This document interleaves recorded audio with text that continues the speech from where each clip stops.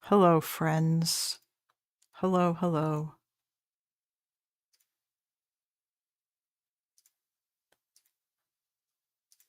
How are we all doing today? Majority Report made another video defending Plattner. Yes, I'm sure they did. Honestly, I don't really care that much about that story. The only thing that I think is really funny about it is the fact that is like just the fact that if it had been any other candidate that this was found out about that was not like a left-wing candidate, then all of these same people who are defending Plattner would be jumping down this other candidate's throat. Like if it was like Josh Shapiro that had the Nazi tattoo or something. Although I don't imagine that Josh Shapiro would have. Okay, actually that's the bad example. If it was like Tim Walz, they like Tim Walz. I don't know if it was like any random mainstream Democrat that it turned out had like a Nazi tattoo or whatever, they would either use it to attack them or they just wouldn't care. Because but when it's one of their precious progressive candidates, then it suddenly matters so much more. And they're basically willing to forgive everything. Which, you know what? I mean, yeah, I guess I get it, but, it's annoying. In the same way that these same people who are crying about everyone needs to endorse Mamdani, even though that hasn't been the standard. And yeah, it's just stupid. I don't know. It's all just very, very dumb. All right. So, imagine we found that Mamdani had an SS tattoo. All hell would break loose. Oh yeah, I imagine that it would. These people would all be running to defend him super hard, and then there would be like so many other people would just go crazy. Like there's already so much about him that is not great, but yeah, that is something that I think would not help. Not in the slightest.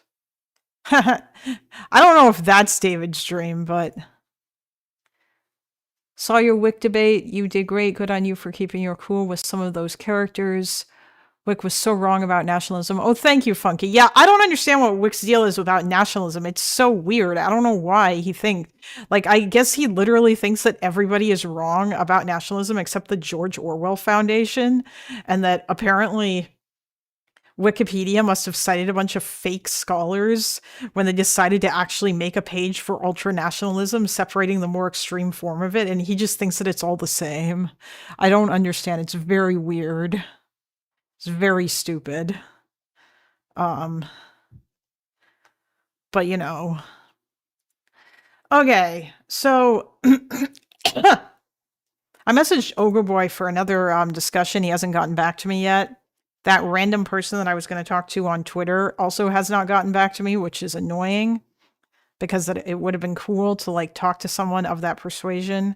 Like there are just certain types of pro-Palestine people that I would just very much like to talk to, that I feel like no one is going to. However, that being said, we do have a debate with Fire again coming up. It looks like him and that guy doesn't exist are going to argue about some stuff, and we might also be joined by hyper Zionist Avi or Avi K or whatever it is that he wants to call himself, who is like I guess a right wing Israeli,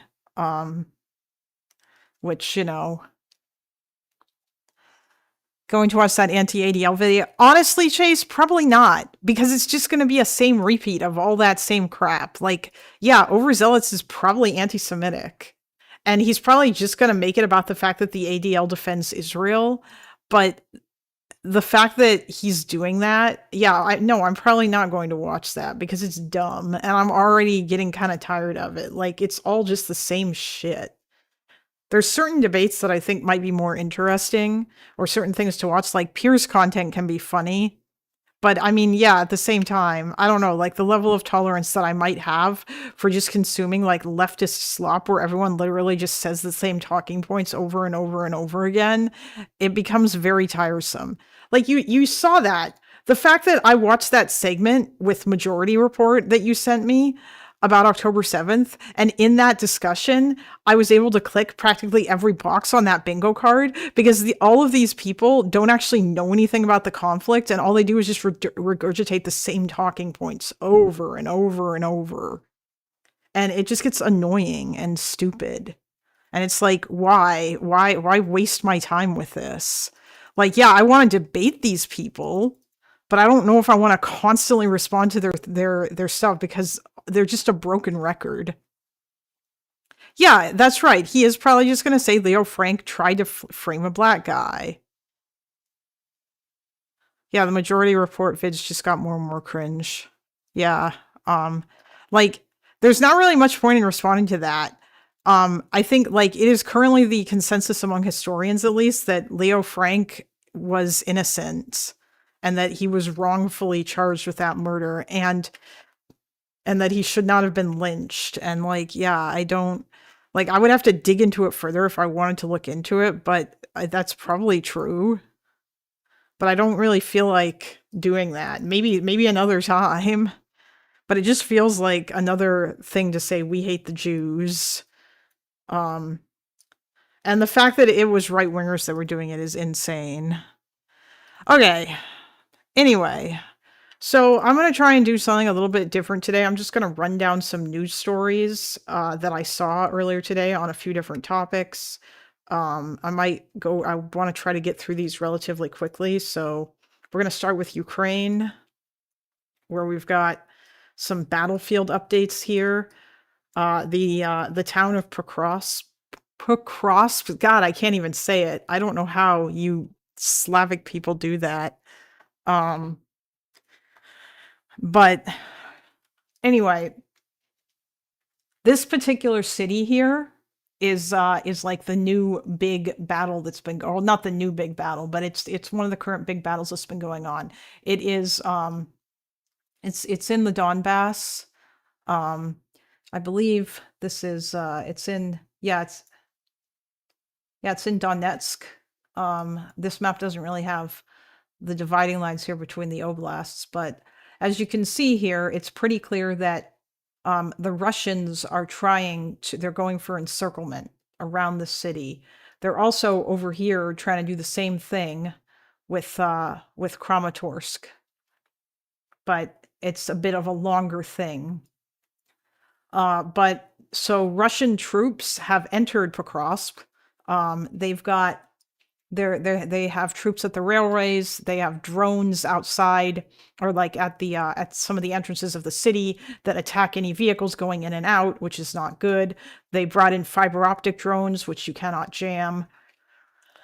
And yeah, so basically Ukraine is trying to fight like an attritional war, and it looked like back in July that maybe the city the city maybe was going to fall when there were Russian troops that were entering it, but they managed to stop it back then too. So, but yeah, that is something now that is going on. Unfortunately, it looks like the Ukrainians are probably going to have to retreat from the city. But it seems like that's something that they've had trouble with in the past, where they've kind of waited a bit too long to do that, when in instances they should have done it earlier. And yeah, I mean, obviously that's incredibly sad. And there are still civilians that are living there, civilians who are being targeted by Russian drones. Dylan Burns actually went there recently for an embed. He posted a couple of videos on his Twitter account, and he said he's going to be posting a documentary that's taken him over a year to make on the 1st of November, which I'm looking forward to watching. I think Dylan Burns does really good work in Ukraine, and also I admire him very much for having the balls to get off his ass and actually go to that country and like do all this work and basically be a journalist. I mean, he's like 22 years old or something, and he's doing this, which is pretty crazy. So yeah, usually I'll tune into him for updates, but yeah, I quite am fond of this map.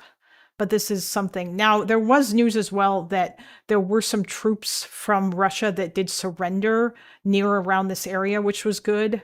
But yeah, like the Russians are still like in a railway station, like near this town. So like, see, this here says unknown, Not sure exactly why it says that. I really like Deep State Map. Let's see what Live UA Map have to say for this. See if we can find it. My Ukrainian geography is terrible. Oh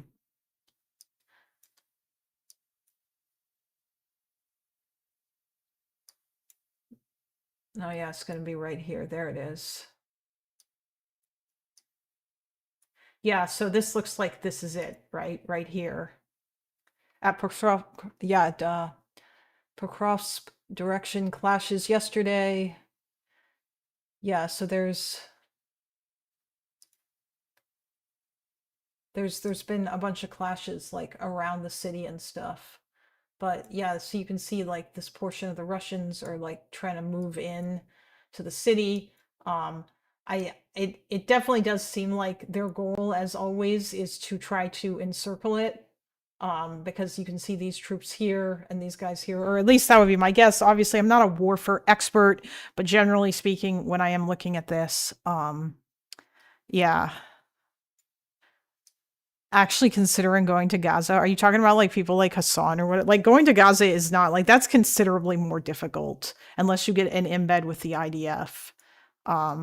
But it's not like the way that that war is being fought is so much different than the way that the Ukraine war is being fought. And actually, that's how I think like you can tell like Russians are literally targeting civilians.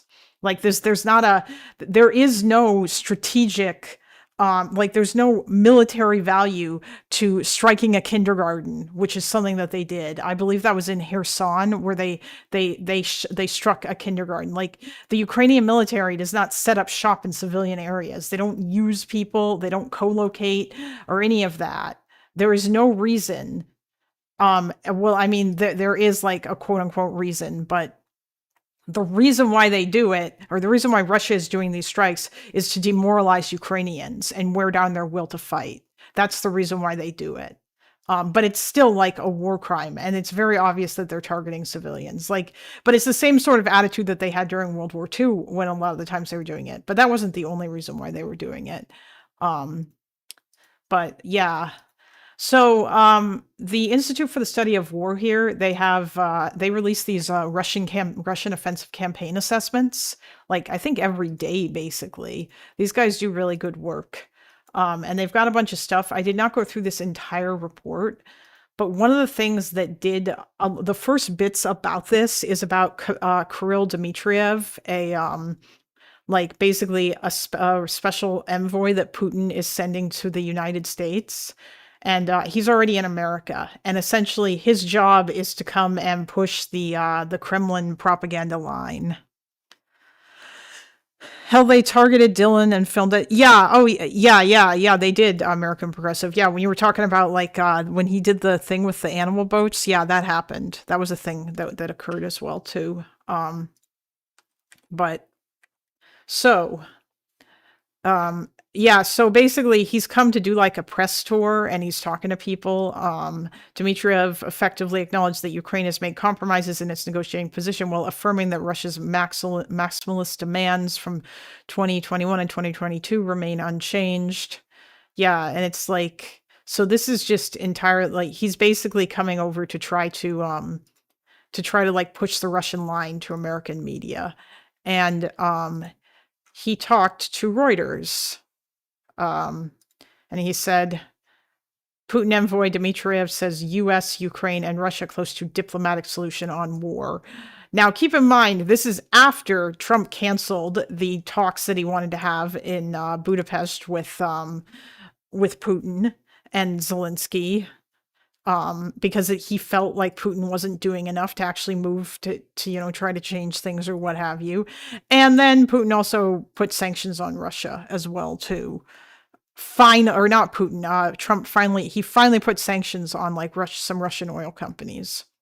But yeah, so like this is from yesterday, but it says like Kirill Dmitriev, Russian President Vladimir Putin's special envoy for investment and economic cooperation, said on Friday that he believes his country, the United States, and Ukraine are close to a diplomatic solution to end Russia's war in Ukraine.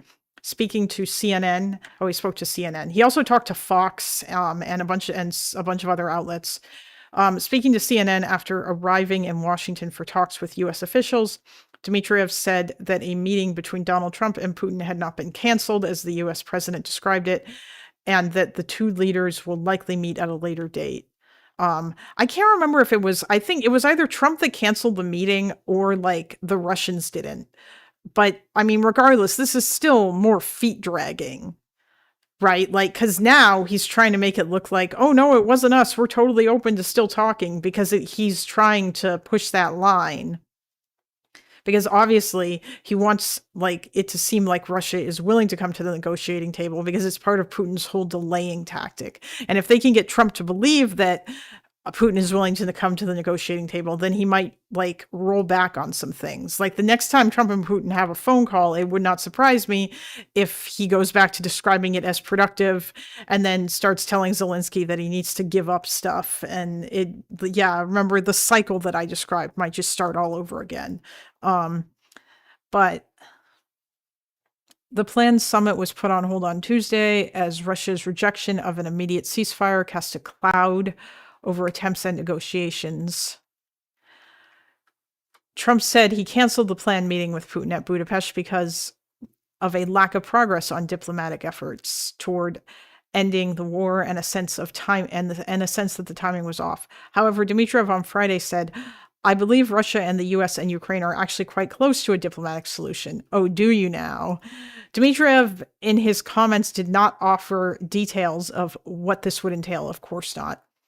European nationals are working with Ukraine on a new proposal for a ceasefire in the war along current battle lines.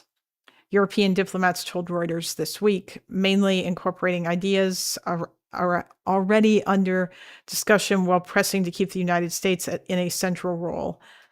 It's a big move by President Zelensky to already acknowledge that it's about battle lines. Dmitriev said, his previous position was that Russia should leave completely. So actually, I think we are reasonably close to a diplomatic solution that can be worked out. I mean, Russia should leave immediately. Russia launched its full-scale invasion of Ukraine in February 2022. Trump had announced last week that he and Putin would meet soon in Hungary to try and bring an end to the war, but Putin has been unwilling to consider concessions. Russia has long demanded that Ukraine agree to cede more territory before any ceasefire. Yeah, like to cede territory even that they don't hold, like that Russia hasn't even captured, like Kherson or Kharkiv. Dmitriev's visit to the United States for a long-planned meeting takes place against the backdrop of newly announced U.S. sanctions on two of Russia's biggest oil companies, a move aimed at pressing Putin to end the war. Despite the move, Dmitriev said dialogue between Russia and the United States will continue. It is certainly only possible. Oh, hey, Bill. It is certainly only possible if Russia's interests are taken into account and treated with respect, Dmitriev earlier told Reuters. Yeah, except your interests aren't legitimate, dude. They're not. Like, it's stupid. They will only lead to gasoline costing more at American gas stations. Really? Is that what you think? Like, does America even get any oil from Russia?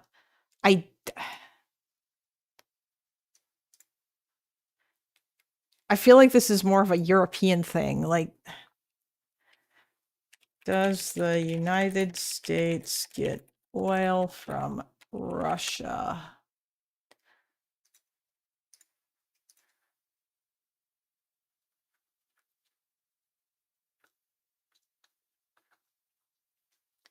U.S. imports of crude oil and petroleum products from Russia. 3% from Russia. Wow. 40% from American refineries, 61% from Canada-based, 10% from Mexico, 6% from Saudi Arabia.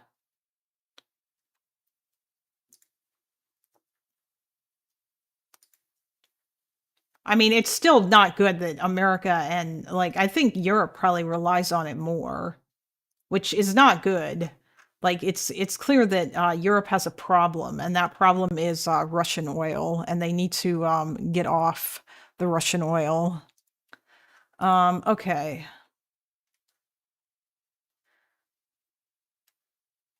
Anyway, so yeah, there's that. That's a thing. Meanwhile, though, of course, the US could hit Russia with more sanctions over the Ukraine war, but they obviously want Europe to do more too, of course. Um, President Donald Trump's administration has prepared additional sanctions it could use to target key areas of Russia's economy if President Vladimir Putin continues to delay ending Moscow's war in Ukraine, according to a US official and another person familiar with the matter.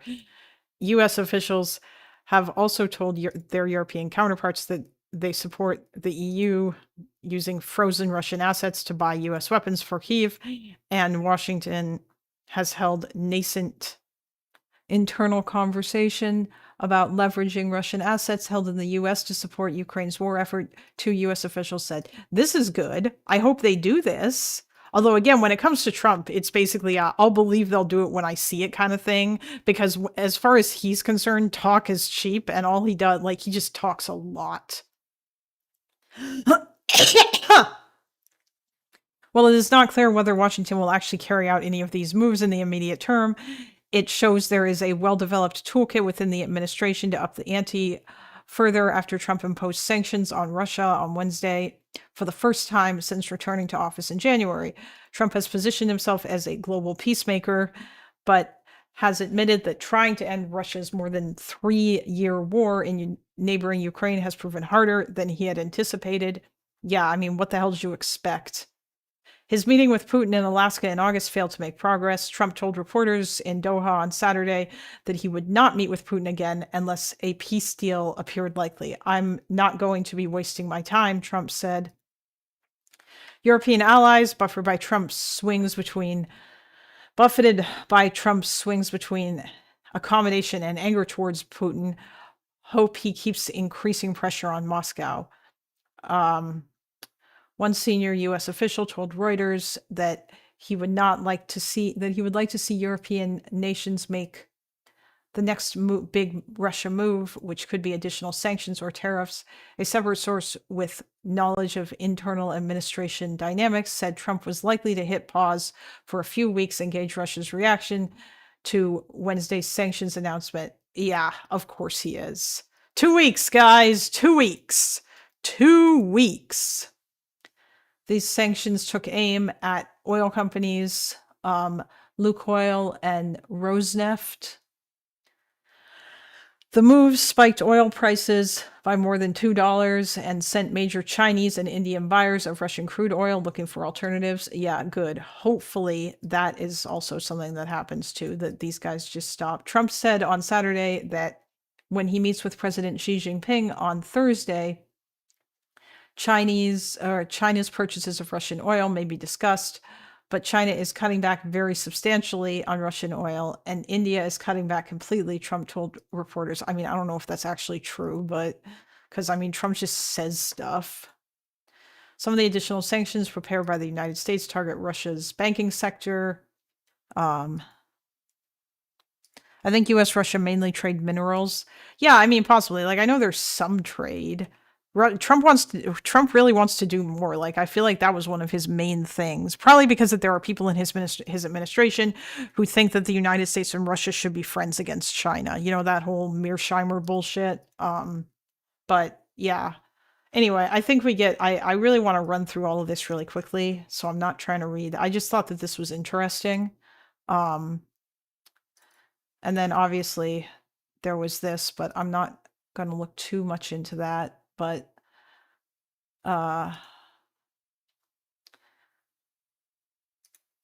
anyway, yeah, so I think that that's mostly it for Ukraine. This is a good article here too, but yeah, so I mean, mostly I just wanted to highlight what was going on in Pokrovsk and talk about the Trump stuff. And now I'm going to go back over here to Israel-Palestine. So yeah, we've got Netanyahu denies Washington dictating actions in Gaza. You know, we've got Bibi crying here. because obviously he doesn't want to be perceived as being somebody who is not friendly. No. Oh yeah, and the Red Cross is aiding. Red Cross is seen aiding Hamas in search of hostages' bodies in Rafah area. I thought Israel mostly held Rafah, but I guess they don't hold all of it. Actually, that's something to check. Let's see.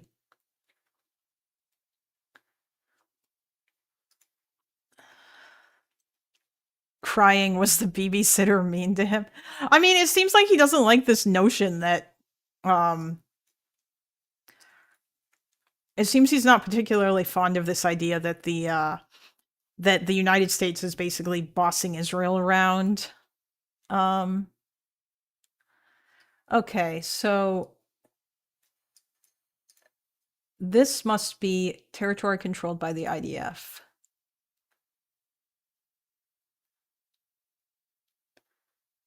Okay. So is none of this? Is none of this in English? Rafah refugee camp. I think this is Rafah is over here.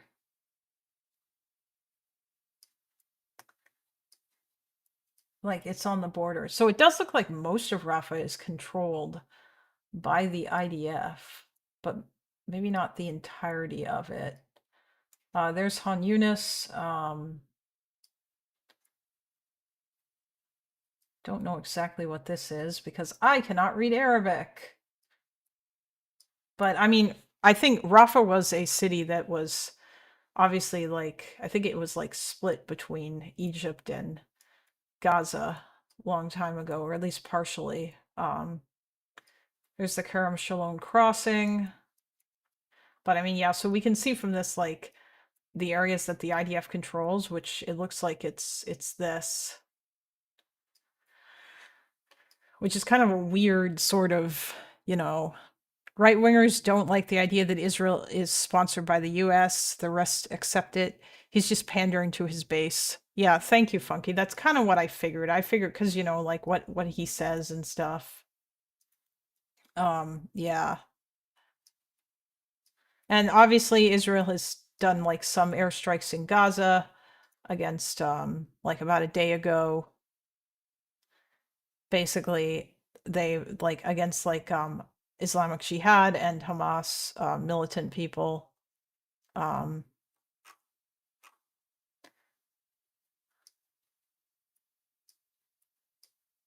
And also in Lebanon, there's been some stuff.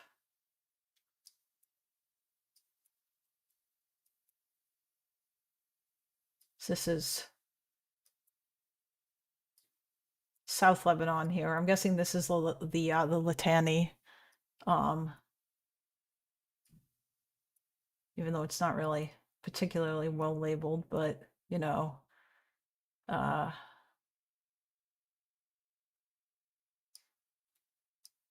anyway, Rafah is a little zigzag in the border.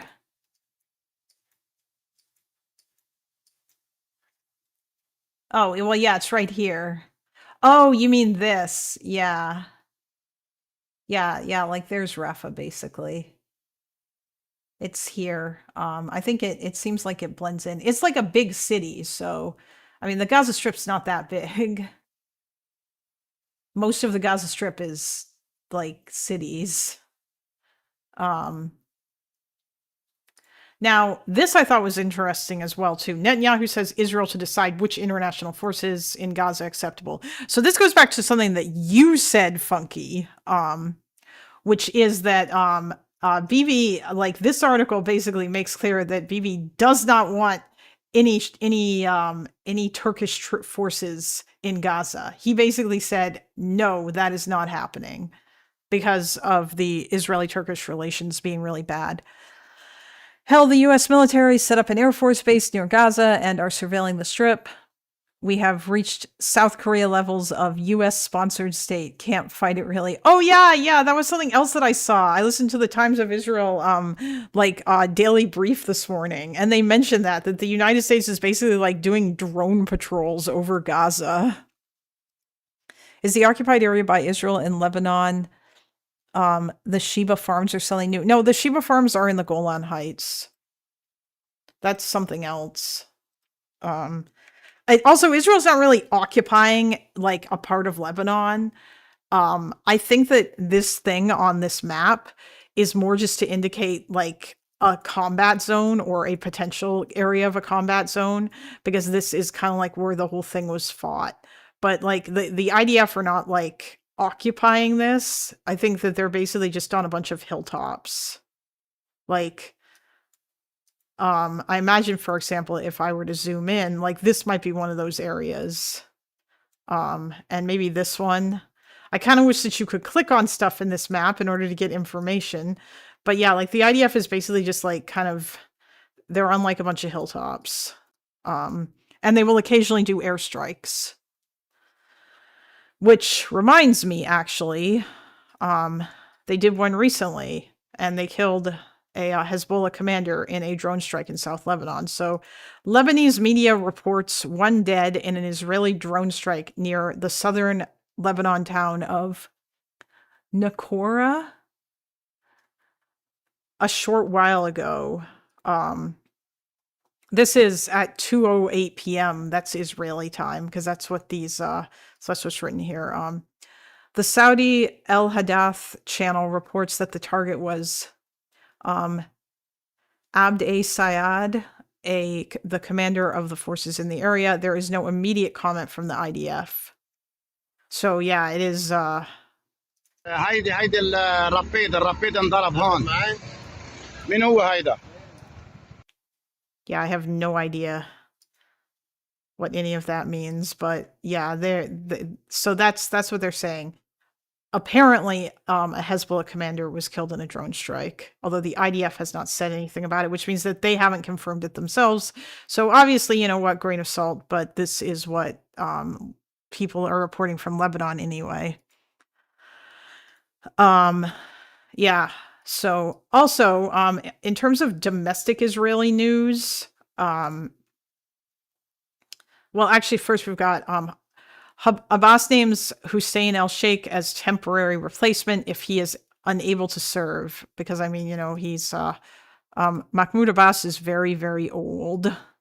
Palestinian Authority President Mahmoud Abbas has issued a presidential decree stating that if he can no longer fulfill his role, and in the absence of a Palestinian Legislative Council, the position will be filled temporarily by the deputy chairman of the PLO Executive Committee, Hussein al-Sheikh.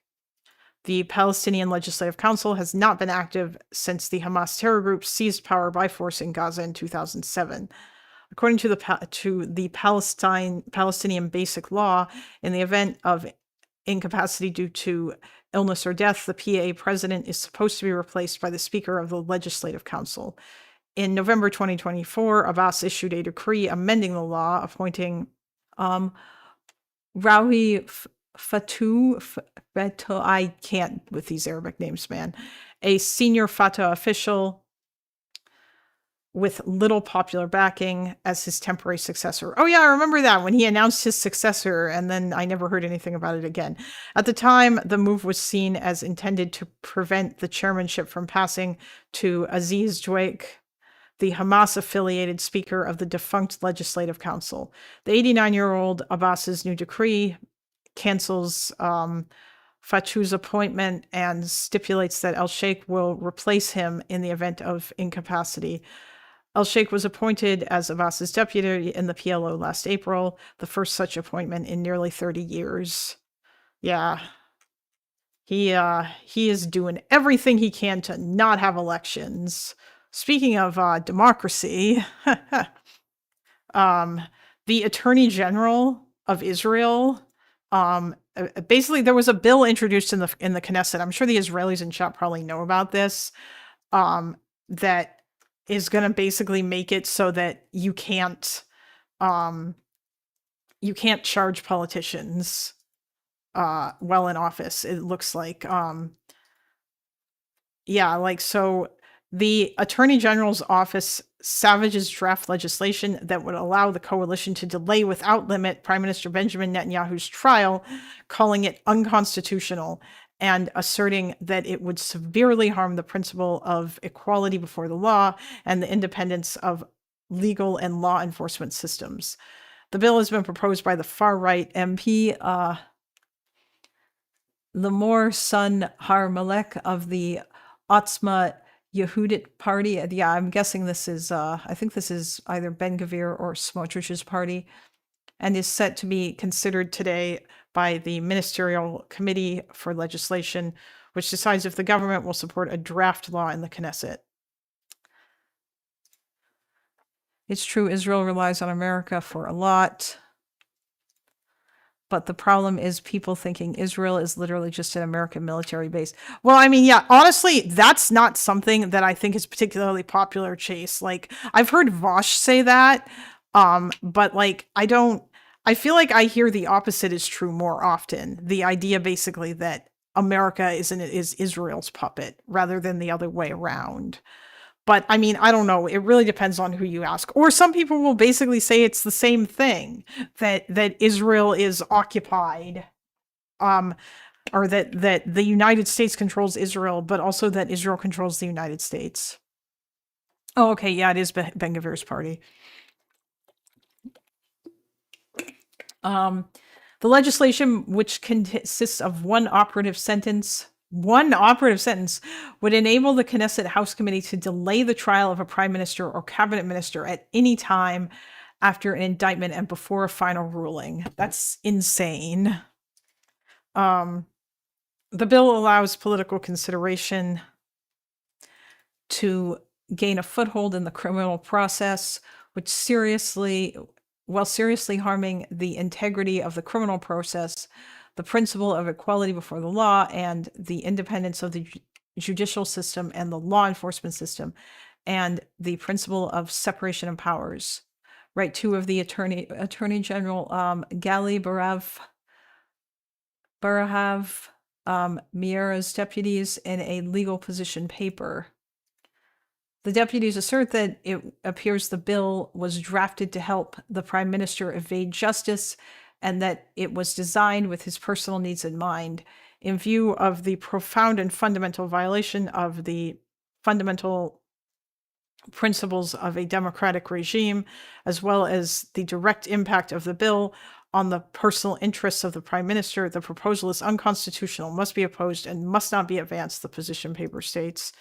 Since the legislation is a private member's bill and not a government bill, the opposition of the Attorney General's office will not prevent it from being advanced should the government so decide.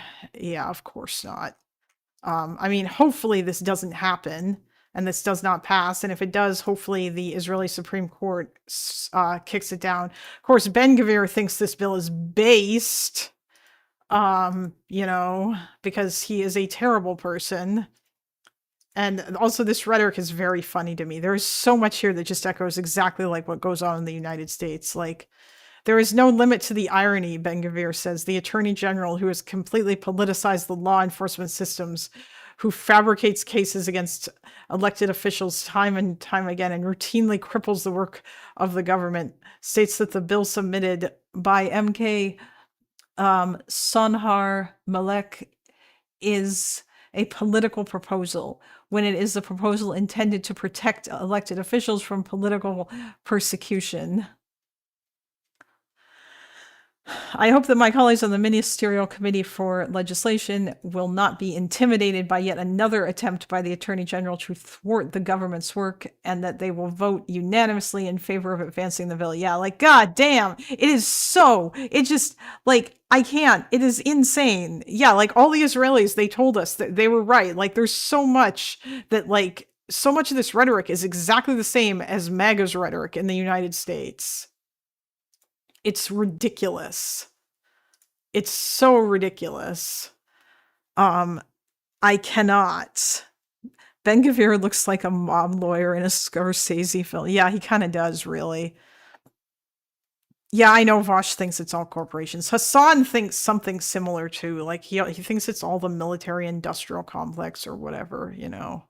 Um, but yeah, I think that will mostly wrap things up. The other things basically that I guess like obviously Donald Trump is tearing down the East Wing, which sucks. At some point I might want to look further into the history of the East Wing because there's a whole bunch of history there that they're basically just going to like ruin it and destroy it so that they can build like a gaudy garbage ballroom. The other thing too is that the US is gonna implement facial recognition tracking for non-citizens going into the country, which by the way, mainly affects like people like my parents who want to go, who'd like to go to the States for snowboarding and because they like to play golf and so they like to go and stay there for a long time. But obviously like that's something that they're not doing this year and they probably won't do it next year either. Yeah. And also Trump announced 10% tariffs on Canada because he is a snowflake bitch baby who didn't like our ad, or rather Doug Ford's ad that was purchased south of the border that had Ronald Reagan talking about how tariffs are not good, which I mean they're not. Um yeah. Obviously, like, I don't think Doug Ford shouldn't have done that because Donald Trump is a bitch baby, and we all know that. And we should have known that this would have been his reaction. But I mean, really, it's kind of insane that he continues to surprise us in this way. Um,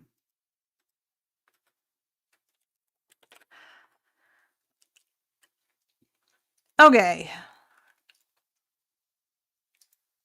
So we are done with that now. I'll probably, like, I'll try to, like, I guess, present a more expanded picture of some of those stories rather than kind of just going through them like the 5-minute BBC thing would. But until then, um, I believe now, or at least hopefully, we'll see if we can get some debates. I mean, Chase, why would you want to call into Majority Report? Like, there's no point. All they're going to do, like, it's just going to be exactly the same as what happened to that other guy on that thing that we watched. Like, there is no point in calling into them because all they're going to do is just berate you and cut you off and then, like, end the conversation at like their own convenience, which is stupid and annoying. Like, there's no, yeah. It's just really dumb.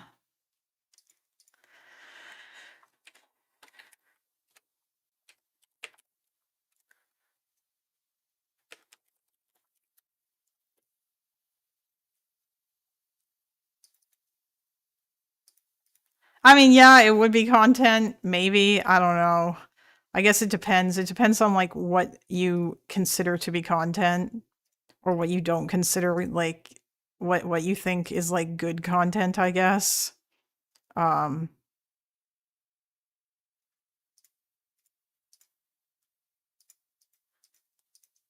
I'm just checking to see if anyone cuz like now I've got some potential debates lined up cuz I think Fire is probably going to be coming on back.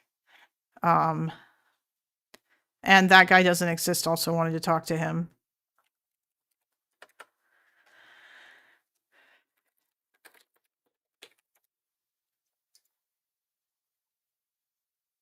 And Avi as well. Unfortunately, Dante, the debate between Dante and Avi. No, Teuton hasn't answered my messages. I think he's probably busy. Hopefully he is living his life and not being as online, but that is probably too much to hope for if we're honest with ourselves.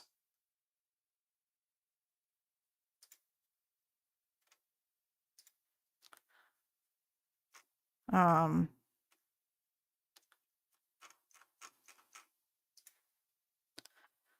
let's see what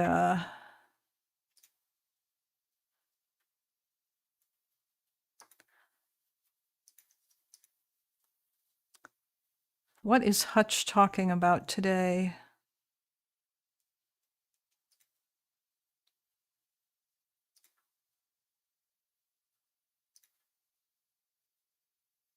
close. What am I talking about? This is fucking ridiculous. No, this is absurd.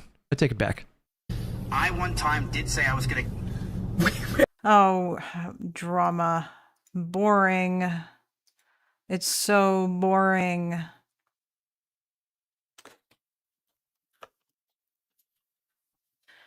I'll never forget when Tuchan tried explaining the Iranian Revolution and Sulfur was in Lerner's chat melting down. Yeah, I remember that. That was pretty funny. I mean, Tuchan is very stupid, so you know.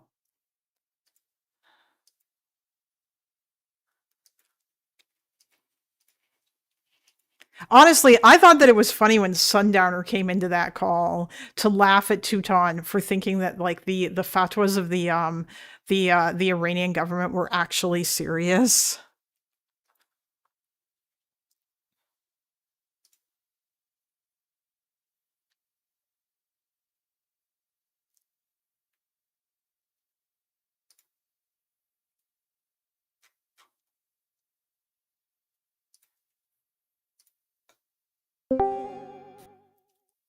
What did you just call me? Hello. Well, you can't call me that. That's illegal. What's up, gamers? We doing good today? Yep, I'm just waiting for fire. Although, I mean, we could talk if you want. I don't know exactly what. I have a debate. Like, I wrote up a little argument. If you guys would like to hear the argument, I can say it for you. Sure, but not quite yet, because what exactly is it? Why is fire like? It seems like he thinks that that you did not that like you misinterpreted his arguments. Fire knows that I am good faith. I'm not saying that you are bad faith, but I don't know exactly what's happening, like, or like what is. Well, I thought the debate was about how Kamala Harris lost, and my argument is that Kamala lost because mostly due to the economy, not due to issues like IP. Oh, I don't know that. I don't know that Fire thinks that that's why Kamala lost. I think that he probably just thinks she wasn't a great candidate. But like it looked like it had like switched over to. Personally, I think a more interesting discussion is what should the Democratic Party do going forward, which you and I have already sort of argued about. I think they're doing great right now. I think they're kicking ass. Yeah, I know you are endlessly optimistic. I am a cheerleader of the Democrats. That's what we need right now. You know, you got people like Tim Pool and Benny Johnson just nonstop, giving a polish session to Trump. We need someone to give a polish session to the Democratic. Yeah, but leader. it shouldn't. Yeah, but we don't even know who the Democratic leader is the problem. Like the Democrats don't really have a leader right now. Well, that's the great part about the Democratic Party. We actually do have an abundance of great leaders. The issue is choosing who's the best. But we already have a bunch of really great leaders, like Hakeem. Pritzker has been doing some great work there in Chicago. Like we've got a abundance, in my opinion.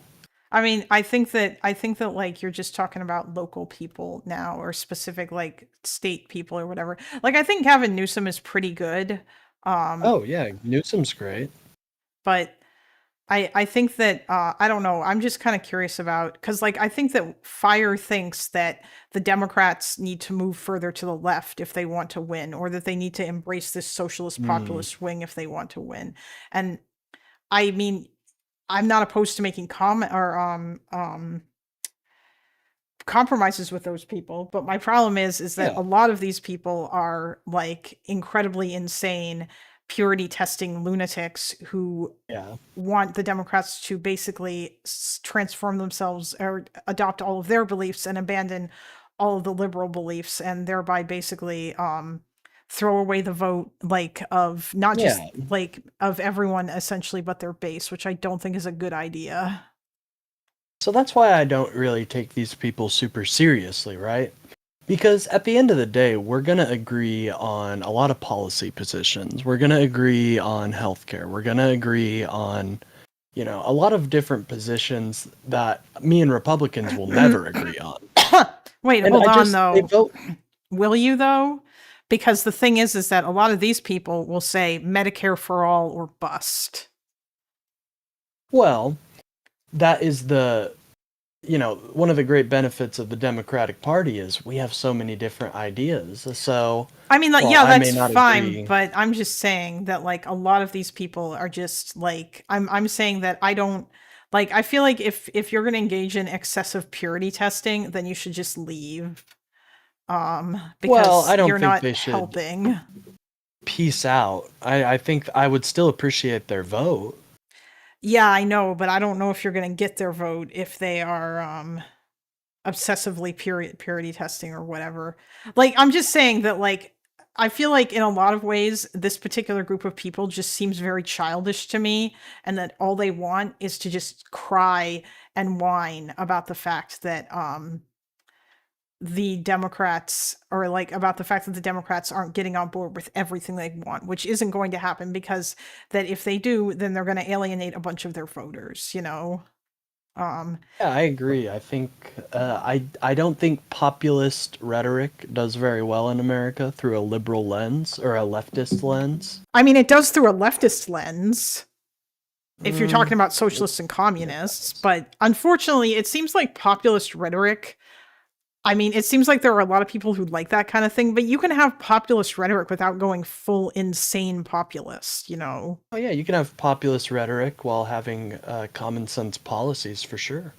Yeah, and like That's kind of what fine. Mamdani is doing, in my opinion. That's kind of like Mamdani, what he's doing. He's kind Yeah. of doing a populist rhetoric, but decent policy ideas like free Some buses. of them, I can get down some with of that. them are decent. Some of them are silly. Like, I don't really think that state-run grocery stores are a particularly good idea. Well, and I- that's interesting because in Kansas we did that experiment and it's got pretty good results from what I've read. you'd have to like show me some stuff related to that. I think the problem is that a lot of the stuff that he wants to do is going to involve raising taxes, and he's not going to be able to do that, right? Like, Kansas is a state, so it would be easier if something like that was implemented on the state level. But specifically have a having couple a of 'em. city mayor trying to do that kind of, yeah, that causes some problems, right?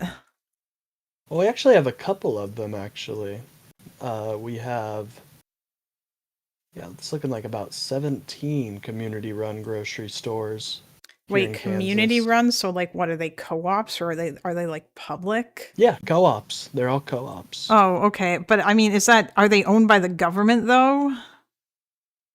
Because if they're I co-ops, don't that's kind believe of different. so. I mean, Yeah, that is different. I mean, I know we had a government one, run one in Kansas City that did pretty well, but I'd have to do more. Let me go into this this NPR article, and I'll read it a little bit.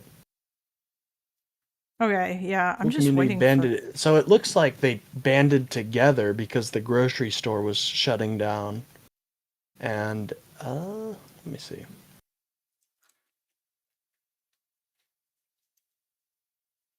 Huh. Yeah, I'll have to do more research on it, but the Axtell Community Grocery, it seems to be where the experiment took place. Interesting.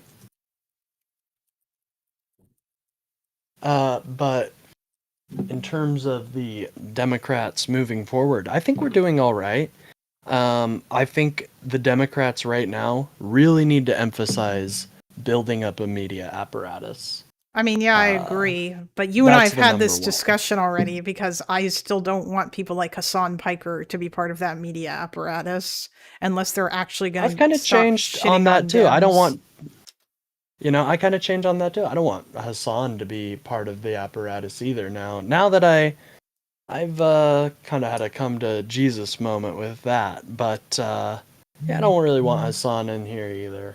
Oh, okay. But it's hard for me to say that. It's hard for me to say that because I do want to build bridges. So if Hassan ever comes down from the ledge of hating Democrats nonstop, then I think he should have an invitation back. Well, I mean, yeah, of course. But like that, yeah, that's what I mean. Like, but basically, like I said before, like, my litmus test is like, do you support the candidate? If you do, then come on in. And you have to, you know. Like, I don't want people. How do you feel about Pritzker? I hate Pritzker? him. Yeah, that loser. Wait, who? I think he's a Nazi. oh, or oh, not Pistol, what the- Flatner? God, there's so many P names right now. It all gets stuck in my kind of I mean, mixed I up. think that Platner is cringe I think for he's a other Nazi. reasons because no, I don't think he's a Nazi. I think he's a Nazi, dude. How do you get a? You never watched a movie and just saw that symbol and was like, wait a minute. You know what I mean? You never saw that. I don't know. I don't trust him. I mean, I'm just saying, like I feel like the story that he told is pretty realistic. That he went and got fucking drunk and You keep yeah. it for that long? You keep it for that long? Yes, without I think knowing? it's weird that he kept it for that long, but maybe he kept it because it brought back fond memories or something. I don't know. Oh, damn it. Wait, what? Where did he go? Fire was in the about- waiting room Oh, and then he damn. left. Hopefully he'll come back. I was about to go out and smoke real quick. It's not. I'm literally right here, so I'll hear you. Yeah, okay. I I'll be mean, right I back. don't know, I need Toby. to I'm just reach saying that chat. I don't think that that makes him like that this is proof that he's a Nazi. That he's like a I guess I secret was Nazi. being a little but hyperbolic. All right, I'll be right back.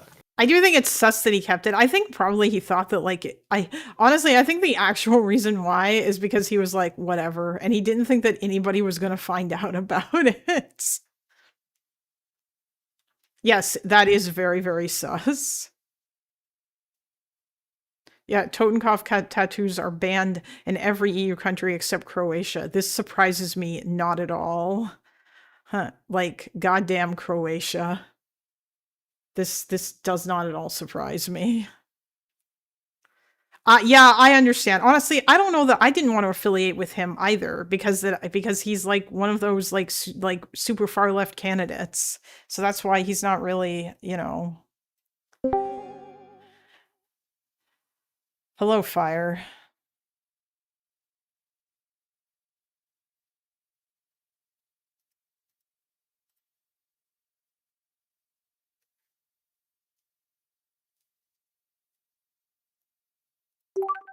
Hello? I do not hear you if you are talking.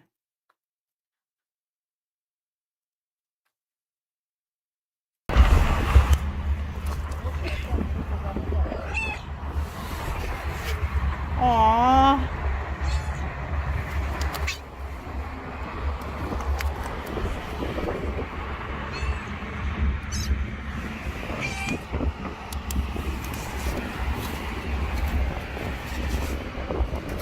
This is such an adorable channel.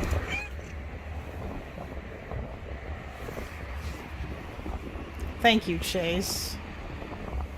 Yeah, I like this guy's channel. Aw. They're so small. I don't know why Fire, I cannot hear you.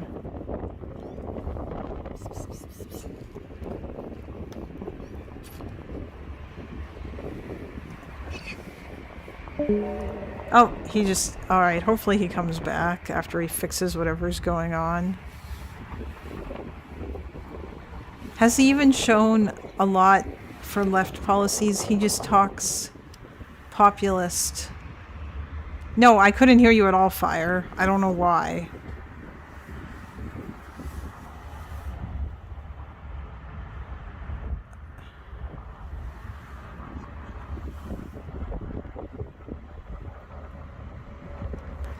The channel owner tried to set up a fund for a sick girl he knew, but had to cancel it because people were mocking him. Well, that sucks.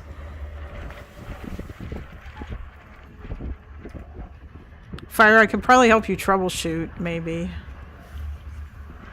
You should let me know if you can hear me when I am in the call.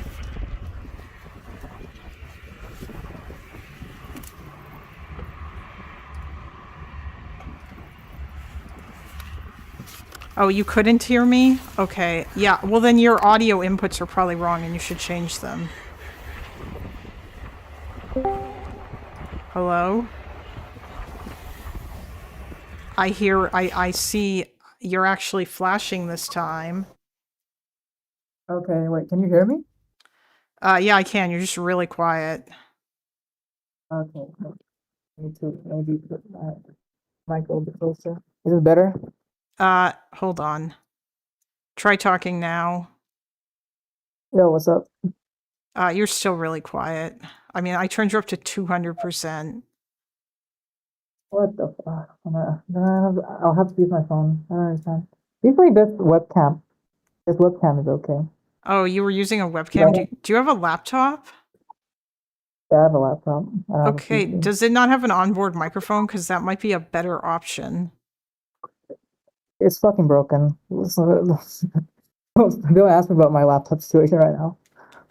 Okay, that's fine. I mean, did you talk to me every other time on your phone? Because if you did, that's probably better. Because, like, I think it was fine then. Oh, okay. I can switch to my phone. Alright. Okay.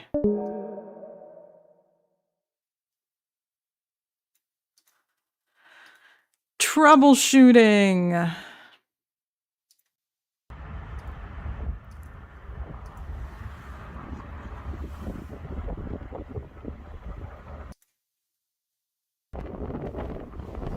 They're really pretty cats, too.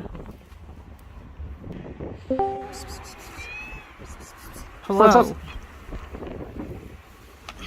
Yo, Hey. can you hear me? Yes, I can. I can hear you. It is much better. Chat, can you hear him? Okay. Talk, Fire. Like, just talk for a few minutes. Yeah, I'm talking right now. Okay, wait. This is for this. Keep talking. Yo, I mean, I don't know what else to Okay. say. Okay. Yeah. I mean, I turned you up a bunch, so hopefully that should be good. That's fine. So what's up? What do you guys want to talk about? Well, I mean, Guy hasn't come back yet. I don't know if you want to give me a summary of your conversation with him. It seemed like you thought that he was being bad faith or something. I don't. I mean, okay, my main position in the Democratic Party is it seems like to me that there is a general aversion toward accepting this generally more popular movement within the Democratic Party. And I think if they're way too avert to that and they're not going to accept that sometimes in some states it's better to embrace that side, then they're probably not they're going to lose, and they're not meeting the demands of the current market. You know what I mean? Like they're not They're not trying meeting the demands. Okay, They're hey, doing hey, exactly hold what on. their base asked. Wait, stop, just a sec. Guy, I have a favor to ask. Please try not to interrupt Fire or like talk over him or keep talking when he's trying to talk, because sometimes you have this thing where you'll like keep talking even though people are trying. Yeah, and I promise no dogpiling, okay? Well, I mean, if he says something wrong, then you need to correct it. How am Yeah, I supposed yeah. to just let misinfo spread? I mean, then you respond to him and you correct it after he's finished talking. I don't want this to Well, turn I thought he into. was. I thought he was finishing up. My bad. I mean, he was still talking, but anyway, yeah, go ahead, Fire. seems like to me that they're trying to force a narrative that is not really popular right now based on current polling, and I don't know how healthy that is. But like again, who misinterpreted that as like, oh, I think what is it, or the other person, I don't remember their name, but they said like the Democratic Party should just abandon Joe Biden completely. That's fucking like what? That's completely. That's what you said. No, that's not what I said. That is what you said. Let me read back what you said because you did type it. So we can read back what, we can go back on the logs. Okay, sure, you can say that. All right. Wait, I don't think the establishment should completely change their framing overnight, but a good start would be to embrace this populist movement and acknowledge their success in tapping into a significant number of people and support them in cases that they're working. I think right now, two ends of the What? Democratic Party. A dying old Democratic establishment, legit, Yeah. like Bill Maher, Joe Biden types, and a rising socialist populist movement, Mamdani Bernie types. Can you name anybody besides AOC and Mamdani, by the way? I completely disagree with this framing, but I'm gonna try not to say anything and just let you guys go. No, I agree. I don't agree with it either. I don't think we need to choose between the two. I think the great thing about the Democratic Party. Okay, well, now I got in trouble for interrupting people. Yeah, Fire, you have to let him finish too. So, I think the great part about the Democratic Party is that we have multiple different ideas and we can choose from what the best ideas are right now. And right now, the best ideas are about healthcare and affordability. And that's what we're running on. That's what we're messaging on. That's what Hakeem Jeffries every day for the past 22 days has came out and talked about. No, but So, you're assuming that. Okay, I'm just saying what I'm seeing, right? But I'm not saying that I think the Democratic Party should just go for what's popular right now. That's always been what's what popular? What's popular right now? Healthcare. Well, yeah, sure. Then why did Hakeem Jeffries take so long to endorse Mamdani? You see, that was actually really good for Mamdani because it allowed Mamdani to seem like a bad boy, and he didn't need that establishment backing already. So Can I his endorsement didn't mean anything. I just As a matter wanna- of fact, him keeping his endorsement meant more. I just want to throw something out there, Fire, just because like you probably were not aware of this. I don't know. I mean, but this is something that I found out. It is not it is not standard practice for candidates like or for people like Jeffries or like people in party leadership to endorse mayoral candidates. This is not a thing that typically happens. I'm just saying. No, the problem is that He ended up endorsing him. I know Yeah, he did, but I'm saying that like complaining that he took so long to do it, like I don't think that it even mattered. What I don't think it even would have made a difference whether he did or not. I don't think that it matters. Has gotten this in the bag regardless. But the problem is, you understand why people wanted him to endorse it, right? Yeah, I do. built It's up- because the people who wanted him to endorse it are people like the Majority Report, who are trying to turn this into a big thing, that like something that I don't think that it is, because they want to anything- scream about vote blue no matter who. Yeah, I think it benefited Mamdani.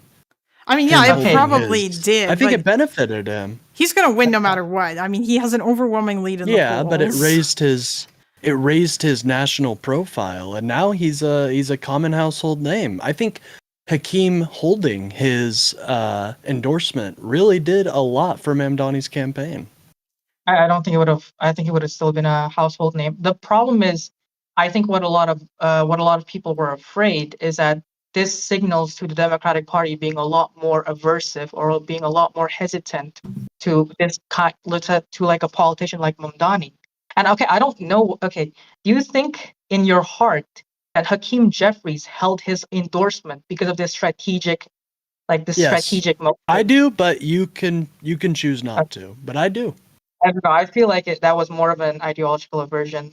I don't think so. Well, even if it was, Mamdani has said some interesting things. So would it not make sense for the leader of the entire Democratic Party to hold off for a bit until he knows the guy? I mean, it's also like a contentious, it's also a contentious NYC mayor race where there was a It's a former. landslide. Yeah, it's not a landslide. It's okay. That's not what I meant. No, it is a landslide, but that's not what I meant. The fact that there was there was a Democratic candidate that is running as independent right now, right? Usually, we don't really ask people for their endorsement because, well, you're just gonna obviously endorse the Democratic Party and nominee. That's obvious. But this is a rare case where Cuomo is literally running as an independent, and Cuomo is represented, in general, is representative of the Democratic establishment No, in he's not. general. Okay, agree to disagree. This is how people see it, and this is why people think it's a lot more important for leaders like Hakeem Jeffries, right, to kind of choose like a way or like to try and like voice their opinion, is because if you hesitate to endorse Mamdani, which is a clear Democratic candidate, right? Well, he is the Right. Democratic candidate. He won he's the DNC. nomination. I'd vote for Democratic candidate. Mamdani if I was there. Sure, it's a signal. It's a signal of hesitance from the leadership to try and embrace this sort of type of candidate. That's why I think a lot of people have a problem with it. See, I'd agree if AOC was, and if Bernie didn't exist within the Congress already, and they've been preaching this for years, this type of rhetoric. So I don't see where you're coming from. I think that they strategically left out the endorsement. I mean, agree to disagree, I guess.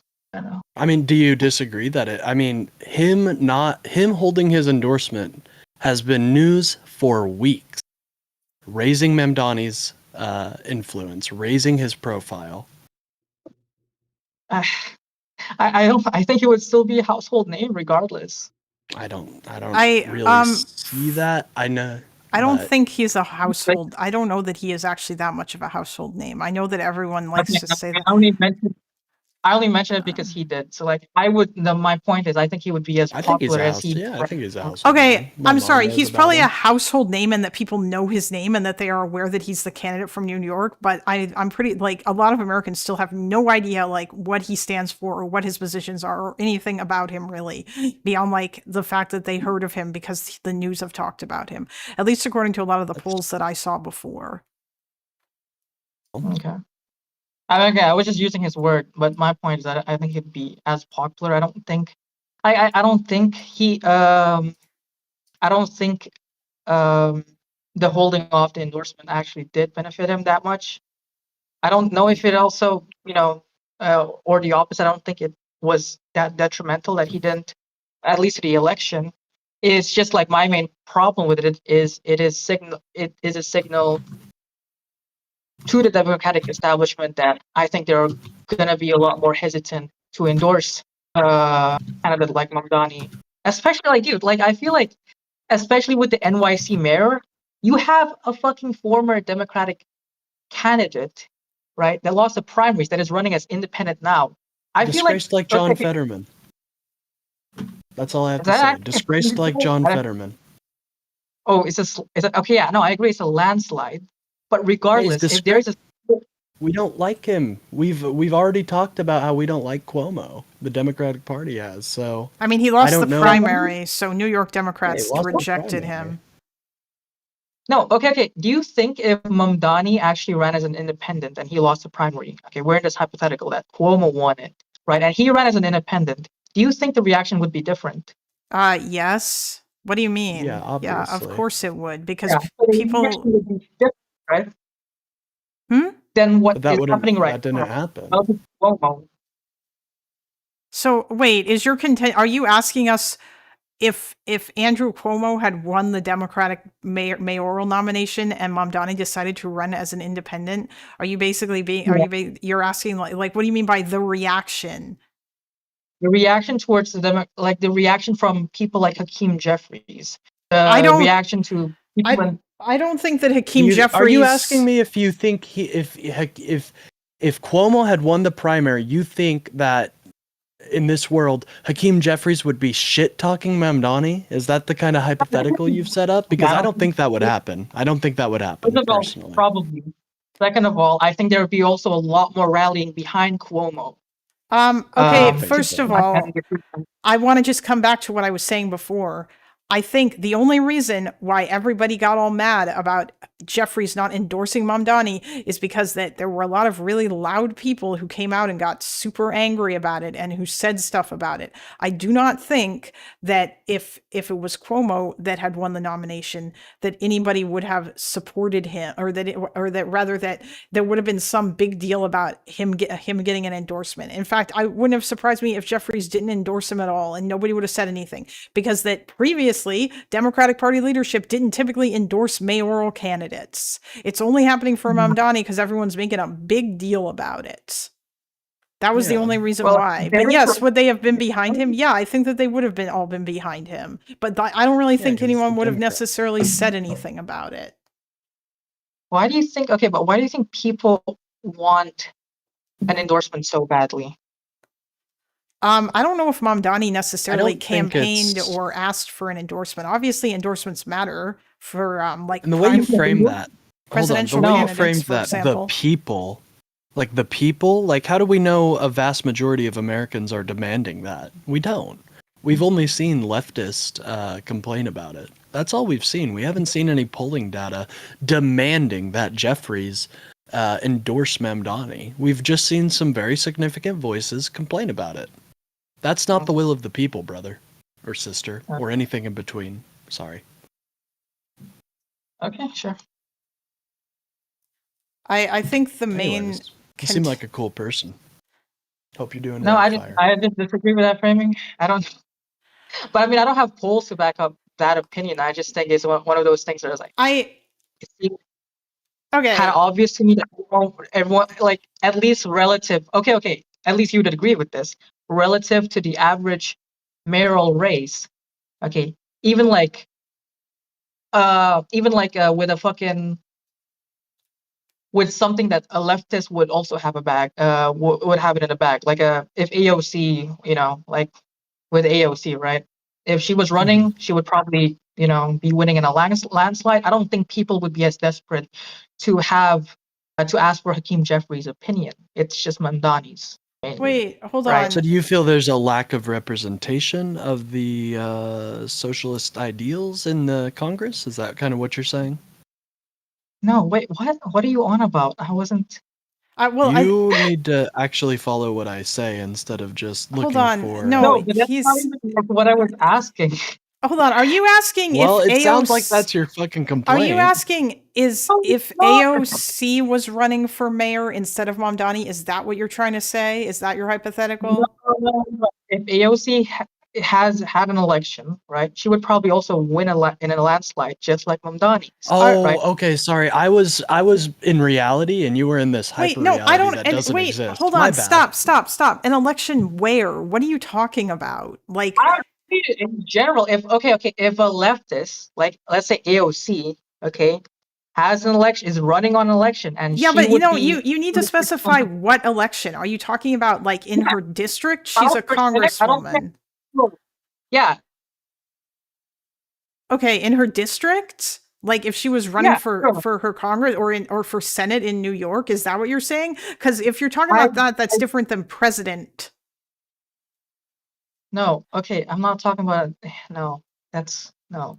House district. I'm sorry. Okay, if that's what you're, she already wins in a landslide. She's like it's like a landslide. Right? I'm not. I don't know. I wasn't suggesting that she would win in a landslide in the presidential election. Okay, I understand how that could have been interpreted like that, but okay, if she wins in a landslide in like a House district, or if she would have won in a landslide in a House district election, right? I don't think there would have been a bigger demand, or there would have been as huge as the demand to have Hakeem Jeffries or the Democratic leadership to endorse AOC as much as it. I mean, there is something from Donnie right now. I'm pretty because sure there hasn't been. There just hasn't. Yeah, but I'm pretty sure that AOC automatically gets their endorsement because that she is like in the House. Like obviously Hakeem Jeffries is going to endorse his incumbents, and she is one of the incumbents. Like she is running. Yeah. Exactly. But the Mamdani race is a lot more ambiguous. Yeah, it is, but it's also not related to the House. It's also a local race. Like that's what I'm saying. Like, do you understand like why nobody used to care about this until a small group of people got super mad and started crying about it? Nobody used to care about whether or not people like about whether or not there hasn't been an election like this where a Democratic primary member who lost literally ran as an independent. I don't know if that's true or not. That's not true at all. There are multiple different races where that's No. He's talking about. I think Fire's. I don't care about like 1900. I don't give a fuck. Okay. I think Fire's talking about New York specifically, or like I guess like. Oh, okay. Yeah, like yeah. Obviously, there are also reasons why the NYC mayoral race in general is a lot more contentious. Like it's some people would not contentious, like more relevant or more prestigious, right? Like it's been said that the NYC mayoral job is either the second most important politician job or some shit. Like it's a common thing. So there's obviously naturally a lot more eyes in the NYC mayoral race, and the fact that there's kind of like the split, right? like points to a necessity to ask the Democratic leadership for their endorsement. Right? Like, I That's don't. my I don't know. justification. But I mean, I don't even know if Mamdani would have cared if he had gotten the endorsement from the Democratic leadership or not. Because again, it doesn't really matter that much in like local races in terms of, and this wasn't the standard. That's Addie not what Sam people- brings up a good point. Did anybody care about Bloomberg or de Blasio? I don't remember hearing a bunch of news Okay, but articles was about there Bloomberg or de independent- Blasio. Was there an independent socialist running directly against that was part of the Democratic primary race? No, that's not Were what's there happening. questions like that? There's a socialist Democrat and a moderate independent running. That's what's going on right now. Who is representing the Democratic Party line? Eric Adams endorsed him, right? Well, Like, also, you I can't- think you a can't good, just I think this so- messaging is two things, right? And one of them, it's a couple things, but one of them is who's in your party, you know? Who is part of your party? Mamdani being part of the party is obviously giving a green light. Like, what are you complaining about? Yeah. Wait. If Eric Adams endorsed Mamdani when he dropped out, that makes sense because Eric Adams is a Democrat. Yeah, but he Yeah, didn't. it seems like Yeah, but seems he like was also a mayor. Wait, did he or did he not? No, he didn't. I Okay. don't Endorsed- remember him. Eric Adams endorsed Cuomo. Okay, Yeah, I I mean, remember honestly, that him. also makes sense to me. But Eric Adams is also not really a candidate that anybody even necessarily cares that much about because that he is corrupt, and I think that he has been disowned by a lot of people just don't care about him anymore because he sold out to Donald Trump. No, Kalinda, Yeah. leftists don't fucking think that the endorsements mean shit except like a symbol. Like they don't actually. Nobody is dumb enough to actually think otherwise. I think to the fact that endorsements. Mamdani was with. I Well, think I think no, him in being fact- part of the party is an endorsement. I think endorsements No, but- matter. Also, hold on, just a second. I do think, like, listen, it really is just about like who is going to win like the most votes. Like that's it. Like there's not, and like Mamdani is a Democrat. He's running as the Democratic nominee, and that's the reason why. Like if it was Cuomo, then that would probably also be like the reason why. Because obviously, when you have the D next to your name, then that gives you access to more resources than if you run as an independent, which is another thing too. And like it's Okay. different. Also, if like I think like what do you mean by about how I don't know. I think this conversation is like this isn't really like the thing that I want, the vector that I wanted to hone in on, because I don't really think Yeah. that this matters that much. Like it's just I think honestly, the thing that I have a problem with is people acting like Mamdani and people like him are the future of the Democratic Party, and Mamdani winning the nomination for the mayoral race in New York fucking City, a deeply blue, very liberal place, means that this is where the Democratic Party is going in the future, and acting like this has totally already been decided. That's something that annoys me. I don't think it's a sign of the future, but I think it's a sign of new ideas within the Democratic I Party. mean, popping yeah, up. I don't know if I call them new ideas. Those ideas have been there for a while. Like those ideas existed with Bernie. Well, they haven't been. And also, yeah, they've Fire, I existed, but think they haven't you're been seriously overestimating how popular these ideas are within the broad American public. Yeah, I agree. I don't think like the only socialist policy that all Americans kind of get on board on is free healthcare for all. Otherwise, there's not really. Even then, it Even depends there's how you disagreements, asked him you about know. it or how you Yeah, asked that exactly. question, right? Because Democrats, Which is like unfortunate. no one you know, wants I to wish there lose their was- private health insurance if they already have it, and so yeah, like if you tell them that That's why I Medicare think we should for go all single payer. involves banning what? Or not single. That's why I think we need a transitionary. Yeah, period yeah, where a it's public like single option. payer, and Public then we option's go a to good public idea. option. Should do a public option, and then maybe in that's the what I future think, do but- single payer. But anyway, sorry, I'll stop talking now. But I think that's kind of a No, more you're good. interesting I think- conversation. Go ahead, Fire. You haven't Well- talked. I mean, I don't know. I disagree with that. I think recent polls have been showing quite the opposite. I mean, you're going to need to Um, cite some polls. Like, what specifically do you I would like disagree to see with? those, yeah, because I like some socialist policies, but I know they're not popular, so they're never going to pass. I'm In pragmatic general, about it. the Democrats had like I think a 20 positive point view towards socialism, while Sorry, capitalism. Okay, so can you that's just wait a social. minute? Can you repeat that? I did not hear the first part of that. Wait, I'll find it for you. Also, No, Democrat has favored socialism relative to their views in 2010, I believe, or 20 something. It has seen a 20 point shift upwards okay, I mean, based on their cool. Here's the problem with that. Nobody knows what socialism is. People think socialism sure is when they the government does things. That's what the majority of people I'm sure they think. associate. No, I'm sure they associate socialism with Bernie. You know what I mean? Some That's of them, what they're associating socialism. or with the Nordic countries. Sorry, let's fire talk. Yeah, exactly.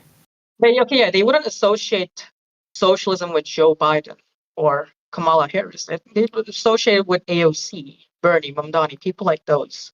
That's what I was trying to differentiate. Okay, can you right? link this poll? And I'd also like to see a poll that shows that liberalism is on the decline. Because necessarily, if socialism, this government structure, is on the incline, then liberalism and liberal ideologies would be on the decline, right? No, they only ask for socialism and capitalism. Interesting. Yeah, that's because Yeah, they're sounds talking like an specifically interesting about poll. economic systems, right? Yeah. That's I a think weird essentially- poll. Do you guys like paying money or do you not like paying money? You know, that's an interesting poll to ask. It's like asking a poor person if he wants food or not. I don't know, great question. We're going to get some very interesting answers on that one. Well, I mean, I think the trend is more interesting than the absolute numbers. It wasn't like this in like 2010 or 2020. Yeah, well, that's just because, honestly, I think that a lot of that is because of the way that people are currently viewing things right now. Oh, hey, Yeah. Insomniac. Sorry, Insomniac What's up, was in the Insomniac? chat. Good to see you. Like, yeah, that's what I think this is really about. It's just like kind of about that, but like, this is still not that big of a thing. Like, it's like, I mean, it's also with other polls like wait, I'll find them. like. But okay. Fire, have you not seen the push for more socialistic policies within the Democratic Party? Do you not see that? I think he Wait, are you agreeing with me has- there? Oh, I'm wondering. That seems to be a contention of yours. Do you not see more socialistic policies being proposed? No, I do see it, but the problem Okay, is well, that there we go. Well, then why do you have an issue? I don't get it. No, You should my vote blue issue- no matter who. Yeah, no. Reaction towards the Democratic leadership. Sorry, wait, hold on, Fire. You just Yeah, cut you out kinda there, lagged like at out. the beginning. Can you start again? Data spike No, or something. Yeah, I'm sorry. Okay. No, my whole point is, based on my perspective, which you may disagree, is that I agree with that. I agree with what you're saying, Guy, right? Vote blue no matter who. The Democrats should just support whoever is popular right now. But it seems like that they're doing the opposite, you know? Well, Um, I encourage you to look into Hakeem Jeffries every day. He's been going out giving a press briefing. You should watch what he's saying out there. He's saying some stuff I think you would Hold on. very much agree Can with. I ask a question? What's up? Fire. Do you think that vote blue no matter who is something that needs to be applied across the board? Which means that would you like pretend you're American, because I know that you're not, but pretend that you are. Would you be out there screaming for vote blue no matter who? If it was a, I don't know, a center left candidate instead of a far left candidate? I'm just curious. For nationals, yeah, 100%. But like, okay, if in a local, I'd maybe like think a little bit more, because I think local is something where maybe a party that would be more aligned with my views could be more realistic. like sometimes the Green Party, like if I live in like a fucking secluded area where the Democratic or Republican Party doesn't really care to establish much of a presence there, like sometimes you see Green Party winning those elections. Then I'd be fine with it. But like for national elections, yeah, or like Senate elections, House elections, bigger Okay. elections, those ones. Yeah. I So don't think we're gonna disagree on that much. 'cause here's the I'm with you thing. there. Okay, well then I'm glad you're consistent. Here's the thing though. So looking at this poll here, I mean, yeah, it does seem like Democrats, but again, this is like opinions on socialism. I don't know what the hell socialism means. Okay, what do you think they mean by socialism, though? When they Did they when define it, or did they just say socialism socialism? in the poll? But like, let's bullshit a little bit. Okay, we can come up with ideas. What do you think socialism that could mean to them? Okay, well, hold When on a I second. think- No, just a sec. I don't think that I don't think that matters as much. Like, I think it's very likely, probably, that when the people in the Democratic base think of socialism, they probably think of like the Nordic model, because people are stupid and think socialism is when the government does stuff, and they probably think of Bernie Sanders, which, by the way, Bernie Sanders is basically just a social democrat anyway. He's not actually a socialist, even though he says otherwise. Like, he doesn't want to Okay. Yeah, he knows it's a good tagline. You know, Okay, Well, yeah, I we mean, can- separates yeah. him. I think separates We can him from the chat. The future of the definitions. I'll disagree with you on that, but okay, we'll what I caveat. mean is that the policies that Bernie pushes for are social democratic policies. They're not socialist policies, with like a couple of exceptions. But yeah. Okay. However, but okay. Even if you agree with that framing, right? Then you agree that Bernie type policies, Mamdani type policies, is on the traction, right? yeah, You're it gaining is. But wait a minute, I'm not finished yet. Sure, whatever. It's not socialism. That's my point. I know, but here's the other thing. This is also really important, and I think that this matters, okay? Here's the other problem. If the Democrats want to win, they can't just appeal to their base. They also have to appeal to independents. And if the Democrats suddenly turn around and start saying, hey guys, we're socialists now, and we're going to embrace all of these insanely far left socialist policies, they're not going to win. And that's my issue. No. But I'm Like, not you have to saying find that. a I've middle never ground. I've never pointed to that. The only thing that I'm pointing is, okay, in my opinion, the Democratic establishment could have been more friendly towards Mamdani, considering that there's Cuomo, right? I mean, I think that there's other reasons probably why they're not didn't want to be particularly friendly towards Mamdani either.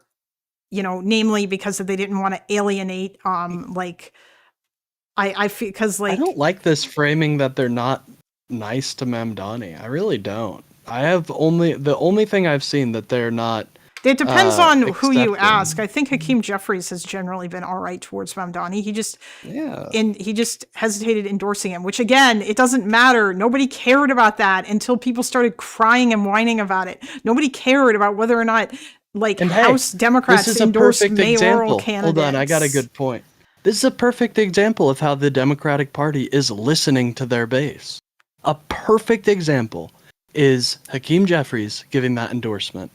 He wouldn't have needed to give the endorsement if the Democratic base, whatever small portion of them was making a hubbub about it, didn't make a hubbub about it, and he did. So, you know, I think your point of they're not listening to their base, these socialist policies are really, I think it's like completely destroyed by Hakeem endorsing them. He did what the base wanted him to do. So what's the? I still don't see the contention that you have, Fire. Like, I think he reluctantly endorsed him. I don't think it was reluctant. I thought that was a pretty full-throated support. All right. Okay. I mean, We can bring how many up the days do we have quote. to the election? How many days do we have to the election? I think a week, right? What? No, it's not a week. Is it a week? Yeah, it's like I 4th of think November. it's about a week now. Oh, it is the 4th of November. I mean, that doesn't matter. Endorsed Arguably, him right. Honestly, he endorsed him at the right time, right at the right time. At the last second, Hakeem Jeffries, with his sword of democracy, comes in. I give Mamdani the key. What are you talking about? This was fucking amazing production.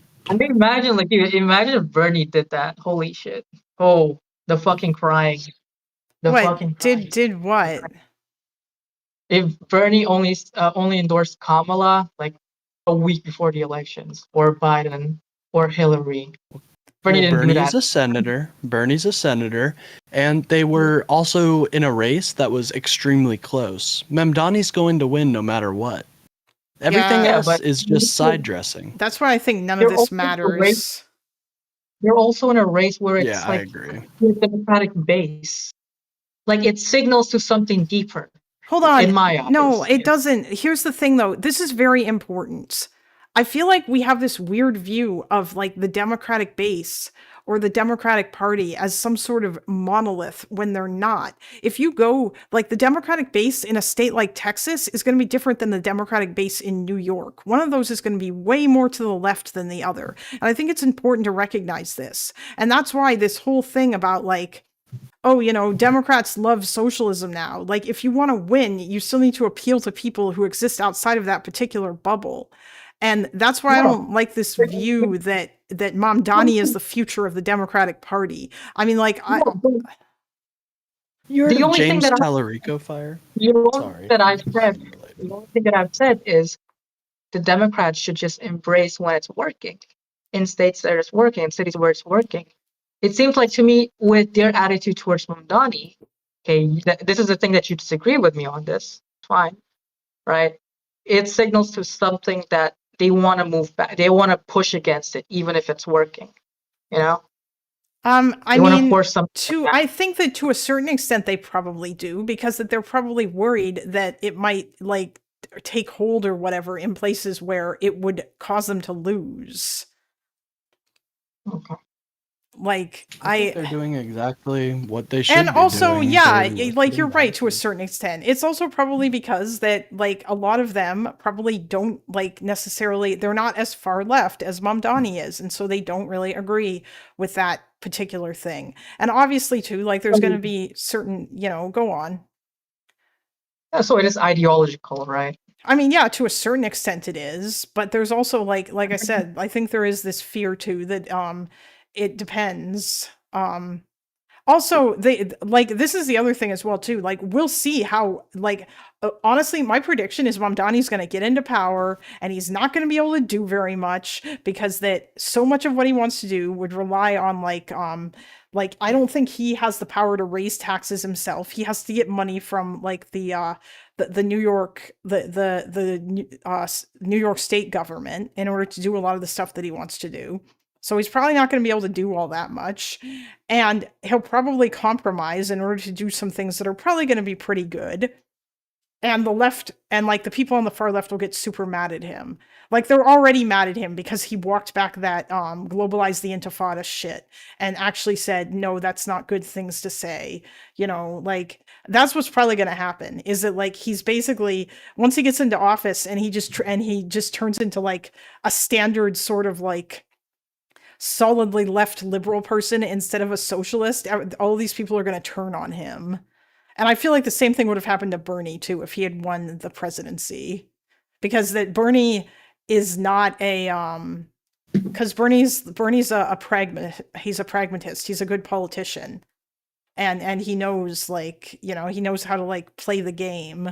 And I think that he knows it better than a lot of like these people. And that's why a lot of like these crazy people have already turned on Bernie Sanders or whatever. Well, Bernie, I got my goal of making fire say vote blue no matter who, which is the only requirement I have as a Democrat. So I think I'm gonna head out. Okay, Is I that okay? actually, yeah, that's fine. I wanted to talk to Fire So- about something else anyway that is sort of related to All right, this. bet. Well, Fire, it was nice talking to you. Have a great day. Kalinda, always good seeing you. Chat, you guys are amazing. Take care. Bye. he has a radio voice. Yeah, he does have a radio voice. People have told him that. He is also a streamer. Okay, so you mentioned something about Newsom and APAC. Can you expand on that? I don't know what that means. Dude, I just saw one clip on What? Instagram. I just saw one clip on Instagram. It was like kind of cringe. Yeah. It's not like that important. I don't really have a strong opinion, but I could see that in the future, if he's at, like his position on Israel could be a real vulnerability, because I don't know how much you're gonna. I think that there is a clear disconnect between the Democratic voter base, just based on the polls that I see, based on what I hear people talking about, right, and the Democratic leadership, people like Gavin Newsom, people like who's that guy, the fucking black guy that was in the black Hakeem Jeffries? the black. No, not Hakeem Jeffries. There was another one. He's a lot younger. He was in Adam Friedland's podcast.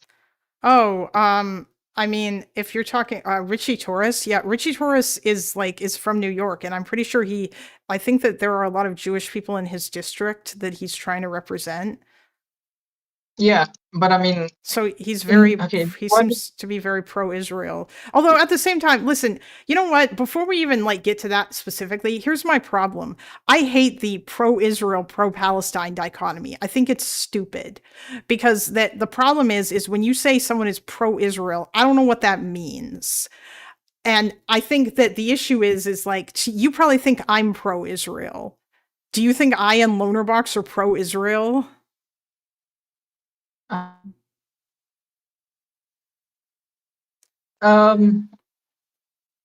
Yeah, again, what is pro-Israel, right?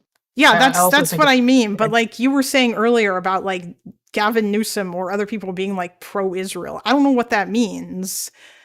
Because I think things like them not having a strong stance against APAC, even though this is something that a lot of people care about, them not having a strong stance against in general against Israel, what they're doing. Okay, this is something that might hurt a politician, just like it did hurt Richie Torres in the grander public eye, you know. I mean, I don't think Richie Torres's seat is in danger, and that's the only thing that really matters, is whether or not he's going to lose in his district. Like, I think the broader American public probably thinks Marjorie Taylor Greene is insane, but the likelihood that she's going to lose her seat in Georgia is pretty low because her constituents are crazy people. But as far as I wasn't saying that he was going to lose, but I could imagine in a primary, in a presidential primary or a presidential election, this could be a real vulnerability that he has. I mean, it might, but it really depends. Like, I think first of all, you're overestimating how much people actually care about this issue, because they don't care that much about it. Like, this is not people's primary issue by far. And I doubt that, like, if a candidate ticks all your other boxes, but they support Israel too much, I doubt that that's going to matter unless you're a single issue voter and this is the only thing you care about, which I understand there are some people like that. But I mean, I think that's silly, and I'm not overly fond of the idea of it. But, like, I don't. All right. There was something I was going to say, and I forgot what it was. So you go ahead. No, did you see the poll that the majority of Democrats consider what is going on in Israel as a genocide? You don't think those are big indicators as to you don't think the overall media reaction to Richie Torres' Adam Friedland podcast, when he was like, he acted kind of like a robot, right? And Adam Friedland was crying. You don't think those things are indicators of the general population, the sentiments? I mean, yeah, I do, but I also don't put much stock in what the general population thinks. I mean, all that poll that you just said, it confirms to me is that the general population is a bunch of idiots who don't know what genocide means, which doesn't really surprise me. I don't care how accurate it is, okay? You can call them an idiot, you can call whatever an idiot, right? This is the reality of the Democratic voter base right now. Yeah, I know, but again, also just because people feel that way doesn't mean that like, maybe that might impact their decision about who to vote for in a primary, but I don't think that they are going to care when it comes time to cast your vote for a Republican or Democrat, because the majority of people don't care about foreign policy. It's like very low on their list of things that matter. I was okay. Then I was going to pivot to him. Prior to the elections, the 2024 elections, there were 3, I think, polls that polled the Democratic voter base. I think it was Democratic mainly, on whether or not a more positive, more pro-Palestinian, more anti-Israel stance would make them more likely to vote for Kamala, even if they were voting for Kamala beforehand. It would just increase their positive sentiments towards Kamala. Most of them said, most of them, I think around 30%, 15%. I don't fucking know. I'll look for the polls later and I'll send you. And there's also the IMU poll. I don't know if you looked at it, but there was post elections. So okay, what was the number one reason why Kamala lost? Low voter turnout, right? Low Democratic voter turnout, right? So what they did was they actually polled previous voters of the Democratic Party. I know. I'm aware of. Yes, I believe if we're thinking of the same poll. Yeah, I know. I'm aware of this. Wait, hold on. Are you trying to say that Kamala lost because she didn't take a stronger stance on Gaza? Is that your contention right now? I think that's one of it, but this is something even Kamala admitted in her book. No, it's not. Hold on. Are you talking about that? Are you talking about that quote unquote excerpt from her book that you saw a picture of on Twitter that was not true because it wasn't in there? Wait, was it? Was it just complete bullshit? Yes, that's correct. Yes, it was bullshit. It was not in there. Okay. Loner tried to find it. He downloaded her book. I would like to download her book, but Lonerbox downloaded her book and searched for those exact words, and he could not find it in there. So yes, it was somebody just made it up. Like that's not what was indicated. I mean, no one before Lonerbox even tried to fact check this. I'm sure that other people did, but I don't think that this was a thing this was a tweet. This was posted on Twitter and then it got like thrown around by a bunch of leftists. Like, I don't think mainstream media ever talked about this because it's not true. Like, this was never brought up or discussed. It literally, like, the only people that mentioned it was a tweet. Okay. I'm surprised. I thought it was true. And I got it, and like I only knew about it because Teuton sent me a message. Yeah, a Red Triangle's Twitter account spread it. So some random pro-Hamas Twitter account spread this around. And then other people started talking about it. Yeah, like I would be very, very, very suspicious of shit that you see on Twitter that isn't like backed up with like a better source that links to it or something. Because people, like, there are so many quote unquote news accounts that just say shit. And I have no idea, like, what the source is for it or anything. And the only time, like, I would ever really believe it is if I know that that person is, like, a real journalist, you know? Okay. But, yeah. I mean, I do still believe that that's a reason. I don't think it's the only reason. Like, I think it's pretty far down on the list of reasons, and I don't think it would have been enough to swing the election. I think the main reason why she lost was because of the economy. And I'm pretty sure that like most of the postmortems indicate that. Like there's like it's the economy stupid shit is like that's always yeah.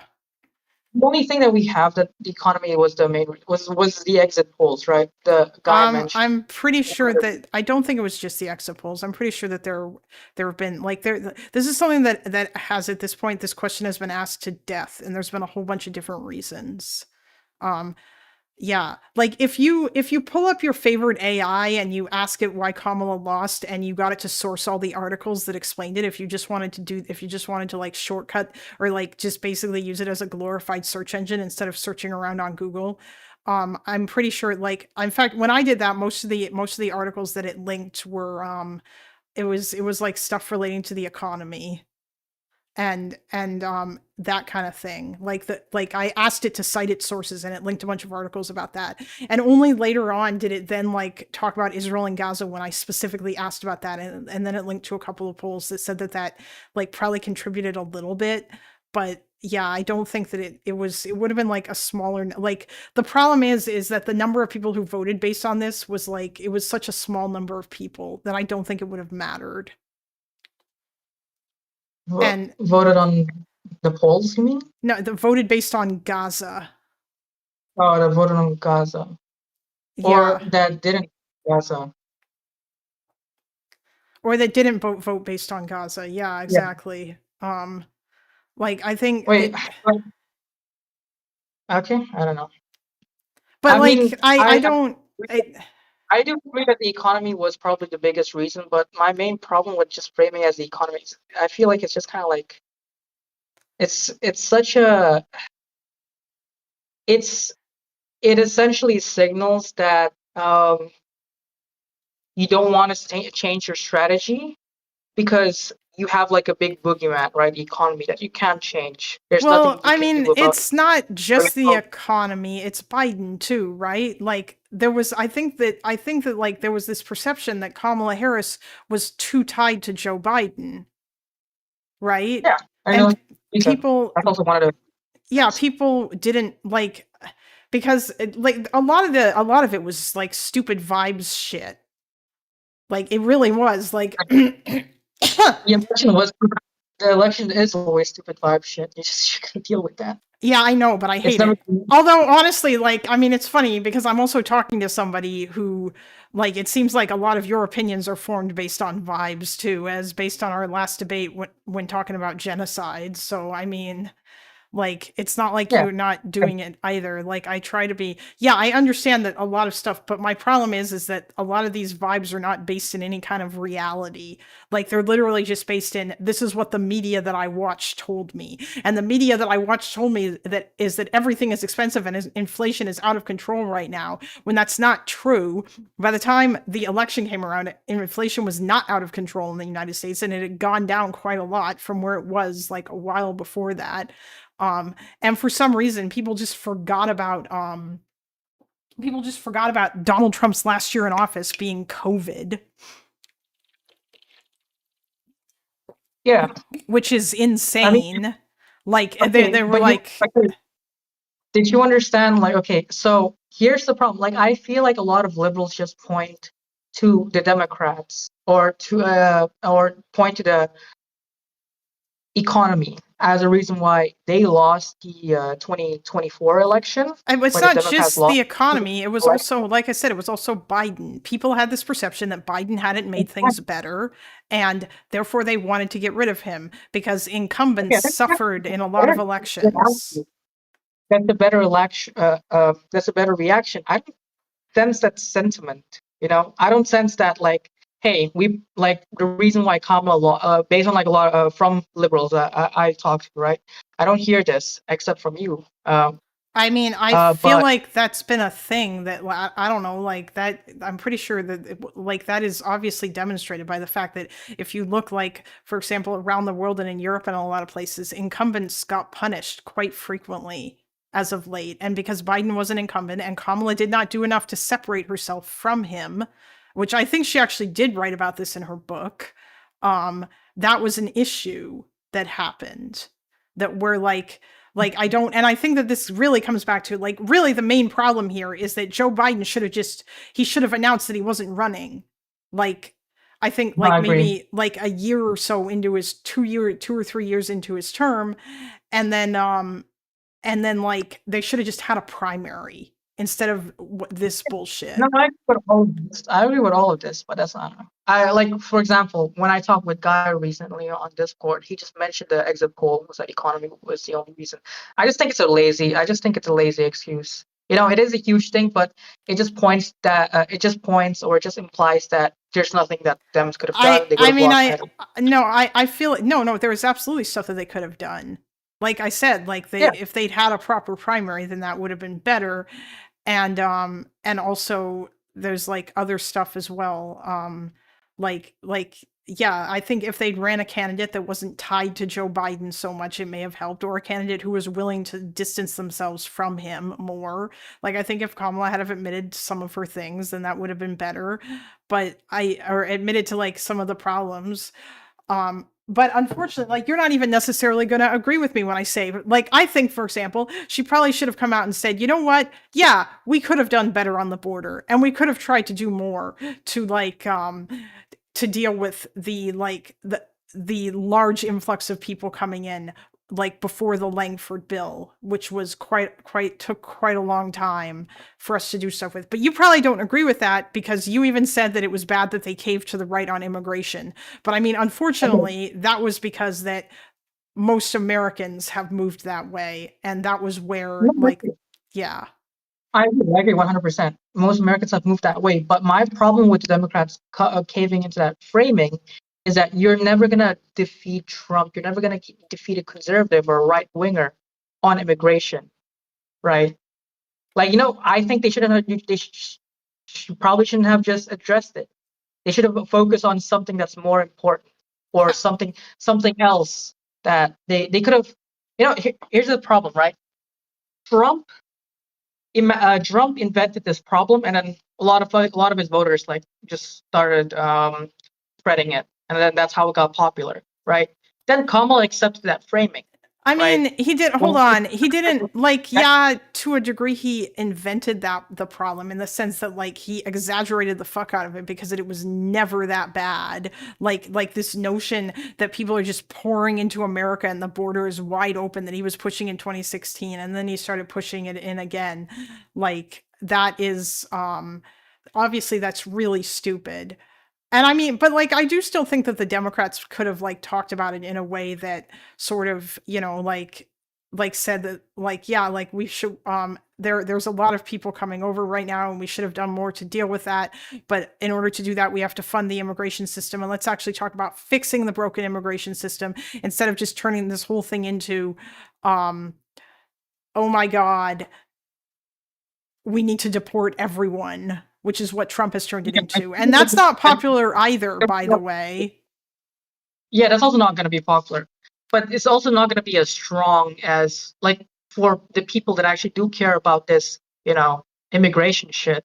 It's not going to be as a stronger product as a policy compared to Trump, what Trump is offering. Well, I mean, probably not, but I don't know how many people voted on that because that they cared about, I'm sorry, but like, I think that people for whom illegal immigration was their number one issue, they were probably going to vote Republican no matter what. And there wasn't like they're going to be anything that you could do, but that doesn't mean you should go super far left, or whatever on like immigration talking points. Yeah. Oh no, I should have just completely ignored that personally. She had to have said something about it because it was a big issue. Like you can't not have a position. What she probably should have said is like she could probably just doom people about how bad the Democratic how bad the deporting fucking policy is gonna be, and then just keep it as that. But you can't just. You have to present a policy. No, yeah, you have to. No, she doesn't. She could just say, no, it's going to be what Trump. She could just avoid it. She could talk like a fucking politician, right? So that's what politicians do all the time. Yeah, but I think. Hold on. What's up? Hello, Mina. I think a lot of leftists online don't understand the situation on the border. Because if you probably talk to somebody that lives in the South, like right at the border, they will tell you the border is a problem, but not in the way that a lot of people think. The main issue is the cartels. So when people talk about the border, they're talking because they think like, oh, there's too many brown people. If you talk about like random voters, yeah, sure. The real issue is that people in the South are suffering from organized crime, like violent non-state actors. That's the biggest main issue. And then they conflate everything else with the immigrants. So the border is a big issue. The border is a big issue with the cartels because you have like cartels literally sitting in forests, right, where normally nobody goes to, having their little plantations, and you can't go into those forests because they will literally kill you. And this is on U.S. soil. this is like people in U.S. soil doing this. So Yeah. like, The thing is, I think and then the- there's other issues where what the cartels do is they will actually bring people to the border, right, to divert the attention of law enforcement, and then go from another point in the border to bring in the drugs. Like they will send in immigrants through the border on a point where there's like no proper fencing, and then those immigrants will call the law enforcement, like say, we are here at this specific spot.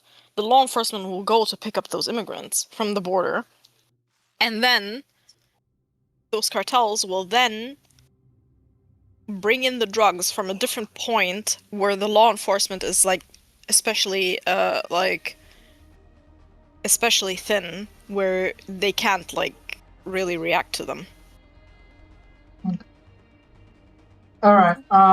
Thanks the way for that info, Mina. Yeah, I think that that's a fair point. So yeah, as usual, this is one of those annoying issues where no one's actually talking about the real problem and people are just talking about other stuff and Trump's just using this as an excuse to deport a whole bunch of people.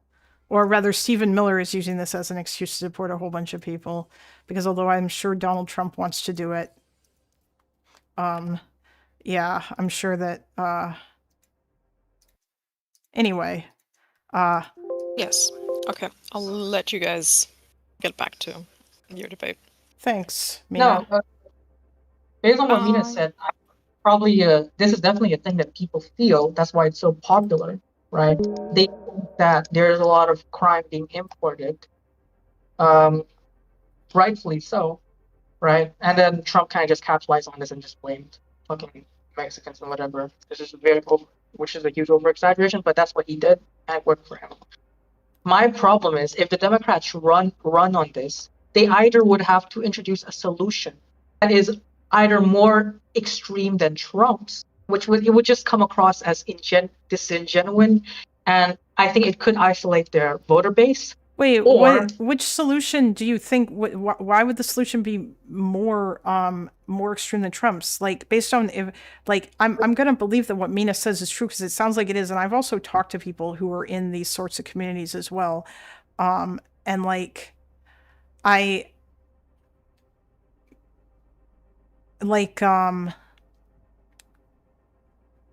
Okay. Sorry, just hold to on. pause- I just got distracted for a second. No, I don't think the solution to that would be extreme. The solution to that would be like bolstering border areas with greater levels of like enforcement or whatever, or to like go in and deal with cartel encampments and whatnot. I don't think that's extreme. That's also got nothing to do with like the solution is not do insane amounts of deportations against random people who haven't even broken any laws. Without Okay, due think- process and stuff. No, the problem is, okay, sure, right? That's fine, right? But then, imagine you run on that, right? How is Trump going to respond? You're not, that wouldn't be the only thing that you run on. I don't know. He'd probably say that like you're weak and you haven't actually done anything about it. Like Donald Trump's he'd probably just lie. He would just Sure, yeah, make but then- something up. How would people react to that? Like, would people generally buy the left's framing, right, on their solution for for immigration, rather than like Trump, which has been talking about this since fucking 2016? You know, in my opinion, there's just nothing that the Democrats could offer the immigration problem, right? That is going to be as either authentic or that is not going to rile up their base too much. You know, that is divide their base. I don't think that I feel like I don't know. It seems incredibly reasonable to me to say, hey, we should like do enforcement actions against drug cartels that operate on American soil on the U.S.-Mexico border. Then Trump would probably be like, I'm going to enforce more security. 100. Oh, we're going to enforce the best security. The best security. You're never going to hear about better security. Like, and people are going to buy that more. Yeah, Because I'm he isn't aware. I'm aware that there are idiots who are going to buy that more. I don't know. I'm not arguing that like doing that alone will win the Democrats the election. I just don't like this idea that like this is what, or that Democrats should have just ignored immigration and not talked about it, because it was a big issue for some people. And I think they should have at least put forward a policy, because I do think that like people would have been wondering, okay, what is she going to do about it? And if she doesn't, if like there was no policy put forward, then that basically just looks like, oh, you don't have a plan to deal with this, or you have no desire to do anything or whatever with regards to I think- this, which kind of plays into the Republicans' hands too, by the way. Yeah, but you know what also plays into the Republicans' hands is if you enforce the idea that there is a huge problem, right? There is, which is true. There is a huge problem. Probably that's how a lot of Yeah, there people is. feel. It's just the problem doesn't come from the same place as Trump says that it does. No, but if you reinforce the idea, right, the idea that immigration is a problem in your speeches, or if you overemphasize on that, then I'm not people are just suggesting. Okay, I think we're just talking past each other now. I'm not suggesting that they should overemphasize it or that they should talk about it too much. All I'm saying is that she should have had, or that like, and she did have, by the way. All I'm saying is that like ignoring it and like not talking about it wouldn't have been a good idea. That's all I'm saying. I'm not saying that like that doing that would have been playing into Trump's hands, or that talking about it played into Trump's hands or whatever. Like, you don't need to talk about it in the same terms that Trump talks about it in. Yeah. Okay. I mean, I don't know how much you imagine that she, because you said that was also one of the reasons she lost, right? That she didn't mention borders enough. No, that wasn't what I was saying. I said that I think one of the reasons why she lost is because that is her unwillingness to distance herself from Biden, or to admit to any of the mistakes that were made in the Biden administration, or any failures that have been made. Because even though I don't necessarily think that the Biden administration made like a ton of mistakes or whatever, unfortunately, a lot of people do. A lot of people. And remember, the most important people that you want to win, it's not just Democrats. You need to win independents. And if you don't win independents, then you're not going to win. And independents are not as left-wing as Democrats are. So you have to like ride this line. Okay. I mean, regarding the border, I just can't see a pathway that the Democrats could offer a solution that the Republicans to the general public isn't offering a better solution. It just seems like one of those issues where if you touch it, it's just gonna either play into the Republicans' hands, or it's gonna alienate your voter base. I mean, not if you do it properly. Okay. So how do they do it properly? I think they should either minimize it, just talk about, yeah, it's bad, but you know what's bad? Trump being a fucking billionaire or something, and just hone in on that, like whatever. Well, I mean, like, I hope that wouldn't be. Fire. No, okay, it doesn't have to be that Trump is a billionaire or whatever. It could be something like he's a sex pest, whatever. I think that would look really bad if that was what you turned to, was some random attack on Trump. Because one of the complaints that has been made, at least to like some, like Democrats want, like, you have to talk about what policies you want. You can't just say like, oh my God, Trump is bad. Like, that alone is not a good enough message, even though I think that it should be, because Trump is a fascist and he's an authoritarian who obviously wants to be a king. But unfortunately, that's not good enough. A lot of people want to know what, like, even if they don't necessarily care about policy, they still want to hear you talk about, like, what are you going to do? What kind of president are you going to be? Like, I agree with that. Okay, I just said Trump. I said Trump being bad or some shit because that was a popular thing that came into my head. But I think my main point was that I just disagree. Asked about the border.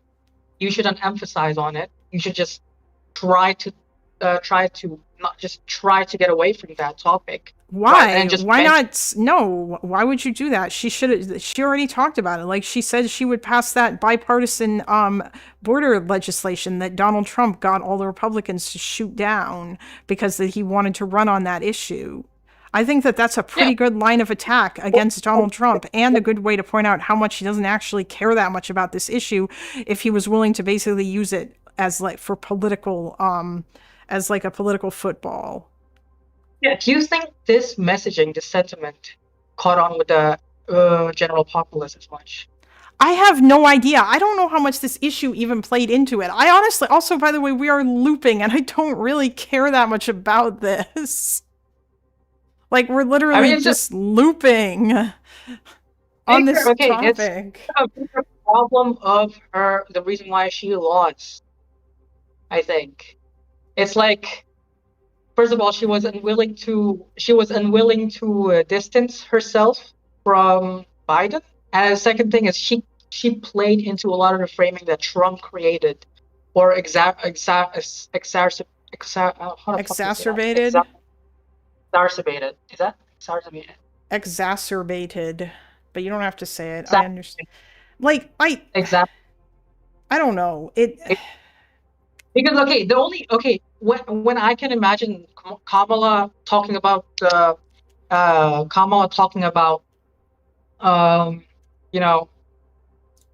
talking about the fucking deportation, like whatever, immigration problem, I just see, like, I don't see how she could offer a better solution to what Trump is compared to the general populace. Yeah, I know you said that like 500 times. I'm aware. Sorry, we're just looping now. Like, I just, like I said, I don't agree. I think that that's silly. I think it's silly that would be like, the answer should be to just dodge a major political issue because that apparently your opponent is not like, like. You could fight fire with fire. That's why you could fight fire with fire. You could, like, what is one thing that Trump is never going to beat you on? This is what Trump did with immigration, right? It was like a trap, right? The Dems should have came up with a policy that they knew Trump is never, like, for example, healthcare, right? Emphasize on like free healthcare. I'm going to be like the healthcare guy or whatever. Or maybe it wasn't that popular back then. In 2024, they needed to come with a different policy. But you just cut out. I'm sorry. Do you hear me now? Yes, I can hear you. Okay. The way that Trump introduced the narratives regarding immigration, I think that them should have done a similar thing, but not immigration. That no matter what Trump says, the average population would know that he can't offer a better solution than the Dems. Yeah, but my problem is this is just your vibe, and I don't know that this is a fair point. This is also, it is a vibes-based fucking conversation. I don't like, it's just vibes, okay? You disagree with it? Do you agree with it? No, I don't agree with it. I've already said that. Okay. Hold on, I'm looking for something here. Just a second. I'm trying to find, where is this? Or maybe it's not here. All right, fine. Stupid ChatGPT. I asked it a long time ago to give me polling data about why Kamala lost the election, and now I can't find it. So I guess I'll just ask it again, because I'm just going to use it as a glorified search engine, which, by the way, is the best use of ChatGPT.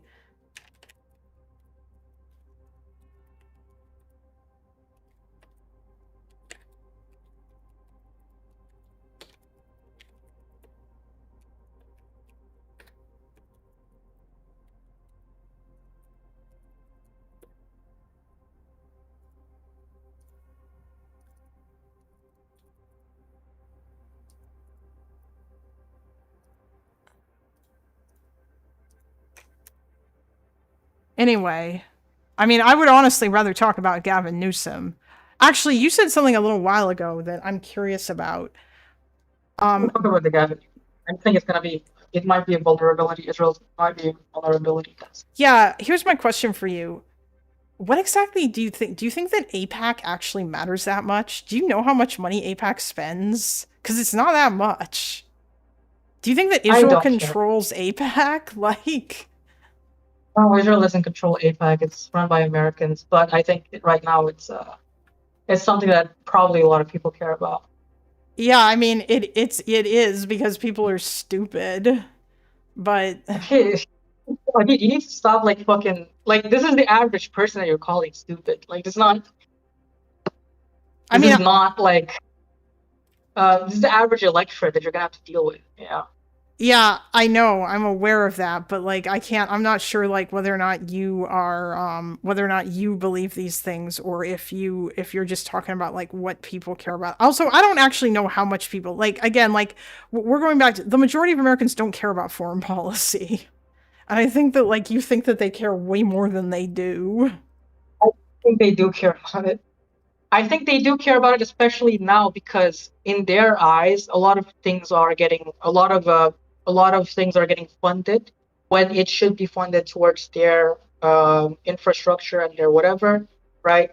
Right. When people view Israel, this is something that the way that they view it is this is something that is an incredibly immoral actor, right? That is getting funded heavily by America, and then they see that they're also thriving socially. They have like free healthcare. They have a lot of these cool social programs. Yeah, but America's Israel doesn't have that because that it gets money from America. They have that because their tax dollars pay for it. Israel's healthcare system is not paid for by the United States. I don't care. This is how the average person thinks. This is what I'm communicating, right? So this is why a lot of people care about AIPAC and Israel and foreign policy. I think it's bigger. Your initial claim. Yeah, but you're saying, I think, like, can you show me polling data that shows that, like, the majority of Americans, like, care about that more than they do about other things? Yeah, like, there seems to be, like, this unfortunate growing level of isolationism in the United States, but I don't think it's as big as you think that it is. Like, you're like, getting at something very specific, that I don't think is, you know, like, for example, the majority of Americans right now think that the United States should be doing more in Ukraine. Yeah. I mean, but I wasn't talking about Ukraine. But yeah, I mean, I know, but I'm just saying, like, the same logic should apply there, shouldn't it?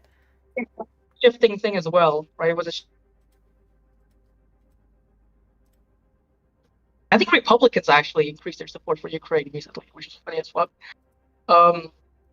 But it was also a shifting thing. But the reason why it's a little bit more complicated with Ukraine is they morally agree with Ukraine and the Ukrainian cause as opposed to what Israel is doing.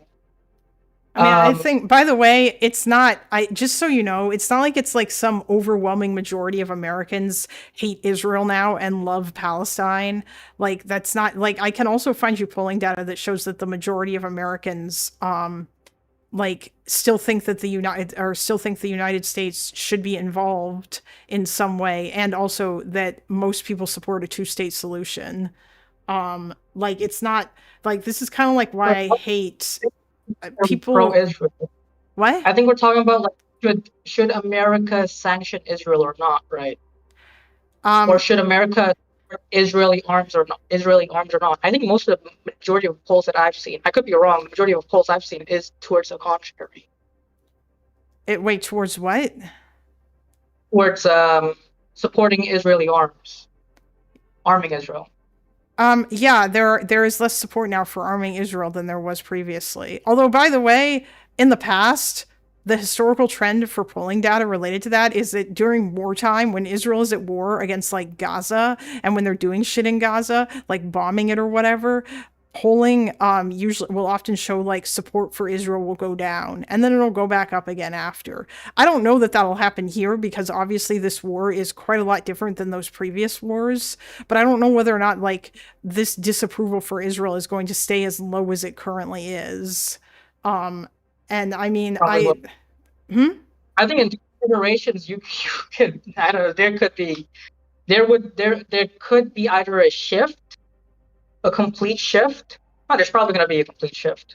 I think the younger generation is just going to be completely the younger generation is a lot Yeah, more that's pro-Palestinian. because that's because that the younger generation is mind rotted on oppressor versus oppressed bullshit and like stupid far left crap that they learned in their college classrooms. Think their opinions when they get older. What? You think they're going to change their opinions when I they mean, get older? they might. It depends. I don't know. The question of like people becoming less radical when they are younger, is like a big question right now. But historically, that's generally what happened. Historically, people were incredible. Like college kids were usually quite radical, like in the '60s, and then as they got older, they became less so. Wait, but wait, the reason why Israel is actually like a strong thing is because of the oppressor-oppressed narrative. Like when the older generation was a lot younger, it's because Israel was in a like forefront war against Arab countries, right? Yeah, yes, and then I'm aware that that is historical- also a thing. It does not help that things have changed and that right now Israel's main enemy is a bunch of people shooting shitty rockets and like and using old Cold War weaponry rather than actual countries with standing armies like Egypt. Yes, I understand that. Obviously, this feeds into the dynamic changing, but I still think that the oppressor-oppressee thing is bullshit, mind-rotting, and a terrible way to view this conflict, either modern or historically. Sure. But like the old generation is as mind rotted based on oppressor-oppressed. I mean, see it. I remember when they were younger, Israel is like the state of the Jews, right? And Jews is historically oppressed because of Holocaust, and then they're on a.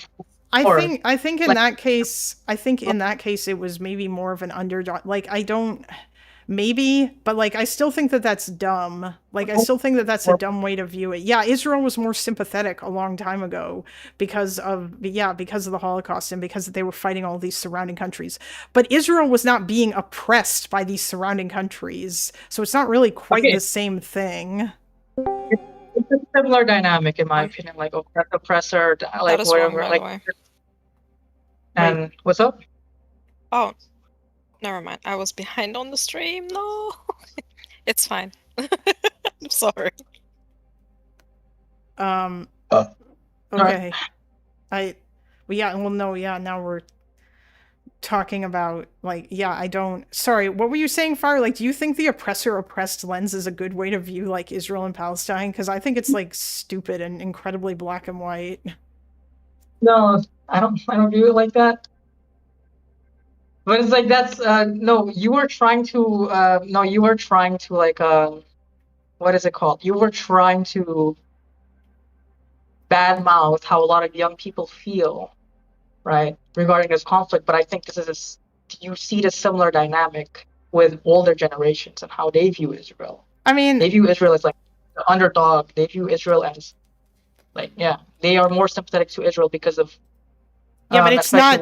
I don't think it's because of the oppressor-oppressed dynamic in the same way. Like, that's not the same kind of leftist thing. Yes, it was the underdog thing, but it wasn't like, oh my God, Israel's being oppressed by the surrounding Arab countries or whatever. It was like they were being threatened and they had enemies there, and they're just a tiny country that's like trying to survive. And like, obviously, like the Holocaust played a big role in this as well too. And like they wanted to be friends with them. Yeah, I'm well aware of that narrative. I mean, I think that, not just that, like a lot of people are still alive that that have witnessed the 6-Day War, that have witnessed, all of these fucking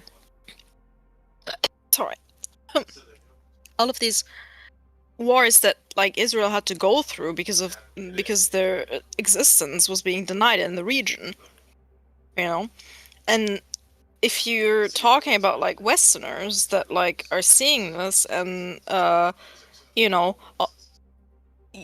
they will think like, damn, this is fucking wrong, and they will support Israel. Yeah, and now they see something different, and so younger people are supporting like Palestine. Although I think that there's a lot of misinformation surrounding that I am not. Also, it's like so weird that being pro-Palestine some people think is inherently anti-Israel, which I don't. It's so stupid. Yeah, I agree. don't That's know, why I you hate the could- pro-Palestine, pro-Israel dichotomy, because I'm not I'm not anti-Palestine or pro-Israel or pro-Palestine and anti-Israel. Like, yeah, I hate it. It's annoying. Mm.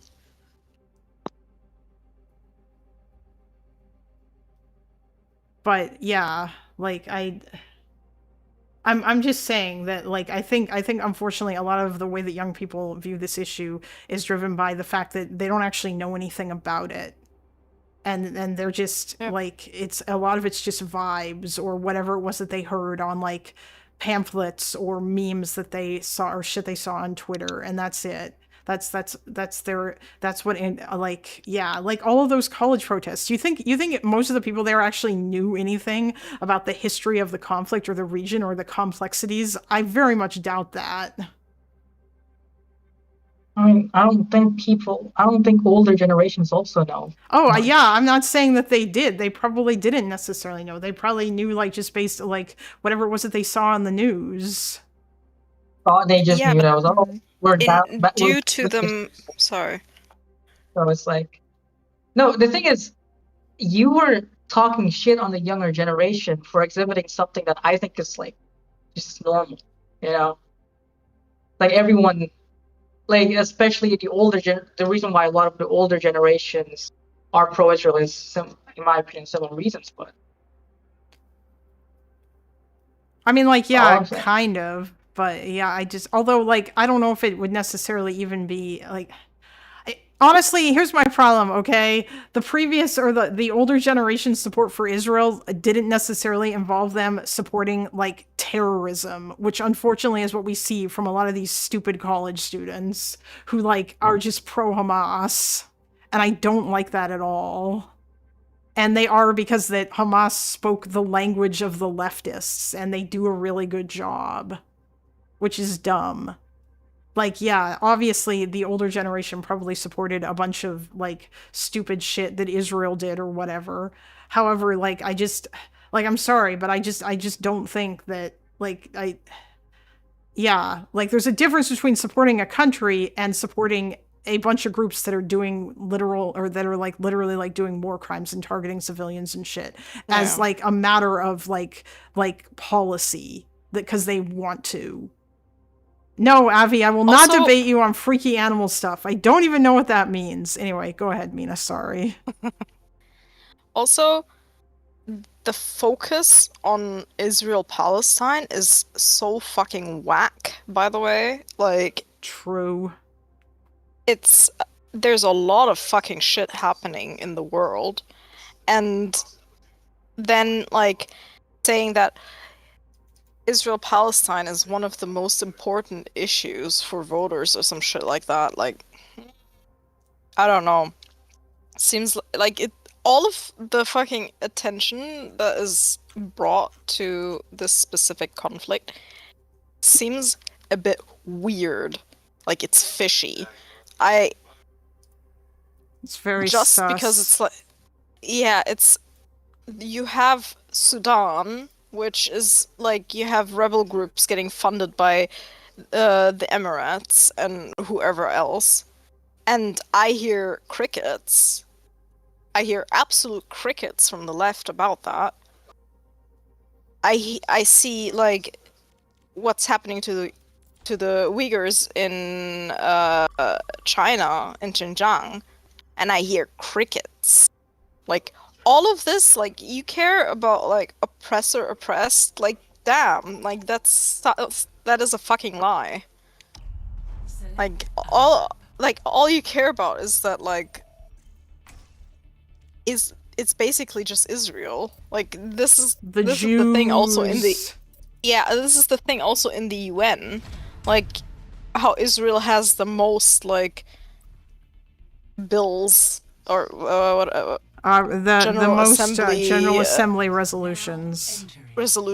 Yeah, like, it's whack. It's all fucking stupid. Hold on. Yes, When yes, it- Jordan, we do supply. Yes, Jordan, America does supply Israel's military platform, but you cannot tell me that the majority of people would stop caring about Israel if the United States stopped funding it. I just don't believe it. Also, by the way, this talking point about funding other wars or funding too much in our defense whilst people are not having proper healthcare. Bro, the US spends almost 30%, I think. Is it 23 or is it 29%? It's a very small. Oh, I know what you're talking about. It's a very small number. Yes, the amount of money that America spends on like the military versus on defense is what 3.5 now on defense, and on the public sector, the US spends like almost, I think it's something between 20 and 30% of the GDP. On defense, it's 3%. People keep thinking that you're spending almost all of your fucking federal budget on defense when that's not fucking true. You're spending a fraction of that. And you spend like 20 to 30. Dude, you could have healthcare. This is not about like not having healthcare or because you're spending too much on defense. This is not about funding other countries' wars. This is not about Ukraine or IP or whoever the fuck, right? Or USAID or whatever stupid nonsense. This is about just fucking like lobbies. This is about domestic shit. You need to kick the lobbies out of Washington. I don't know if I agree with that, but that's a whole other thing. But that's just because like, Can I add something on what Mina said? Because yeah.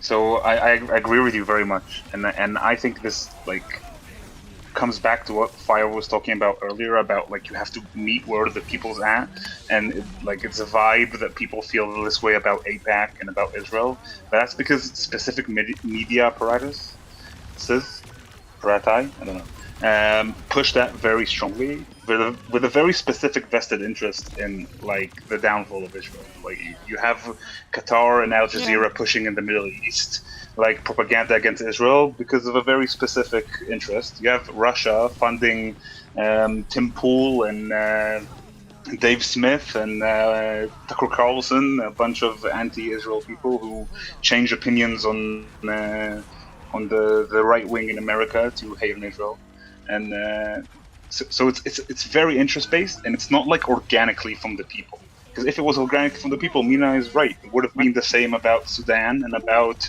about like the Uyghurs in China and about a lot of other groups that suffer way more than the suffering that's here in IP. So what I want to say to Fire is, you can say that people, you have to meet them where they're at, and like this is what the people want, or you can like convince them otherwise with facts. Like why not like try doing that? Like I don't get why you just like that the will of the people is sanctimount to everything. I don't necessarily buy that this is not authentic or natural. I don't think, I think you can try convincing them, sure, of what you think is fact. I think the majority of people are still going to be anti-Israel regardless. Not only on Israel, it could be on any of the topics you talked about, like Biden, or like I'm just using this as like an example for what you're saying. But like on every topic, it seems like Kalinda's like coming up with ideas, and you're saying, but that's not what the people want. So why not convince them? I don't know. Yeah, I mean, that is what I would try to do. Also, I don't even know if I agree necessarily that is or isn't what the people want. I mean, the thing is that the fact remains that until a progressive Democratic person like Bernie Sanders wins a presidential primary, then I'm not going to believe that this is the future of the Democratic Party, because so far the only places where these people win elections is like really blue places. And that just doesn't matter, you know? Like, wow, Mamdani won in New York. AOC won in New York. That doesn't, like, cool, I guess. But these are not, like, yeah, these aren't really good. You know what I mean? Sorry for interrupting. Have a nice No, it's discussion. fine. Get that off my heart. Yeah. Bye. Bye. Fine. I think a lot of people. Oh my god, what the fuck? I'm sorry, hold on. Or rather, keep talking while I try to fix my computer. I don't know what's going on. Alright. Okay. I think a lot of people misunderstand the how consequential certain events are, whether they be in politics or outside of politics. Like, they might seem very consequential in the moment, and I'm talking about this because of the fucking conversation that the debate that I was trying to get Loner to watch for like weeks. But yeah. Basically, a lot of this stuff might seem really consequential, but only like if you look at it from the lens of like online politics sphere. Like, you see IP or you see certain talking points that are online, and in reality, it's really not that big of a deal, like in the grand scheme of things. And I think a lot of people just miss that perspective because the only place where they're exposed to politics is just online. It's not outside of the online sphere. They don't go outside and talk to people about politics, right?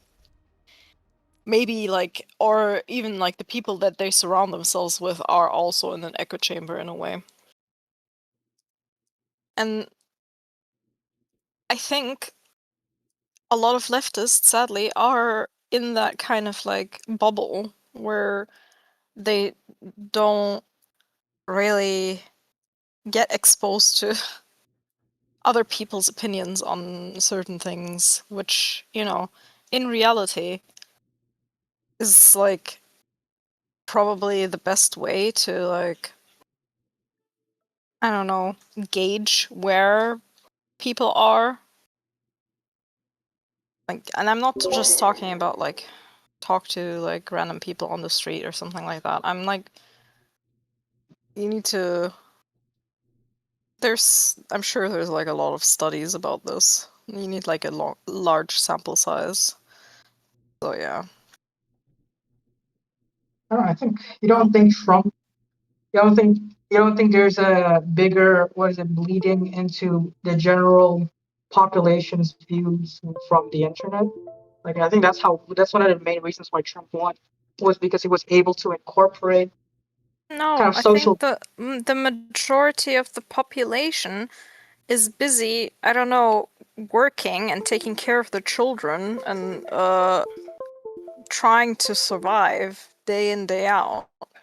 The majority of the population is not on the internet looking at what's going on. That's how Trump won, was his usage of social media. That wasn't the only It wasn't thing bad. that caused Trump to win. No, but I'm that's gonna not- let you keep talking to Mina because my computer is exploding and I need to figure out why. My keyboard keeps disconnecting and reconnecting. Yeah, but yeah, I don't know. Just keep going. And hopefully Avi will join us and then Avi can argue it. Oh, okay. Well, love is okay. I mean, I think Luva wants to. Oh, Luva? Hi, Okay. Luva. Hi. Luva. Yeah. Sorry, Luva. just had to turn off the stream. Luva. Yeah. I have to remember why I joined into the waiting room. You should remember. Probably wants to talk to me. I don't remember why it was. I'm gonna be honest. No. It's over. Was it about American Wait. politics? I think it was about fire. Yeah. Fire? Fire. I have a question. How would you identify politically? How would I identify politically? Bro, I'm a... No, I said this as a joke. People actually believe me.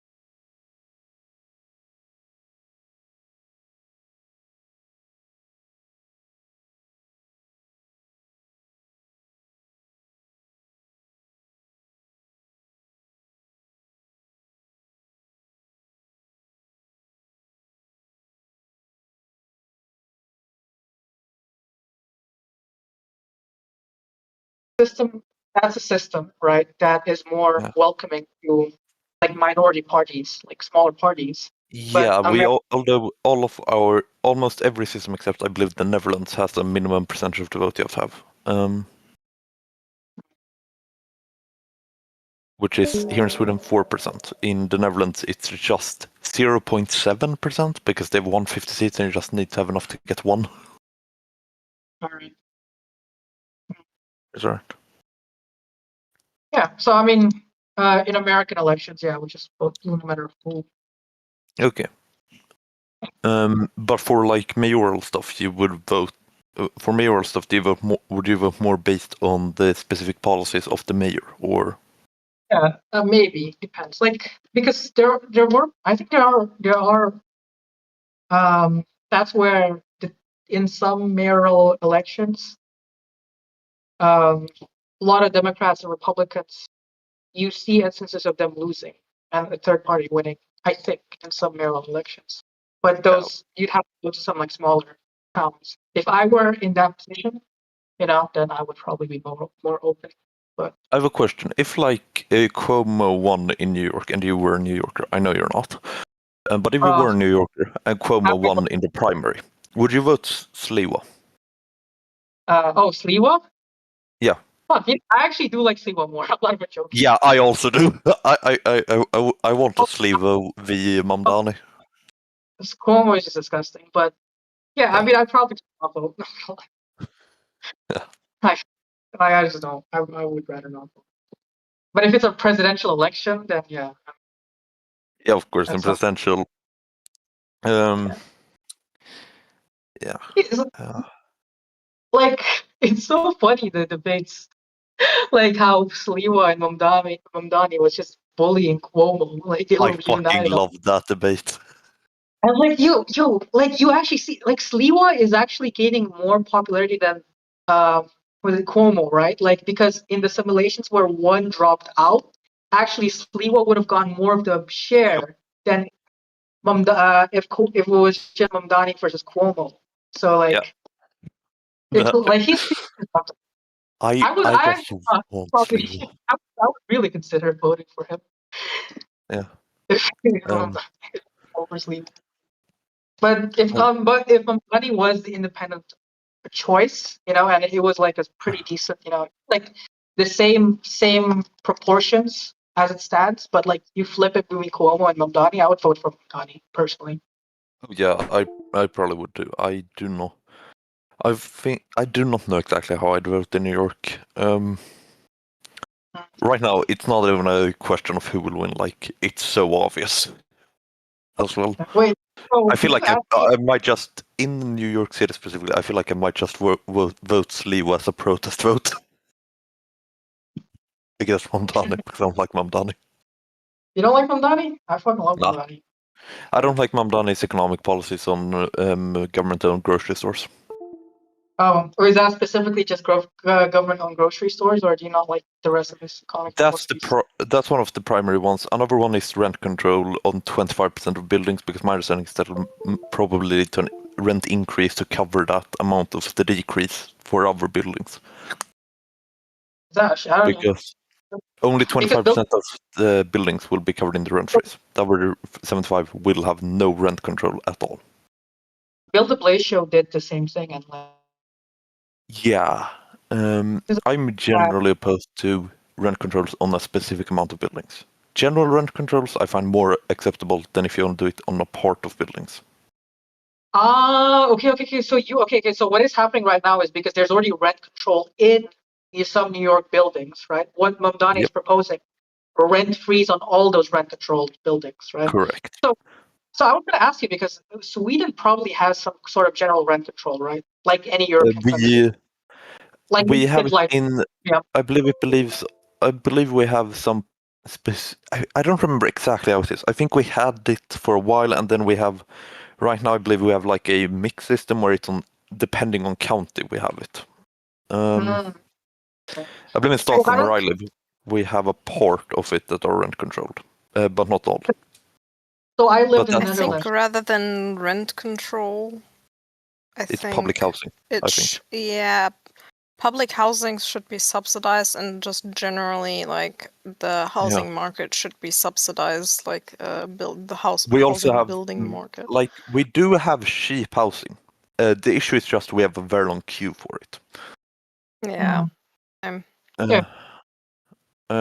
Like I believe a general queue for Stockholm. It's dependent on how long have you been in the queue for a rental apartment.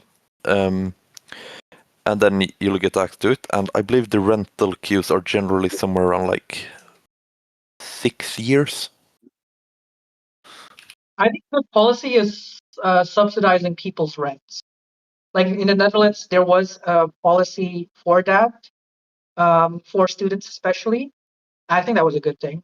Like you're not hurting the market; you're just paying them through the hardest state. I think that's a Yeah, but policy. this is a policy that would not help you economically. Like, if you subsidize like rent, it's not gonna help the country economically, as like in comparison to like subsidizing social housings or subsidizing like housing market in general, like in terms of like helping contractors and stuff like that. Like, yeah. Yeah, I do want more. That would help you. That would help the country more economically rather than just giving people money for rent. Yeah, Yeah, for I example, agree. in Stockholm, we have around half our population is in the rent-seeking queue. No, but like And something with that in pretty often. liberal spaces, right? I'm sorry, you can go. No, you go first. No, something that's not said in liberal spaces that I think it's like, this is one of the things that's just wrong, right? And there's data to suggest this, is what type of housing you build matters. It's not just about building houses. It's like you need to subsidize for a specific sort of housing, you know? Like, Yeah, okay, in yeah. in It's not some like place, people are gonna. And it's not like we're gonna subsidize fucking people building their villas. Like, obviously it needs to be like some.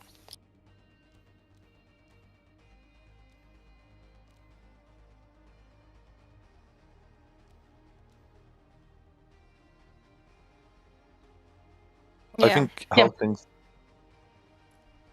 Yeah.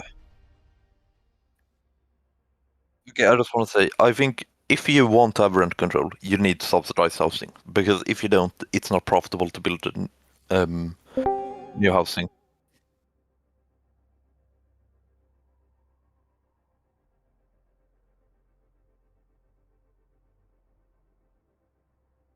Stockholm, for example, Hey, Kalinda, it's 20 years queues. I could not sit by and let you do this. This is pure torture. And I just joined in for like 3 seconds. Every time you're speaking, you mute yourself and the stream. Yeah, you What? have new audio when you're speaking, and all the audio from everyone else is just like nothing. What?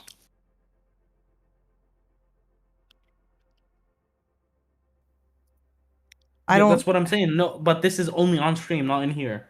On Yeah. stream, when you speak, everything gets muted. Oh, when Kalinda speaks everything. Wait, is that still happening? Is everything muted? It's happening What? now. What the fuck? Anyway, figure it out. Bye. It triggered me. Thanks, Sev, for. Yeah. This is the first time I clicked on your stream too, and I was like, "How unprofessional!" Hey, listen, you want me like to this come before in? now. You want me to come in and lecture you about like the fact that your stream audio is not very, but you also don't stream now, so. Yeah, get fucked. Yeah, here in Stockholm, it's quite common to have 20-year rental queues. Bro, I thought this guy's tag was Muzzy. I was about to be. I was really confused. Oh, apparently you coming in here fixed it, Sev. No, I think I fixed it. Yeah. No, I fixed it. Thank you very much. See you. Bye. Then fixed it. Oh my god. But yeah, we have 20-year rental queues here in Stockholm. Nice. Yeah. no, but okay, the problem is, I think in a lot of liberals, especially with the pro-abundance people, right, their solution to it is just to cut the red tapes regarding building. But yeah, like we can simulation. What would happen in this? In the Netherlands, in one of the cities that a friend of mine lived in, told me that essentially they did something similar. And that, first of all, that's what caused the first housing crisis. One of the reasons was because there was a lower share of subsidized government housing, percentage-wise. And then they decided to kind of just leave it to the free market. And then what happens is a lot of fucking billionaires came into and tried to invest into luxurious places. Even though the housing supply increased by a substantial amount, these are really luxurious places where, yeah, they're condos and stuff like that. Well, yeah, you want to like if you want to do this, then you want to make it so that like it matters like what you build, obviously. Yeah, and there also needs to like be, obviously, I don't know if specifications as the to abundance people are just saying like, oh, get rid of all housing regulations and it will magically be fixed. Like that's not. Okay, did you read? No, Okay, I have not read Abundance. I've just heard about. I don't know. Like my position might not be the same, but my position is that we need to build more shit. Yeah, no, I agree, but that is like the problem with a lot of abundance people is they don't quantify or they don't qualify with building more shit with this stuff, right? They just think we should just build more shit indiscriminately. But the truth is, if you just have a policy of build more shit and no regulation, this is what it naturally comes to, right? Like there is a It study that shouldn't just be no regulation, obviously, but okay, that's yeah, like there is this study. With LDMU. I mean, you But I can think if very- you want to, but like I just said, like I don't like I'm never going to be in favor of just completely cutting but regulation. because this study literally just said that they compared different cities that had higher housing supply elasticity. Housing supply elasticity means higher housing supplies supply in response to increasing price, right? They compared that to cities which had lower housing supply elasticity, and actually the housing prices weren't all that different. This, I think, implies that you don't just need to build stuff. You don't need to just build more stuff, right? You need to specifically build a specific subset of stuff. It's a really fun study because like it does get the conversation away from just build more to you need to build more specific type of stuff. Because regardless, if you have like a policy of just building more, that's what it kind of converges to. Just billionaires buying the whole fucking property and making condos. I mean, I on the one hand, like this doesn't like intuitively this doesn't really make a lot of sense to me because like why would people build a bunch of shit that no one is actually going to No, but people do buy them, but it doesn't make how the average rental, like it doesn't make the average rental actually increase. Wait, I have a question about this to Kalinda. Sure. Kalinda, how would you specifically make sure that cheaper housing is to be made and not like luxury housing? I mean, I guess like you could like zone for like that specific type of housing, but my question would be like I feel like why would like a bunch of people just come in and build luxury housing when the market there is shows a that reason no one's going to buy it? No, people do buy it. Yes, it's very competitive. Yeah, but who The thing with it, who buys rich people. And the reason why it's important to have that is because the reason people build that is because it's cheaper in comparison to what you gain over every year over year in returns. Yeah, but there can't be that many rich people is like I guess like my problem. Yeah, but rich people can buy multiple. Yeah, I know, but why I don't like this doesn't like intuitively like it's just weird. Like I mean, if that's what hey Insomniac. Hey. Can I offer something? Sure. That I think maybe it's a little bit neglected, and that's mortgage. Like the people are going to need to live somewhere, and if they're like people who would have otherwise looked for a house that without a mortgage or with a low mortgage now are incentivized to basically indebt themselves to a larger mortgage or to a more like a higher rate of what's called in English interest, like a higher interest rate mortgage, to be able to afford these housings because you don't really have a lot of opportunities, a lot of cheaper opportunities, but people still need where to live. Sorry, I'm only half paying attention because like my computer is still crapping out. Like my keyboard keeps going in and out. Maybe restart. Wait. Then I have to restart the stream. I don't want to do that. What Insomniac? Just keep going, guys. It's fine. Wait, what did you say again? Like people are more interested in getting low. Because they're only building like, let's say, gentrified level apartments and up, only apartments that are like, they're not building cheap apartments anymore. People still gonna need somewhere to live, so instead of going for the cheap option, they have to settle for the more expensive one and thus take a higher mortgage. than they would have Yeah. taken otherwise. No, I agree. But Yeah. So that's one incentive to Kalinda's question to like why build those places people can't afford, because people can afford them with a higher mortgage. Yeah.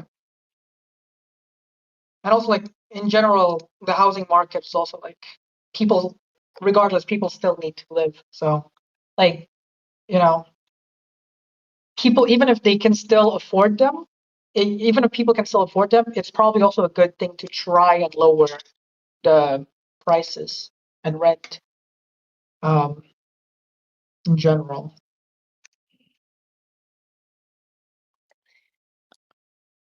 Oh yeah, I'm weirdly like pro rent control, but that's only because I've had to look for apartments in both Amsterdam and Tel Aviv. Oh yeah, dude, I lived in the Netherlands for 4 years. Like, Yeah, thankfully, likewise. dude, 5 years. Thankfully, dude, I got a nice room in Maastricht when I was a student, and then I had like the best fucking landlords ever. They didn't raise my apartment once since I started. And legally, they could do it up until a certain percent, so it was still rent control. I think in Maastricht you had a general rent control policy, so you can only raise the rent for like a certain amount, right? But they didn't even do that, which is I think that was really nice. Yeah. No, I had a like a cute place in the Zuidoost of like Amsterdam, right? Like right after Diemen, like in the Surinamese neighborhoods. Yeah, I used to go there for the. I think they had a restaurant there that I liked. It was an Indonesian restaurant because I'm from Indonesia, right? So, Oh yeah, Indonesian food is amazing. I love that when I lived in Amsterdam. Also, yeah, probably because like I lived like there's a lot of like people. Well, yeah, like Amsterdam has people from all over, and you can find everything there. and specifically, there are a lot of Indonesians and Surinamese, right? Because of our colonial days. But also, the reason why there's also a lot of Surinamese is because those people, I believe, they were fighting alongside the Dutch against our independence. So once we won the war, once we gained our independence, like the government was just like, basically killing all the exiles, we called it, because they were fighting for the enemy, and they had to go to the Dutch to hide. Oh, that's interesting. Yeah. I really liked the spicy Surinamese food. Like they use a pepper that I haven't tasted in any other cuisine. Oh wait, maybe it's not. No, it's not Surinamese. Surinamese is different. It's a different. It's also another. I'm thinking of another ethnicity that's within Indonesia.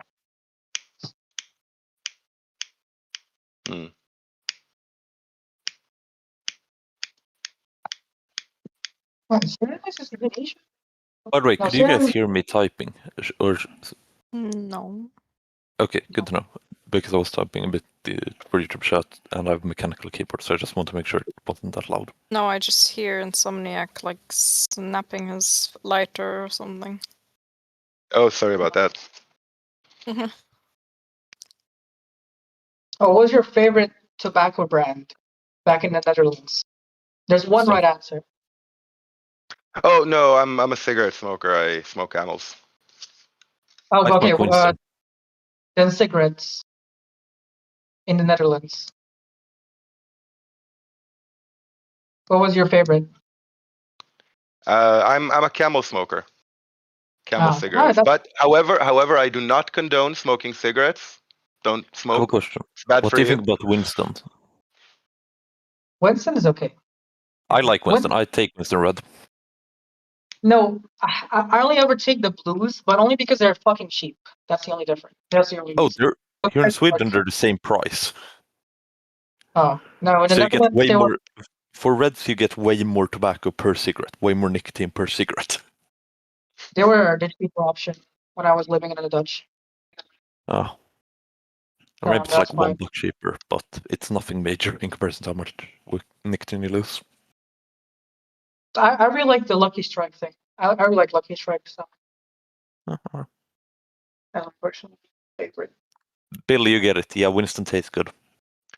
In high school, I used to smoke Lucky Strikes because one of our friends had family in Argentina, and every time he'd go there, you could get like a packet, like 10 packs of Lucky Strikes for like the equivalent of like $5 at the time. So every time he'd go to Argentina, he'd get us like really cheap Lucky Strikes. So that's the same with my Italian friends. My Italian friends who would literally smuggle a shit ton of Marlboro Gold tobacco packs when they were when they go back. Dude, cigarettes have become so fucking expensive. Yeah. Okay, should we talk about housing again? I feel like Yes. it's better. I feel like that's why smoking cigarettes is bad, or something. Yeah, it's too expensive. That and that it kills you. Yeah. Yes. Also. Sure. I have a question. Do you support Ukraine fire? Like, do you want to arm Ukraine? Yeah, probably. I think it's good, but the problem is I don't know if Europe is ready for it. They should be, but They aren't, but they should be. Yeah. they want to do. So like, Ukraine just put in a really fucking tough situation where they kind of just have to deal with this shit alone. But like, Yeah. Although the European Union is trying to increase it again. yeah, I think We're about like what, 10 years late. Yeah, we are, but we're doing quite rapid build up. I think at least until Europe is like ready to take a strong stance against Russia's oil or whatever, or like actually increase their arms. I don't know.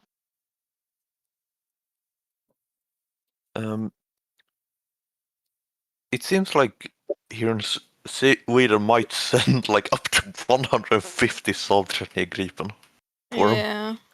And that's so fucking good. We need to export those planes to Ukraine. I'm kind of surprised that they chose Gripen.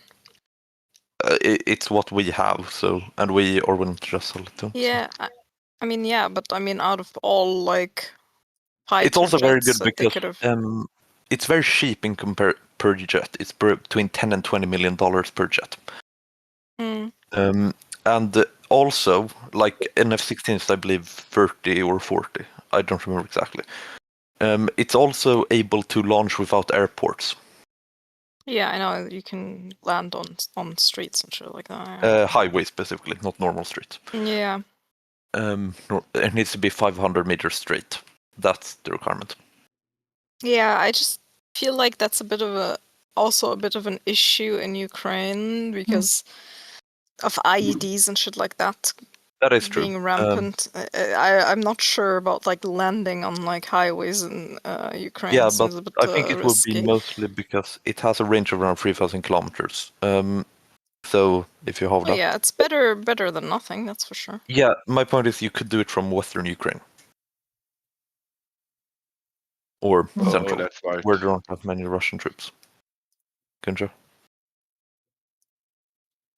where launch planes from.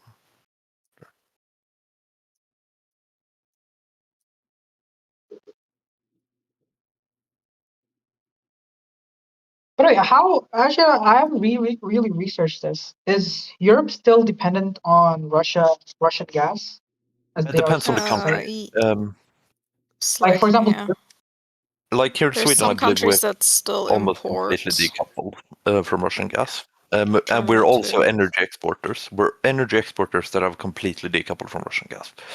Then there are countries like Hungary, which still buy Russian gas, or Moldova. Yeah, I think Italy Or no, is Moldova too. stop. Moldova Also, stop I think because Italy Ukraine is isn't allowing still- through. is Germany has they No. cut off? Yeah, we have completely cut off from Russian gas. Yeah. France didn't I need think to because they have nuclear as their main energy source and have had it for a They while. still did. I think Yeah, but they still didn't imported import that some. much, did they? Like not near what Germany did. Obviously not, no. But yeah.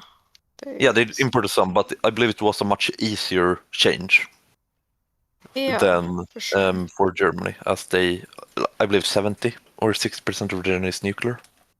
So they should be if, like, I don't know, Niger would stop exporting them uranium.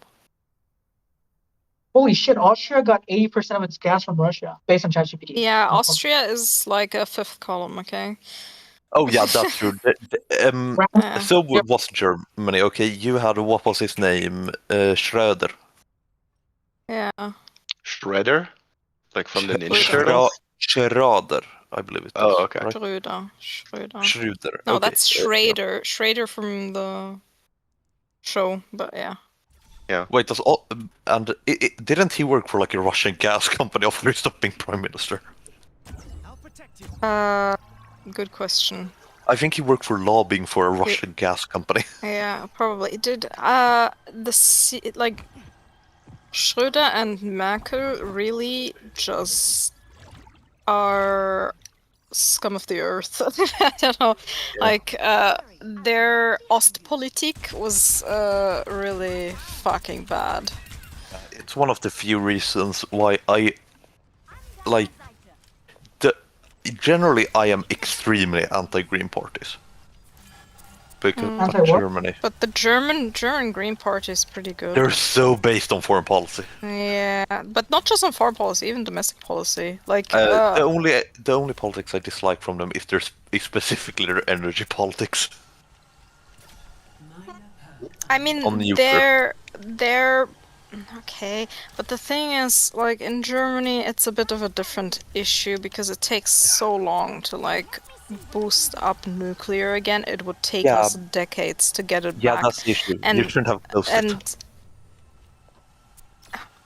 The thing is, like, there's just no way to do that anymore. Like, at that point, like when Russia like cut off the pipelines, it was like we cannot wait 20 years to get nuclear back, even I with agree boosting. with that. Yeah, so like at that point you might as well just go all in renewables and just just get that going for you, because then you will be independent eventually. Yeah, but Germany still had nuclear power plants up until 2023, didn't they?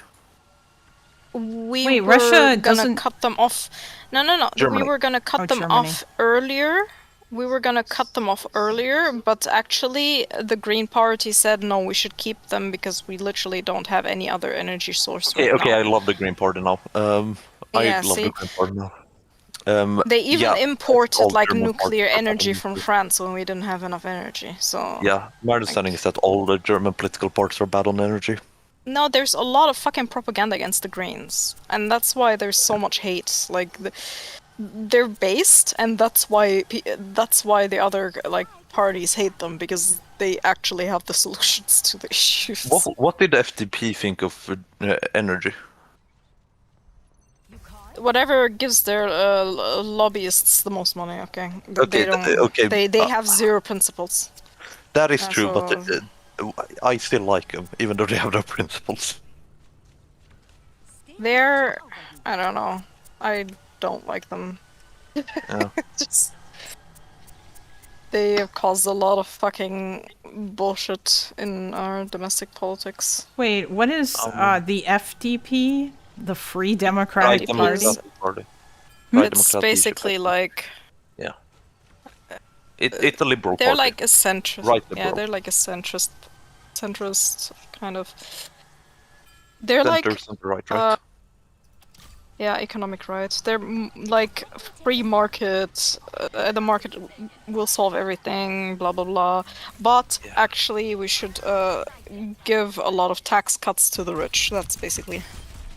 Yeah, they're a classic European right liberal party. Oh, okay. Which I generally have a soft spot for them, especially because of European politics, on EU politics with EU integration. I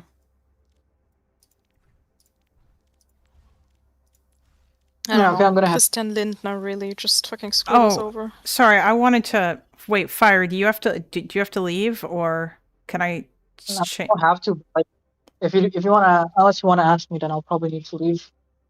Okay, well, I did. I just I don't know. I really kind of. I'm sorry. I wanted to like talk about or like I don't know. I feel like we probably like hit on most things here. I'm not really sure exactly what else. Like I feel like there's just kind of been a lot of like vibe-ish stuff sort of going down here, and like I don't really like. I guess here's my problem with accepting the certain like do you agree that a lot of people within like the Democratic Party or on the left or whatever or like not within the Democratic Party, sorry, but a lot of people really like the far left people, the Bernie wing of the Democratic Party, a lot of those sorts of people, a lot of them a lot of the people who like join the party or are part of that group are incredibly toxic and like do this insane levels of purity testing, or at least like the most loud among them do anyway.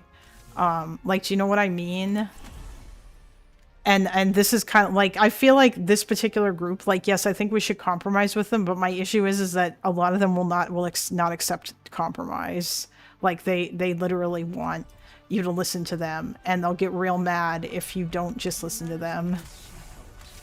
Do you know what I mean by that? I don't know.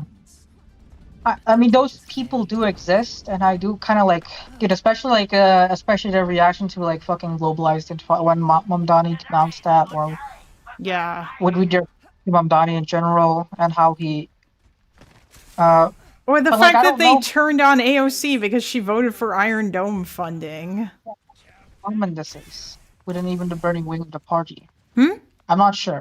I don't know how common this is, this view. But well, like, it seems to be common amongst like a lot of the loudest voices, unfortunately. Like I don't know how, or like I guess like the more activist types. Yeah, which but, is like, the issue. They can be really loud, but I think at the end of the day, they'll probably still vote for AOC. They'll probably still vote for whoever, right? Like, oh, I mean, like they might. I don't know. Yeah, but AOC still generally has the Bernie wing of the vote. Like just the Bernie wing within specifically. her district. Yes. Like, I feel like AOC is a bad people still example like because Bernie. she's gonna win no matter what, because it's just her district. But if she ran for president, let's say she runs for president and she's the Democratic primary, she has the Bernie wing of the vote. You know. Like, she's not, like the people who still like Bernie, like AOC.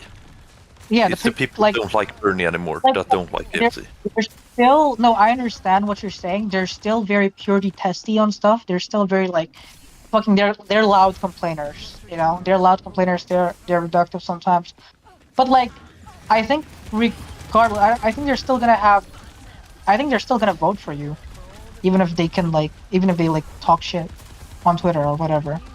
I mean, yeah, like the majority probably will. But I'm just saying that like you have to be mindful about like about like selling out like too hard to this particular group, or not. I guess shouldn't even say selling out because that doesn't even really work here. But like how much of these policies that you embrace or whatever, in terms of because the independence. If you negotiate beyond what you're willing to negotiate, then it is selling out, right? Yes. No, I don't care. Okay. If you can you negotiate more than you're willing to negotiate? No, okay. This is my framing, right?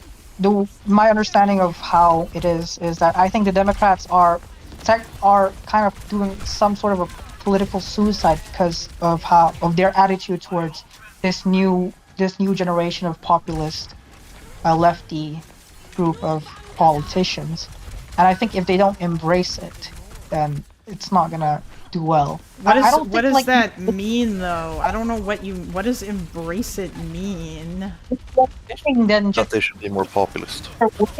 Then just say, yeah, this is the Democratic Party now. This is what it is. Yeah, but it's not though. That's my problem. Is Mamdani not the Democratic primary winner? Yeah, he is. It's in New York. Yeah, in New York. Okay. And that's As a something mayor. that acknowledged. He's not even. He's in New York City, not New York. Like not the Oh, yeah, entire that's true. state. It's just like Yeah. one city. But Okay. it's the main city. Like when you're talking about New York, you're talking about NYC. Religion. When Democratic leaders get asked, "Do you support Mamdani? Do you support Mamdani? Do you support Mamdani?" multiple fucking times, it's just like they give like a non-answer. Like I think this signals into okay. So what you're saying is like, yeah, sure, we should compromise. But my framing and my understanding is that the Democratic Party is not even willing to do that, right? They're not even. They're doing the opposite instead. The problem He is that literally got endorsed. He literally got endorsed by Hakeem Jeffries recently. Yeah, recently, when he was asked since when. Oh, hold on. Okay, Since wait. he Can became the can we? primary winner. Is it possible for us I'm to sorry. like talk about not Mamdani? I No. do also just want to say that like I'm sorry, but I feel like Fire. I think that like you have like a very narrow view of this, and your entire view of this is based on one poll where a bunch of Democrats say that they're more open to socialism, whatever the fuck that means. And I think it's a general trend towards more Democrats being more open to Bernie types and Mamdani types. yeah, but that's not even necessarily true though. Like, and Well, even if internet perception, Mamdani is a very online popular figure. Okay, what do people mean? What do you think what do you think Democrats mean when they say socialist? but again, I think they mean the government does stuff, or the Nordic American countries. type socialism is like not actual socialism. But that's like, okay, but that's Bernie.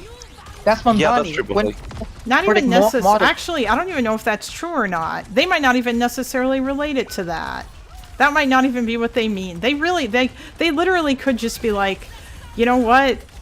Socialism They is call when Biden the a government communist. does stuff. they Well, could the just think right Biden wing is called a called communist. Biden We're a communist, communists. but and Yeah, also exactly. don't forget the independents. The independents in that same polling did not view socialism as positively, and you need to win their votes. So no, you can't just be like, Mamdani is the future of the Democratic Party, because you're going to alienate a fuckload of people if you do that, and you need those people to win elections. No, the thing is, you're putting words in my mouth that I am trying to like push a certain narrative. What I'm saying is the Democrats should probably just let the natural narrative flow, naturally, instead of fighting against it. You know. But what do you Which mean, is- like, let the natural... I think you think these people make up a greater portion of the party. Like, again, until I see a presidential primary actually get won by a Bernie Sanders type instead of a Joe Biden type, then, like, I just don't believe you. And it feels like your only evidence for this is 60-some% of Democrats had positive views towards this nebulous concept of socialism. I have a So question.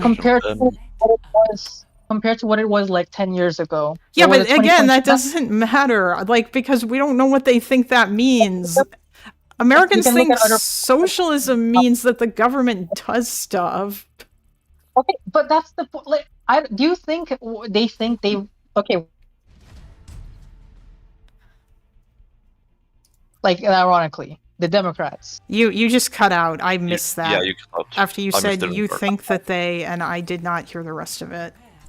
The Democrats think of like Joe Biden or Gavin Newsom, because that is technically like those are liberal Democrats. Right? Those are Okay. liberal politics. Someone would need And to they're- look, because I'm playing a game right now, but I'm pretty sure that Gavin Newsom is quite popular among Democrats at the moment. Is that not the case? No. Also, he's quite like progressive. He's like the most progressive like governor in the entirety of the United States. Like you also have to consider that like being a Democrat in California is different than being a Democrat in other states, for Yeah, example. so he'll probably have to, maybe he might have to moderate somewhat, but it depends. Although it's entirely possible. Like, for example, I feel like he might push, I think California has He's Medi-Cal. not like progressive. Yeah, he's not like He's a liberal. progressive. Like I would say, for example, like for example, I don't know, people in Portland or something like that, right? or What? Seattle. Or Bernie or Linda. AOC. What I was trying to think about is, you think people associate those politicians with socialism? The Democrats. I mean, you know, they specific- might because that's what people have said about socialism or whatever. But again, I'm sorry, but like I don't like you're relying on a single poll. Is Gavin Newsom popular? Also, I think that poll is like more about the fact that there's a lot of people who, based, I would argue, at least in part on vibes, who have this feeling that right now the economy is doing really bad for them and everything's super expensive, and they're blaming that on capitalism. Okay. Like, as a whole. Like, which I think is kind of silly. Like, it... But actually, wait, what is Bernie's polls?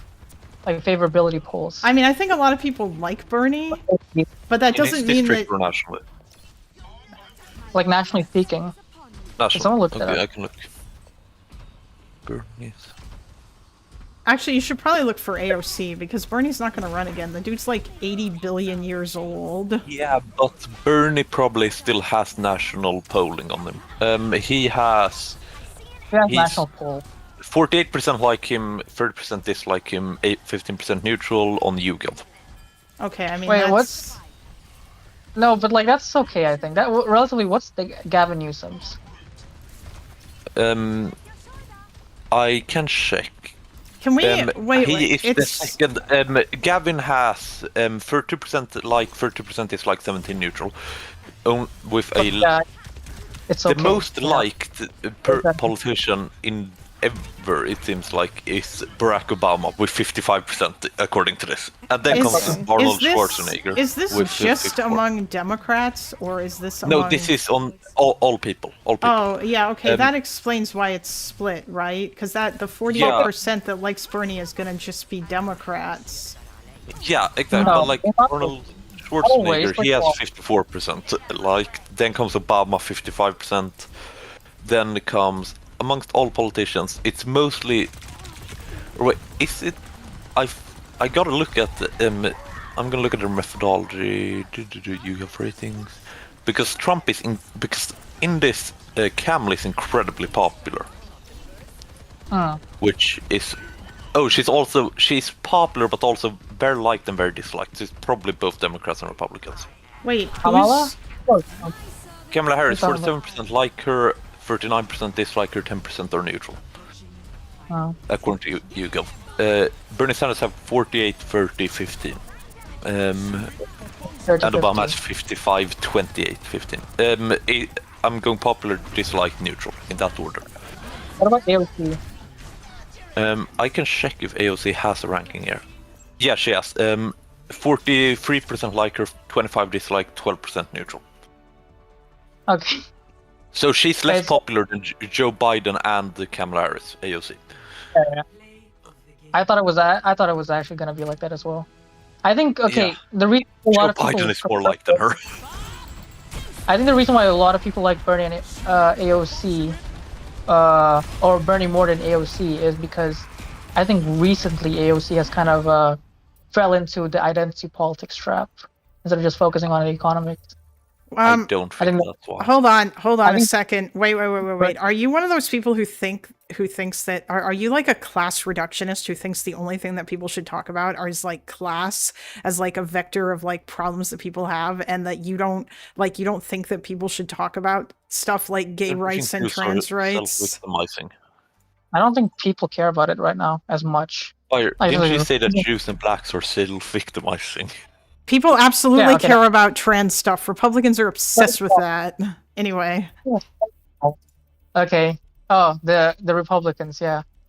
Yeah, but I mean, Democrats should defend trans rights. Like I don't think they should talk about it as much as the Republicans do, but they shouldn't abandon it. Like, is that identity politics to you, saying that like Democrats should be pro trans rights and pro gay rights? Because I think that's important. I think it's important to fight back against the crazy Republican social conservatism, religious right BS. I mean,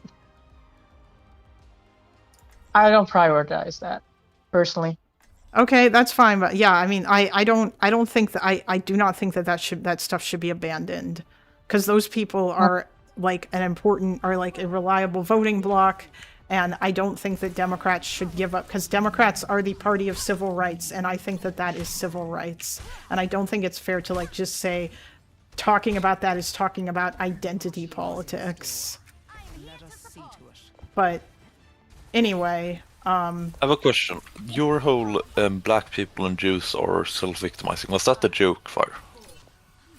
Yeah, I mean, it's I said it as a joke. All right. I want to know if you actually believe that.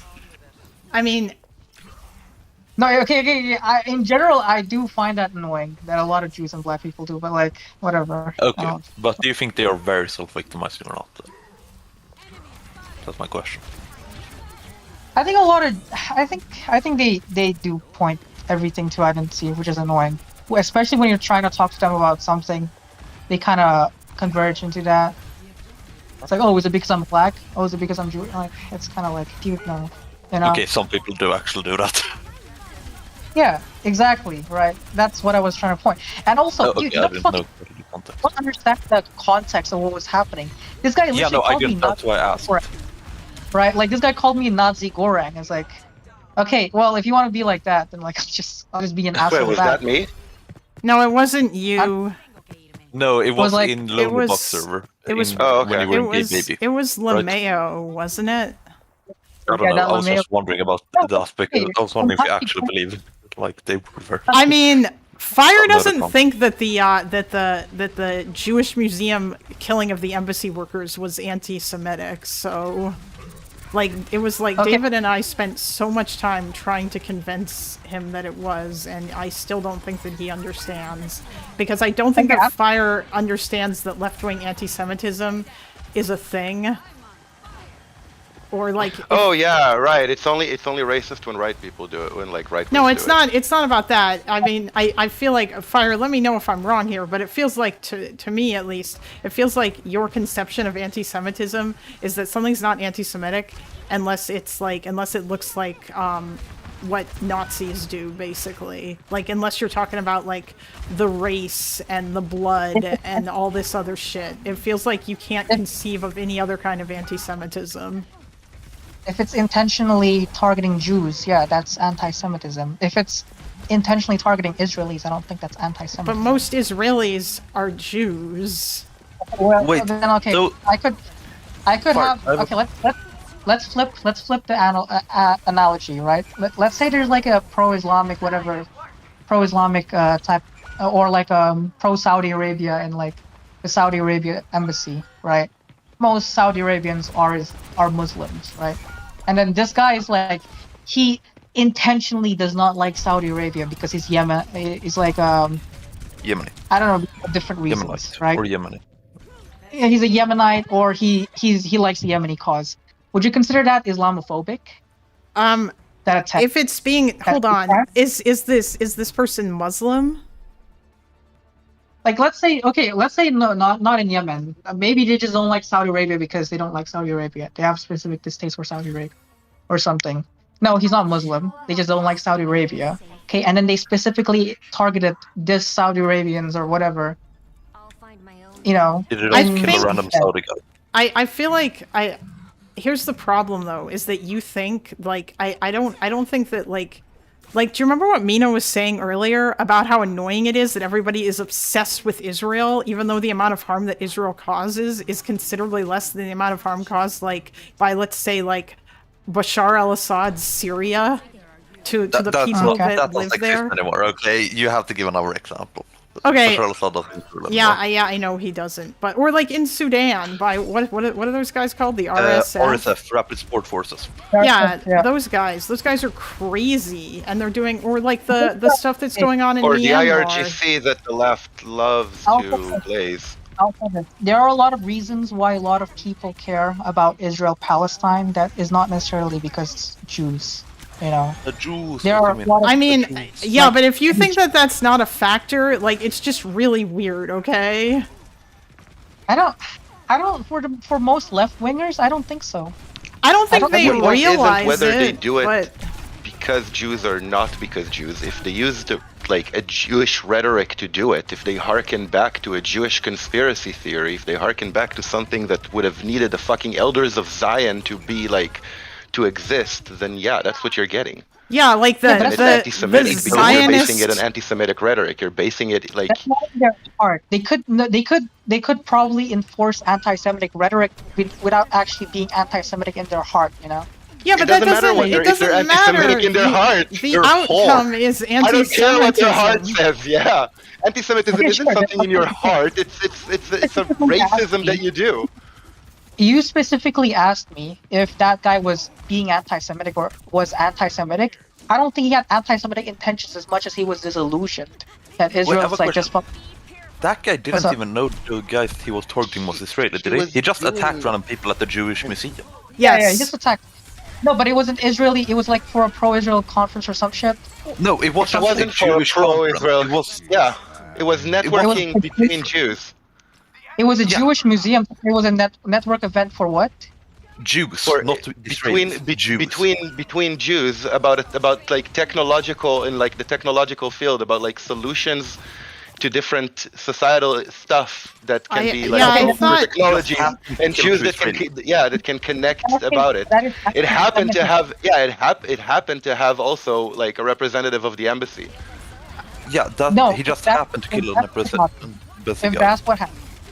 Yeah, that's sure. That's if he just went there and then like so he saw a Jew, right? And then he just fucking started randomly attacking He people. went to a Jewish event and just shot people Hold on. randomly. Wait. Stop. This is an insane. Stop. I want to ask a question. Just a second. I thought, and maybe I'll have to look this up to confirm it, even though I'm playing a game right now, but I thought that that the meeting was like, or that it was about peace or like finding peace or like, but it was also networking among Jews as well. Like obviously there was a bunch of Jews there, but I thought that it was in some way related to the conflict. Am I wrong about that? I thought it was that one of the people who got killed, the embassy workers' partner worked with that specifically. I don't know if that event was related to it. I Yeah, might be wrong. she did tech for peace. But like again, Yeah, like but he it's not didn't that- I know thought the shooter didn't. The shooter just picked out two random people that were coming out of the coming out of the museum. Like he had no idea that they were Israeli citizens or anything. Okay, or let me- embassy staffers. Let me stop, okay, for a couple minutes. Right. Okay, I was not told this. I did not know this. I thought like from what me and David and Kalinda was talking, I understood it as like a Jewish museum. However, there was like an Israeli event or a pro-Israeli event or whatever. It was an event that it was known that the embassy was going to be located there, right? Or the ambassador were going to be located there, right? From my understanding, right? But if you guys are correct, and it was like a completely I'm Jewish, sorry. it was a complete Jewish thing, right? It was a complete. Then, like, yeah, that would be anti-Semitic. He went to the Jewish museum to do the shootout. Okay, so okay. Yeah, let's if I come back go to a mosque and I start spraying everyone, even if I'm not aiming at Muslims, it's pretty Islamophobic. Yeah, if I randomly Okay. hit two Palestinians, Sure. then Okay. it's Let's not say just there was a anti-Palestinian. mosque that was hosting like a Saudi Arabia fucking event. Let's look at an analogy like that, right? And based on Discord messages, you see like this guy's just racist towards Saudi Arabians or whatever. For whatever reason, I wouldn't consider that Islamophobic. You know, I like Yeah, intent mine is is that's not what important. happened in this case. Yeah, I get Yeah, that you won't, but that's why you're it's- morally insane. Sure. Okay, I'm morally insane, but like You regard can't like believe if that and if not be what you guys insane. You are just saying, have different that's what you definitions. guys are. If what you guys are saying No, is that's brain rot. That's not sanity. Well, Because wouldn't- it doesn't comport with other forms of racism, right? It doesn't comport with other forms of bigotry. No, my point is just It's like a special. you could It's like a special. It's a special hypocrisy It's that I not don't even bigotry. think he knows is hypocritical because it's just No, a but like- blind spot that anti-Semitism causes to your brain. Well, it could be just bigotry against specifically Israelis if you hate like Israeli Arabs just as much. I mean, like it's possible to do that, but in this case, I don't think that that's what it was. No, that wasn't the case in this case, but I think it could theoretically be possible if you just hate all Israelis, including Israeli Arabs, Jews. Jews, Christians, don't care about any of that. Just like Israelis, you want to kill them all. Yeah, That's somehow I just doubt a it. very specific form of xenophobia. Yeah, And somehow I like, doubt. Somehow I doubt it, I and don't I think think that it's a was pretty stretch. It's a pretty like big stretch to assume it. given Oh yeah, the- no, the that was the source. case. Just I think that It how was it gets cut. Israeli Arab talking in Hebrew, right? I think he would have probably also targeted him. Like, I don't know. I don't think he would I don't know. care. It is an Arab. I don't even think how could you even tell? Because like Arabs and Mizrahi, some of them could be similar looking. I know. Like, I don't think he but would like care I at don't this think point. Okay, hold on. Can I just Other than the nose, yeah. I found it. Just a second. I just want to clarify, okay? According to the Metropolitan Police Chief Pamela Smith, the suspect arrested at the scene of the shooting had been pacing outside the Lillian and Albert Small Capital Jewish Museum before the killing. The museum was hosting the AJC Access Young Diplomats Reception organized by the American Jewish Committee. According to the invitation, the gathering aimed to bring together Jewish young professionals and the DC diplomatic community for an evening dedicated to fostering unity and celebrating Jewish heritage. AJC described the event as a cocktail reception for professionals and diplomats focused on humanitarian diplomacy in the Middle East and North Africa.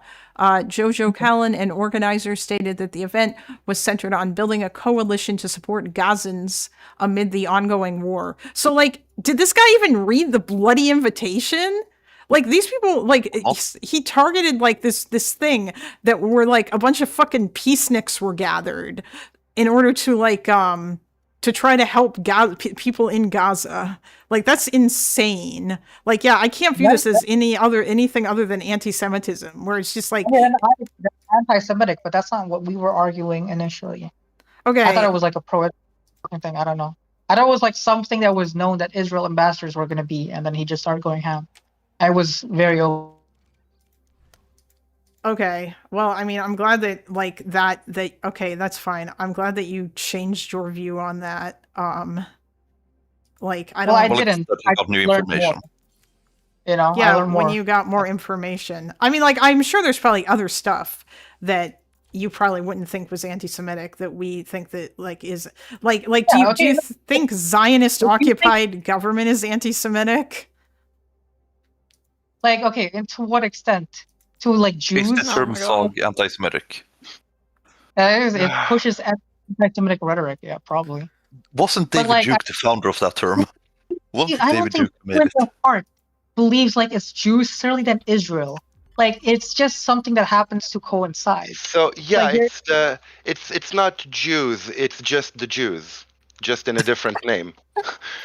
Most Israelis are Jewish, and also like it's weird that like in order to attack a Jewish state, you feel the need to go to like insane Jewish stereotypes about Jews controlling the world, except you replace Jews with Israelis. Like, what if in the future there's gonna be a lot of like so Qatar is being friendly with the government now, right?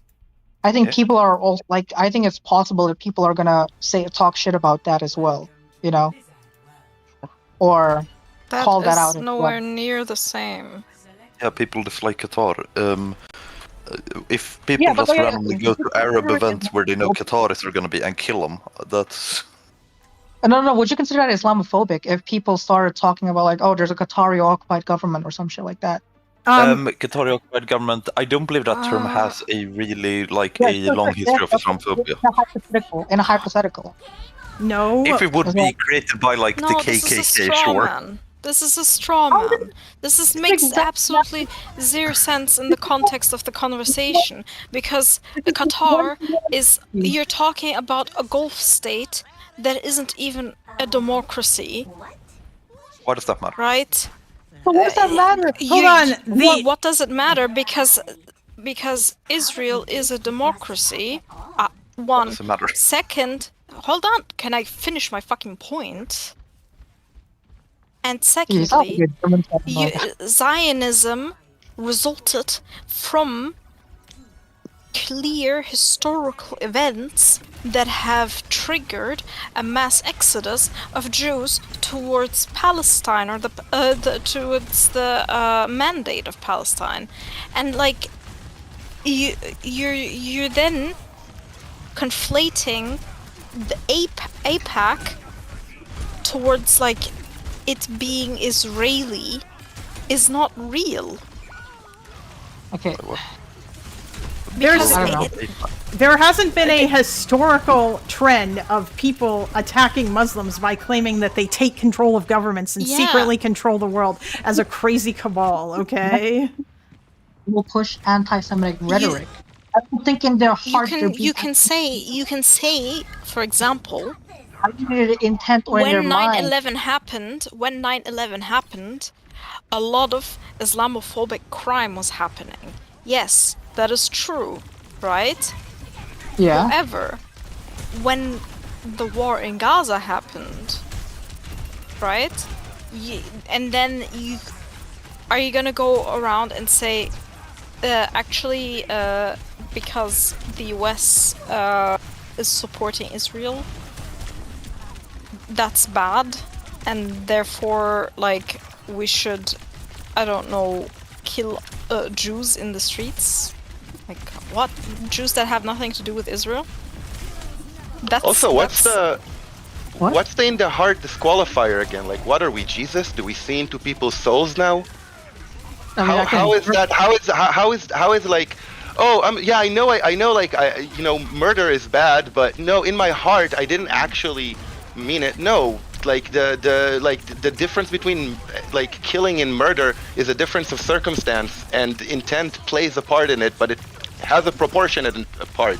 It's not like, oh, okay, so he's not a murderer if he didn't hate the person that he murdered. The thing is, the anti-Semitic quantifier is specific to Jews, right? The anti-Semitic quantifier is not in a person's heart, is in how a person expresses that. Okay, I guess I agree. I disagree. Like, do you think that like someone's rhetoric could have anti-Semitic outcomes even if they themselves are not in their heart anti-Semitic? 100%. I agree. Okay, well then, like, we can't necessarily read people's minds unless there's like overwhelming evidence that they are probably anti-Semitic. But here's the thing, when you ask me, okay, if you just ask me if I think they have anti-Semitic outcomes, or it's seen as anti-Semitic, or it pushes anti-Semitic rhetoric, I already said this 1,000 times. I agree, yes. The problem is when you're asking me if they're being anti-Semitic, that's like, to me, is a little bit more intent. What do they think in their minds? I mean, I think Like- it's I don't know. Yeah, I don't know. In the right, I do think that a lot of it is like, it's just Jews and they use Israel as an outcome. I think on the left, it's a little bit more like, it's just more on Israel because of this oppressor-oppressed dynamic, Personally, that's what I feel, What? Like you're talking about, by the right, you're talking about like Nazis, that type of right winger. Yeah, the right. Oh, The rhetoric okay. is the same rhetoric. Yeah, like the the names are extreme changed. right, not just right wingers. The rhetoric is the same rhetoric. It relies on the same things. It's just changing way, the yeah. names and changing some of the aesthetics. As someone By who the gets way, both, like, as someone who gets even- both, okay, two-state supporter, wanting peace with Palestinians, trying to advocate for it and get shit from both sides, I can tell you that the rhetoric is the same fucking rhetoric. They change the names, they dress it up, but it's the same. Yeah, they same just crap. don't say even always change the name. Zionist They say- instead of Jew. Oh, the KKK SSIO SOG, they say that, okay? They don't even always change the terms. Okay, hold on. Before we all continue here, unless Fire is okay with it, which I don't think he is. I don't know if he's Teuton. I don't want this to be like a dog file, okay? So yeah, I y'all can step out and clear my place for Adi. She's better They might be articulated than I am. on my side. Adisam and Terex, you might be on my side, right, guys? Addie's not. I don't know about Terrace, like. Okay, yeah, you have one. You have Goldamir's. Is that Goldamir? Yes. My views just seem a bit fucking mental, to be honest. Yeah, I don't really think, Alright. like, listen, I would like to try to get, I had someone else in here that I thought was maybe also going to agree with you a while ago, but then that person just turned out to be a stupid troll, and yeah, like, there is one other person that I could probably find. What? Do a 2v5 in your stream one of these days, but I actually gotta go now. Alright, so. Alright, you guys take care. Oh, okay. Oh, wait, sorry, you and who should do a 2v5? No, me and Tuton next time. Okay, Mina. It's 4 a.m. right now, okay, where I live. I need to fucking go. I need to shower and sleep. Right. Oh, okay, no, Bye, guys. that's fine. Go to bed. Good night. Thanks for stopping by. Wow, that was interesting. Fire left the moment Addie came in. I'm very scary. Apparently, I mean, y'all can still, like, if you have stuff to say. I'm assuming that, yeah. I just wanted to say that it's all good and well to say that the protests are anti-Zionist and not anti-Semitic, and that's a great argument to make. Until you point out that people that are visibly Jewish are more likely to be attacked, that kosher restaurants are being boycotted and are starting to close down because of the amount of harassment that they're receiving, Jewish schools and synagogues are having to up the security from the city and the state and hire more and put in more protections in place. So clearly the outcomes aren't matching the claim. Oh yeah, that's true too, right? Like, there's just a whole bunch of shit that, yeah. Yeah, they could say it as much as they want, but actions speak louder than words. And also, left-wing Jewish people, which I'm sure that Insomniac can probably speak to this, and, you as well. I don't know how many... Actually, yeah, I feel like every Jewish person, every Israeli Jew, or just regular Jewish person in Loner Cord probably could speak to this, is the fact that, the amount of purity testing that they have received from a lot of their friends groups about, or from, any lefty friend groups that they might be in, where they're just yeah, but you condemn Israel, right? Or, the amount of harassment you receive for being an Israeli. Yeah, or for being a Jew. No one asks your politics. People are told that if they want to stay at their Airbnb and they're Israeli, they have to burn their passport. Yeah, there was just a professor in London this week who was his class was raided and they were threatening to behead him or something. He's been teaching there for 18 years. What the fuck? Yeah. Nice. And that was just because he was Jewish. Lovely. No, he's Israeli. Oh, but it was just because he was Israeli. It wasn't like he said that. It was just he's Israeli. Yeah. No, yeah. That's fucking insane. Yeah, it's not... So I was going to say, so I'm doing a master's currently, well, basically finished now. So international relations, security stuff. But there was people who went to we had different places you go to as sort of a part of the foreign exchange stuff. And the people went to Italy. Apparently there was there was a couple of Israeli people who were there at the university, and without knowing any of their politics, they found out they were Israeli, and people on my courses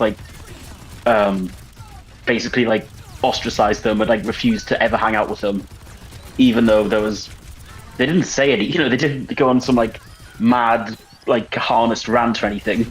As far as I know, they just were Israeli, and it's holy, that's fucking awful. I've met Russians on my through my studies, and I'm not fucking judging Russians for being Russian.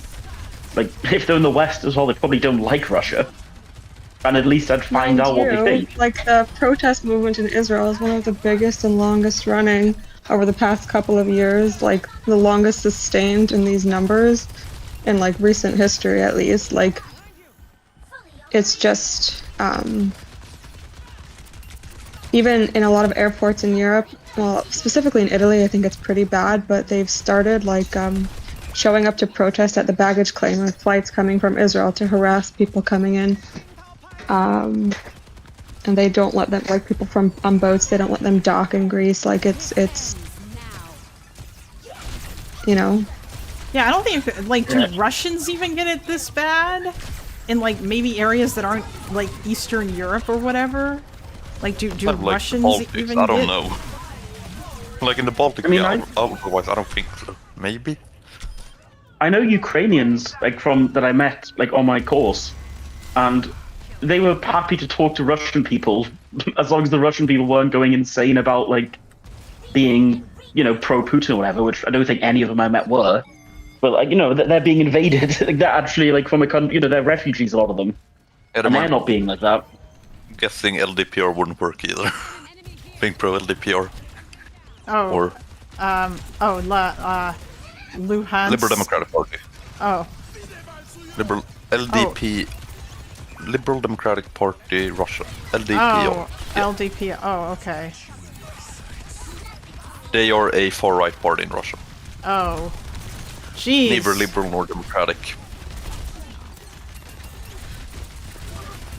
People need to stop with these names. Yeah, I believe their Wikipedia says neither liberal nor democratic. Yeah, like. At least the far rights in Israel are just outright with their Jewish strength party names and stuff like that. Makes things a lot easier. Like the Arab Right Party. Like to cut to the chase. I don't know if you were here or not earlier, Adi, but or Insomniac, or like there was discussion about a bill that has apparently been introduced in the Knesset to take away like to make it which bill? There was a bunch this week. Oh, the one that says you can't prosecute politicians while they are in office, which is yes. So like a politician could go BB's been pushing for that one for a while. Yeah, they've been trying to get it on since like 4 years ago. 2015. Oh, yeah. Wait, but like, No, I'm joking. this also include like, could a member of the arm, if they want to, like commit suicide, not suicide, but just bombing and not be prosecuted? Oh, I'm sure While they'd they're find in a way office, to yeah. make it be to make an exception, maybe for. I wish people. there was a way. For Well, they can't really do many exceptions because of Netanyahu's deep involvement in Qatar, and links that they might have. So they have to be very careful about the wording for that sort of thing. It's not just him; it's also Ben-Gvir is under investigation. For Qatar stuff. And Miri Regev. Ben-Gvir? Yeah. No, he's under investigation for distributing weapons illegally and also collaborating with criminals in the West Bank and like getting the information from their investigations to help them like I like thought you not meant that be he brought was to justice. collaborating with foreign nations, because that would be very No, that's BB's entire that's office. That's And then you have like, Miri Regev with her investigations and what's her name? Israeli politics. Was the one with the weed in her office? Why is her name slipping my mind? Anyways, there's a lot of criminal investigations into people in the government right now, so there's a lot of incentive for that kind of thing to be passed. Even if it is passed and the court can't strike it down, they would most likely delay its implementation until the next Knesset. So if Bibi doesn't win, then that would, like, they can strike it down. Yes, Magalan, thank you. But right now there's a lot of chaos in the coalition. Bibi currently has a minority government. So it depends, like the Haredim are more likely to support a bill that has to do with on in Shas, general. doesn't it? Well, right now Shas is out. Yeah, but it would depend on them to something get a against bill Attorney passed. General because that would help them potentially pass a draft exemption law, but they don't really have any incentive to participate in anything else right now. Yeah, but like they need Shas for any bill, wouldn't they? They would need someone. They can work with all different people. Like they but, would like, need support Shas from the are close to opposition. them, aren't they? So it depends for what. Shas has their own interests though. Like Shas has interest in working with them on bills that would serve their interests, not necessarily things that wouldn't solve their interests. Generally, are they for generally socially conservative laws, or just for Haradim interests? Like, or do they vote against like gay marriage and stuff? Do they vote against that? Shas is a very interesting situation because it's not like they have half of their voters would be like Haredi and the other half are not. They're all generally Mizrahi, and that's kind of what unifies them. They do have like a board of rabbis that is their like leadership that makes decisions for the party. But in the past, they would have, like as in previous iterations of Shas, they would have worked with the left a lot because they were very interested in social welfare programs and that kind of thing, and strengthening anything that's to the benefit of that kind of situation. But since Oslo, when Derry voted for Oslo, that was like his big trauma. And it was he basically like, it's like the thing he would go back and change if he ever could. Like, and then after that he got indicted for fraud and all that kind of stuff. Well, not fraud, I don't remember exactly what it was, but he basically thinks that because he broke with the Ashkenazi Haredi parties, that like God punished him by sending him to jail. And so he'll like never break from the right again. Also, the half of his base that's not Haredi is extremely right-wing, and so he is scared of leaving Bibi's side because then he loses half of his base. So it's like they're in a very awkward particular situation, Shas. And he doesn't want to lose his voters to like Ben Gvir and Smotrich, basically, or Likud.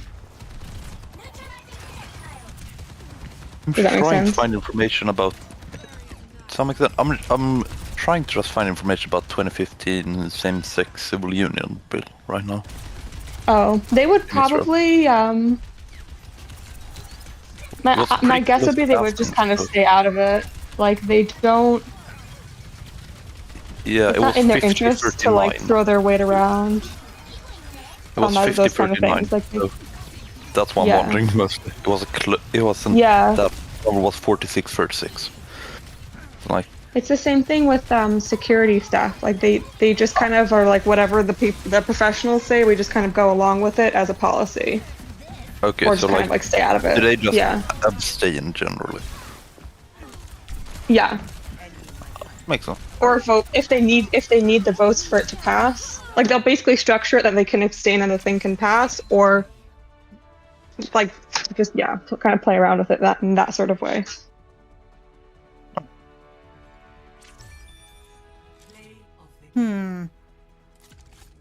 Ace James is in the waiting room, by the way. Yes, I know. Or at least I just saw that, rather. Because I was winning this game, but I just saw it in chat, so just myself. What? I just saw him say it in chat. Oh yeah. That's why I commented him. Wait, where do you live, Luva? Welcome, Sweden. That's why my accent. That's why I have an accent. Yes. Well, I mean, I was gonna say your accent could be German, but it's not. No, Mina's accent is very clearly German. Yeah. Yeah. When you were doing some stuff due to your technical difficulties, I was talking about rent control and using Stockholm as an example because of it.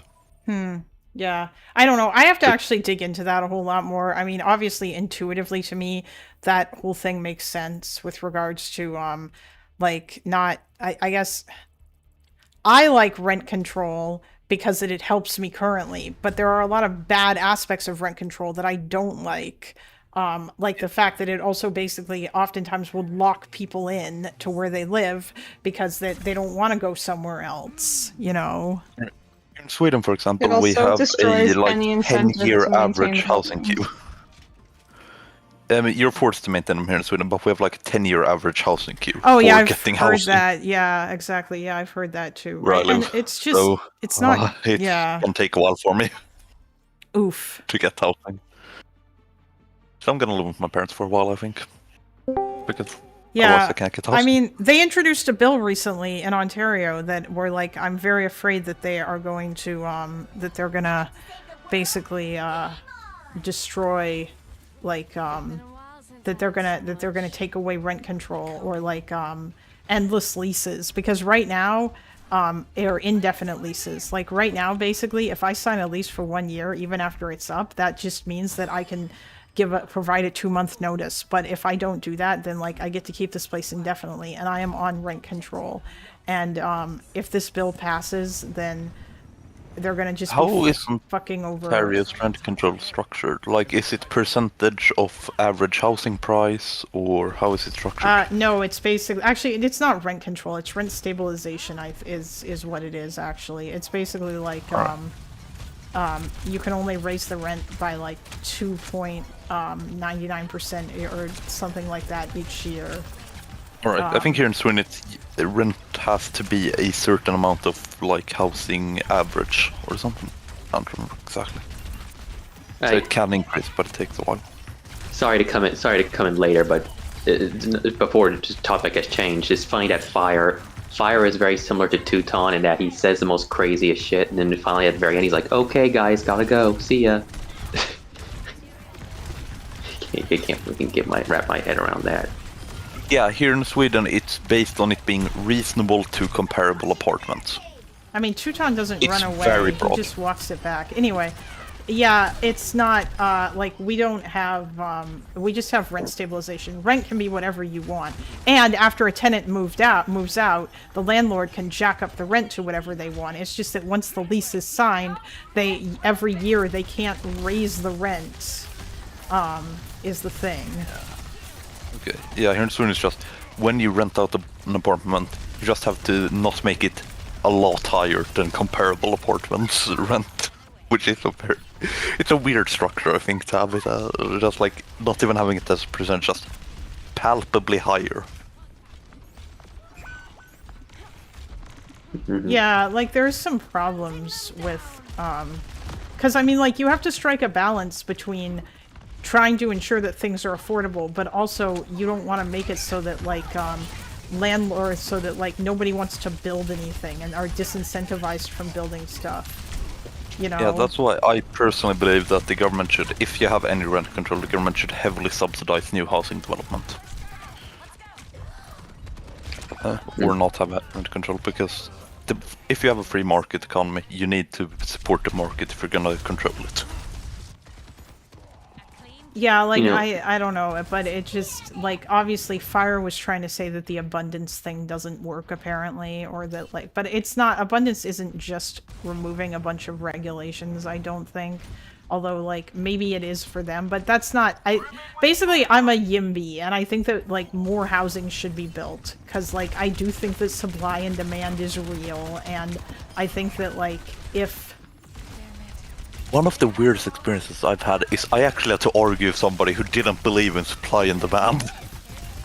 Oh, what, like second thought? Yeah, like they just didn't believe in supply and demand. Oh, so speaking of second thought, he just made a video on Mamdani, Kalinda, if you're curious. no, I'm not. Why? What? Does he hate Mamdani? Is Mamdani like a traitor now? Probably. I thought Mamdani's a traitor. No, he's pro Mamdani for all the worst reasons. He did a video called like the plot against Mamdani or something. Will he still be pro Mamdani if Mamdani wins and isn't a nightmare? No, because the second thought, anything short of unironic genocide of Israelis is not good enough. So, you know... Okay, that's not enough. You also have to instate... Talk about setting yourself up to be disappointed. You also huh? have to instate a Marxist-Leninist central democracy that's just a dictatorship. I'm sorry, Slav, I couldn't understand that. I'm sorry, your You accent's just have to really create a heavy. Marxist-Leninist state as well. Oh, true, Okay, true. it's not enough to just genocide Israelis. You have to also be Marxist-Leninist. Yeah, you have to, like, second thoughts. One Palestinian state will be a Marxist-Leninist state. Then That's why do what he Sounds like wants. fun. Yes. Yeah, the famously Marxist-Leninist Middle East. Like, the Marxism has the really PFLP are spread. definitely like unironic Marxist-Leninists. I mean, even like the PFLP, like I think the PFLP in the original statement said they'd be fine with free markets and to liberate Palestine. Exactly. That's my point. Even they are weren't. not at all. Even they weren't called really. into a D&D game that ran late, so thank you, Kalinda, for the time. Oh, and, yeah, you're sorry for welcome. being quiet for a while there. No, it's okay. Oh, you have to go into a D&D game, or you? Yeah. Oh, yeah. okay. So have fun. Have a nice stream, and thank you for the like, subscribe. Yes. I probably should do that actually. Kalinda, there's this lady from I think she used to be in Lawrence's Discord, but she's also in David Discord. Her name is Sashi. She knows a lot about like this anti-Semitic history and stuff, so she might be interesting. I tried inviting her to the server, but she hasn't responded. I mean, like, you can, although to be honest with you, right now it's quite a bit of a circle jerk in here. I want to get more opposing voices. Well, the opposing voices don't want to talk though. They're cowards. I know. Okay. It makes What me are sad. my most controversial takes that I know you guys will hate? That I can argue. I can actually, so just so we were talking about Second Thought before, I used to watch his videos as like, thought he was like good. This is like several years ago, when I was stupid. And I even joined his Discord. And I got banned from his Discord because I said it would be better for Ukraine to have been in NATO and not been invaded. Oh, yeah, he's not going to like that. I got sent a fucking reading list to like do what's it called? Self-criticism, whatever. Like struggle session. I got sent a reading list to how NATO is evil, and I was like, well, I don't know. Stopping a genocide in Yugoslavia is pretty good. And then they just a lot of those guys are pro-Yugoslavia. They're pro-Serbia, so good luck arguing that with them. Well, yes. Wait, hold on. Are they actually? These motherfuckers are all like pro fucking Milosevic, really? Some are. Like I know Chomsky basically was when talking about Kosovo. That's he fucking said how it was all like gross. What the fuck? The general thing is that they don't consider themselves pro Milosevic. They just oppose anything that's against him. Mm-hmm. It's because NATO. It's because NATO did it. So therefore, if NATO did something, NATO's the bad. NATO's the bad. It's just therefore America bad. Okay. There's nothing more. I think Chomsky did this thing about how Yugoslavia was like the final socialist economy in Europe, and that's why NATO got involved to crush them for capitalism. That's so stupid. They weren't even really communist anymore by that point. Sorry. I forgot to bring this up. I can't believe that I didn't bring this up earlier because I didn't talk about. Everybody here who's in the Discord knows, but everybody in the chat maybe you might not know. I watched The Death of Yugoslavia, and I just finished it a few days ago. So now I consider myself at least somewhat educated on this topic. But I do think that that's very funny because that it seems like, or at least the impression that I got was when Croatia and Slovenia walked away from that infamous Communist Party conference that Milosevic called in I think it was 1989 or 1990. When they all walked away from that, I thought that was kind of like communism was kind of done. Although really you could argue that it died with Tito. I would think. Yeah, was Yugoslavia ever communist? I thought Tito was like a socialist type. Tito, same thing, really, or at least they would say. I would say Tito definitely was very much communist, or at the very least communist aligned. I mean, he was, but he tried to play like the middleman game between like the West and the USSR too. Yeah, he created an online movement, didn't he? He was like one of the main powers. Well, did he create the non-aligned movement? I thought that he just told Stalin to go fuck himself. And no, I think it was Yugoslavia and India that were like the two first members of the non-aligned. Oh, okay. Actually, wait, no, that that would make sense because he didn't want to be under the thumb of the of socialism or like of the USSR. He didn't want to be under the thumb of the USSR specifically. Correct. So Well, even though he he didn't want- was doing his own communism, he didn't want Russia to tell him what to do. He probably didn't Yeah. want to end up. Probably didn't want to end up like Hungary or Czechoslovakia. Yeah, he Also, wanted. Yeah. Hungary, sorry, Yugoslavia was also the only country to liberate itself from the Nazis. By the end of the war, I think he had 400,000 or something guys in his like partisan army, and he completely like just fucked the Nazis. It was so cool. He was Oh. a national hero for a reason. Yeah, that's everyone in when the Balkans fucking loves Tito. Yeah, like, even like Kosovo's, Bosnians, like- Serbs, Kosovars, yeah, all of them love him, Oh, and they- I they can't still- really blame him. They still love him. Oh, to yeah, this day. like, yeah, it's probably Even because- people like Wars, 21, like- 22 love him. even though I mean, I he's think a like, I crazy think, dictator who. But you know what? I think- fair. I think he and his group, the Chetniks, they fought with the Germans, the Italians, the Ustaše, and they also fought with supporters of the old Yugoslav monarchy because there were still some of them around, and they had like a war there too. And ultimately, by the time the war was over, Tito's group was was the last one standing, basically, and they're the ones who kind of took power. I'm correct in saying that Tito was seen as like a national hero, right? And Yeah, Tito, I think was widely revered in that region because he was seen as the guy who got all those warring ethnic groups together to. Yeah, he was. He was the And he actually glue did beat that. the Nazis. Like, he was did. he was the glue that held together this group of people that were quite Different. like, well, I don't know if I want to say different, but yes, he was the glue that held together all these ethnic groups that did not like each other very much. And then when he died, it all fell apart. Well, to be fair, he died in like what 1980 in the fall up in the whole big I collapse. think he died. Was it 1980? Yeah, well, I think the big collapse of Yugoslavia didn't start until like 1991, so it lasted about another decade after him.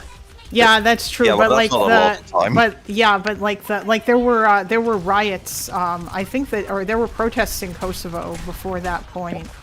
Yeah, as 1981. well. That was still after Tito's death, but yeah.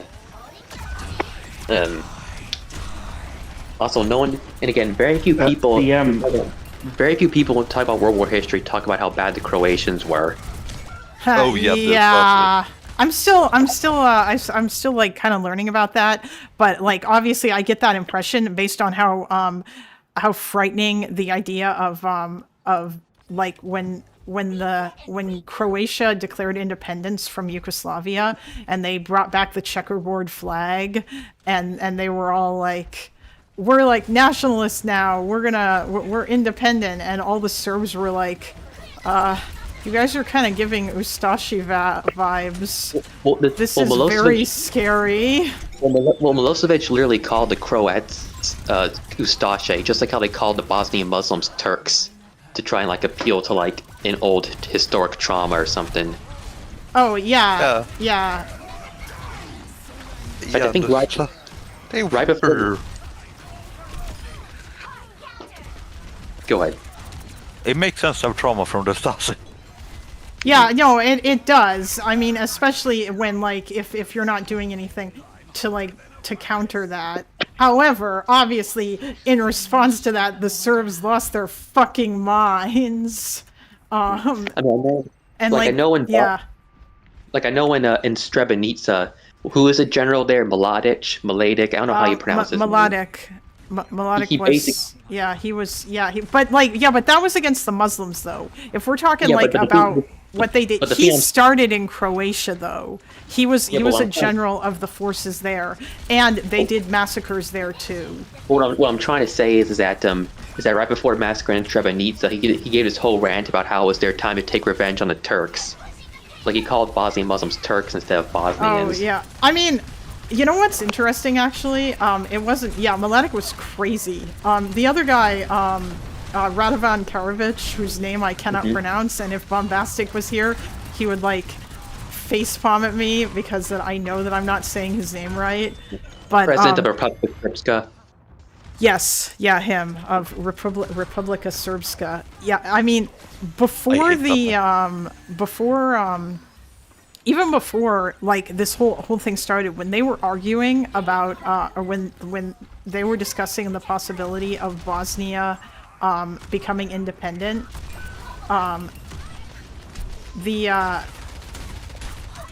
basically, like, he went up, Karadzic went up and he gave this speech in front of like the parliament in Bosnia, and he literally said something to the effect of like addressing the Muslims. It was something like, you are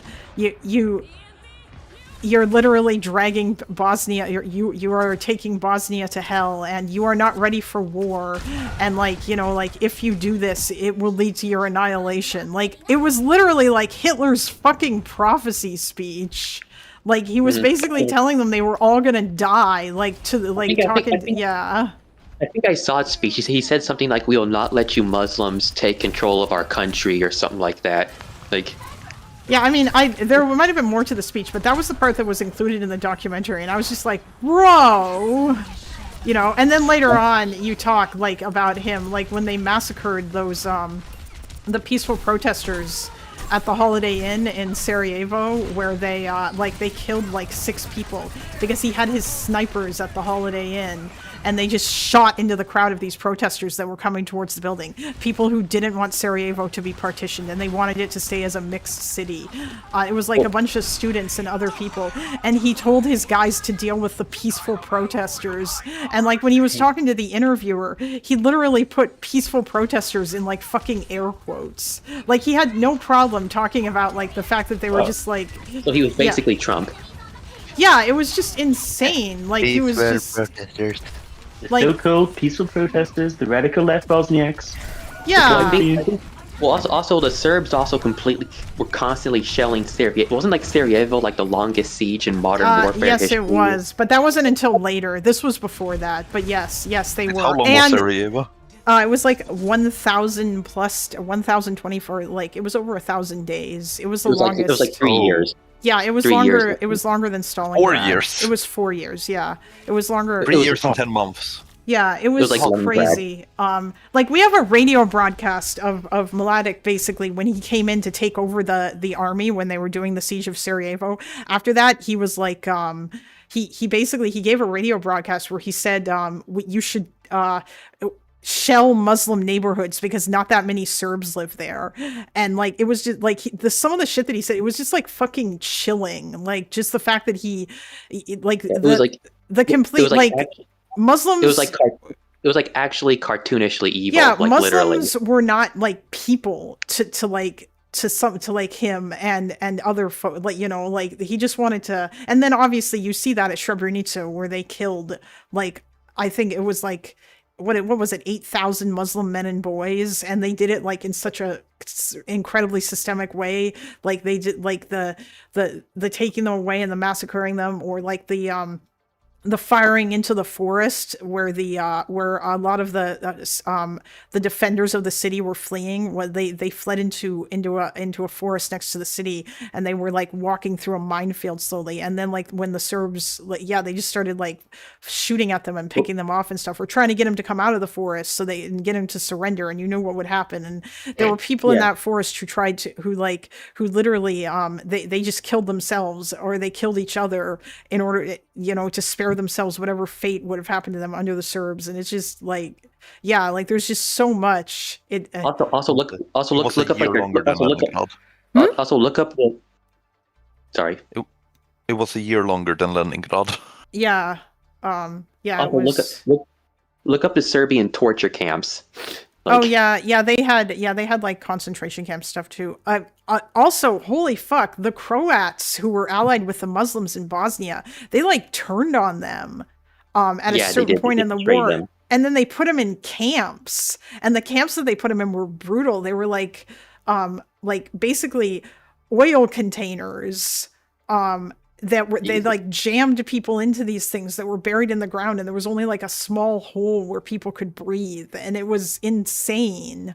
Wasn't the leader of Croatia like Trudman? Is that how you say his name? Yeah, President Tudjman. Yeah, I mean, he was actually during World War II, he was actually an opponent of the Ustaše regime when he was much younger.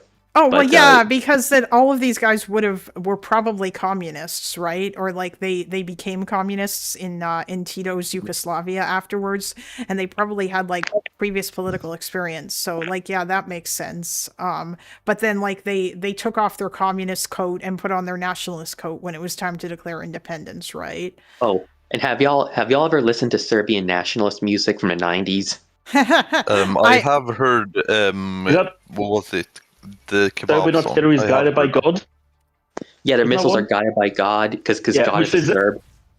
By the way, amazing song. Highly recommend it. It's great. Oh, There's everybody, hold on. Everybody needs to put any like Serbian or other like other group or Croatian or other nationalist music such a like into the Yugoslavia chat, because that I am gathering a sort of playlist, because in the future I might want to do like more of a deep dive on this and do streams on it, and I think that some of that music would make really, really good intro tunes. Like Well, they also There's another song called "Mosques Fly," which was all about blowing up mosques and like killing women and stuff. Like that was really oh my bad. God. Yeah. There was also there's a really famous one called "Remove Kebab" that was used by a Christchurch shooter. Yeah, Remove Kebab is the one I know of. Yeah, because a Christchurch shooter played that while in his live stream while he was driving to the mosque, and he called himself like a kebab remover or something like that. Hold on. And- There's nothing better. This one is always going to be my favorite. Hold on a sec. God, the best war music though is probably God, Syria, and Bashar. If you've, I don't know, it's a good bop. Also, the Serbian camps, I could be wrong, but I think in some of the Serbian camps they were literally trying to like rape and impregnate Bosnian women. Yes, that was part of their whole plan to like basically destroy the Bosniaks. Yeah, like that Goes was to like Rwanda, isn't it? The rape as a weapon of genocide or war, whatever. Yeah, genocidal rape. Yeah, that was part of it. Yeah, they killed all the men and then they raped all the women because their purpose was to destroy the group. Also, funnily enough, when NATO finally intervened in 1999, guess who opposed it? Chomsky? No, Ariel Sharon. Oh yeah, he did. Wait, Oh, what? yeah. What? Why? He supported Yugoslavia for some reason because he was evil. I don't know. Hey. Wait, But I think- what you love him? Hold I on. think, but I think I mean, Oh yeah, this song. Fucking yeah, I've heard it. I fucking love this so much. Who It's doesn't? It's such a great song. banger. I can't see the song. Where'd you put it? It's in. It's if you check on, I'm streaming. I'm streaming it. streaming in Chase. Discord. No, Oh, yeah, I'm hold streaming on. in Discord. You probably won't be able to see because you're using Why your aren't phone. you showing it on the live stream? I am showing it on the live stream. You're not. Oh, fuck me. Wait. Oh, I can hear it. Oh yeah. Oh, the KLA song. Yeah, it's a classic. Marche EU. Yeah. Or För Kosovo hette givet har då sida ivejan utukade usake madus. Oh, okay. Chase, if you're gonna do that, you should probably mute your mic. Although, wait, you must. How many times have you heard this? Well, I first heard about it from Vosh because he reacted to it once, and that's how I first discovered it. Oh, Because Vosh debated a crazy anti-Albanian Serbian nationalist many years ago. I need to And then- watch that now that I know about this and be annoyed because Vosh probably doesn't know anything about it. Well, in that same debate, he ended up saying that Serbia was like Israel if they never had U.S. support. So go figure. Yeah, that's the debate that Lonerbox has reacted to, right? Yeah, Lonerbox Yes, reacted to it too. I should watch that. That's actually Yeah, what brought me to I Lonerbox. watched it live and the Lonerbox reaction. I watched both. That's actually what brought me to Lonerbox's community, was seeing his reaction to that Vosh debate. Yeah, I think same. Mm-hmm. Yeah. But yeah, Vosh in that same debate ended up saying Serbia is just like Israel if they didn't have U.S. support. Yeah, like which Vosh even- didn't. I don't know how. Like, I would have to. I didn't know anything about any of this when I watched that because, like, I only just learned about it like very recently, right? And it's God. I wish that I'd learned about it earlier because I remember it happened when I was a kid. Like, and also like NATO intervened like in Bosnia too, not just in Kosovo in 1999, but it took them. God damn it. I am so black-pilled on the, like, even more than I was before. I'm like extra black-pilled on the UN after watching this documentary, and I feel like I'm probably gonna feel even worse about it, because the next one is called The Fall of Milosevic, and it's about the Kosovo War. Because, like, the UN is useless. They don't do anything. If you want to be even more black-pilled on the UN, have you read about the Rwanda genocide? Because a little bit. Yeah, I know. They failed there completely, yeah. I think there's a Canadian guy in charge of the UN forces there. Yeah, They he had was. a defector for Interhamwe who were like, yo, here are all the plans for the genocide. Like, this is where all the weapons caches are. This is like how we're going to do it, all that. And the commander told the UN, and the UN changed his rules of engagement from you can only engage if you are attacked or there are crimes against humanity, to you can only engage if you are being directly attacked. Yeah. So like they were like, basically they got told the genocide was going to happen, and they were like, oh yeah, fuck that, just don't do anything. Yeah, change the rules so we'll do even less. Well, if you want to get even more black-pilled on the UN, look up Kurt Waldheim. I will, but goddamn. Easy to get black-pilled on them. You don't have to do a lot. Like, it's very easy. I was like black-pilled on them earlier, but like in a way, but now I just hate it. It's just stupid. Like, I'm actually at the point now where I just want to say, like, you know what? Maybe we should keep the UN as a means for countries to be able to talk to each other or whatever, or like as some kind of a meeting, but like it needs to be like just maybe get rid of the Security Council veto shit because it ruins everything. I just want the US to control the world. That's my opinion. Half the members on that board are dictatorships. So like, what are they doing there? Yeah, that's why I believe you should remove China and Russia from the Security Council. Oh, yeah, but unfortunately... Oh, go on, Addie. I'm curious what your perspective is. I think that the UN should be treated like the monarchy in England. It can be ceremonial, and that's it. Yeah, it should be replaced by something else that's actually going to, which, I mean, this will never happen, which is so stupid, and I hate it. Like, there's no world in which the countries with the most power willingly give that power up, and so once you acknowledge that, it's cute to have everyone get together. It's like an Olympics for diplomats. Yeah. And they can all take their pictures and talk about things. Well, it's kind of funny because the UN literally fought the Korean War. Like, the Korean War was really a UN operation. Yeah, the UN was good for about 5 minutes, and then it was, or like actually maybe Soviets, maybe during the Cold War the UN was better, but post Cold War it just seems like it's been a during large parts of it. So. Oh yeah. The UN was able to do stuff in Hungary, Korea, because the Soviet Union had boycotted the UN. Mm-hmm. Yeah, well, it's also just the head of the UN. Hold on a sec. It's stupid because it's like my problem is that we have all these cool things like the Geneva Convention and the International Criminal Court and all of these things that are supposed to exist. And after World War II, we said, like, genocide is bad and people shouldn't be doing it, and like these crimes and like war crimes are bad, and so we're gonna like come up with all these rules and stuff. But then we have provided basically like no real means to enforce them because nobody actually cares. Like with Bosnia, they wanted to do I think resolution 189 originally started out as a resolution to like basically to create safe havens that the UN could defend if they were attacked, and it empowered peacekeepers to do so. And this came from the non-aligned, the non-aligned bloc at the UN. I think that it was some South American country that introduced it. It might have been like Brazil, and then like the fucking Western powers, like the US and the UK and stuff, were like, whoa, hold on. Defend if attacked? No, safe areas. We're going to do that instead, and we will deter attacks and nothing more, which basically made it like absolutely useless, because then at the end of the day, nothing worked. Like, there was a bunch of UN people in Srebrenica who didn't do anything when like the bad shit started happening.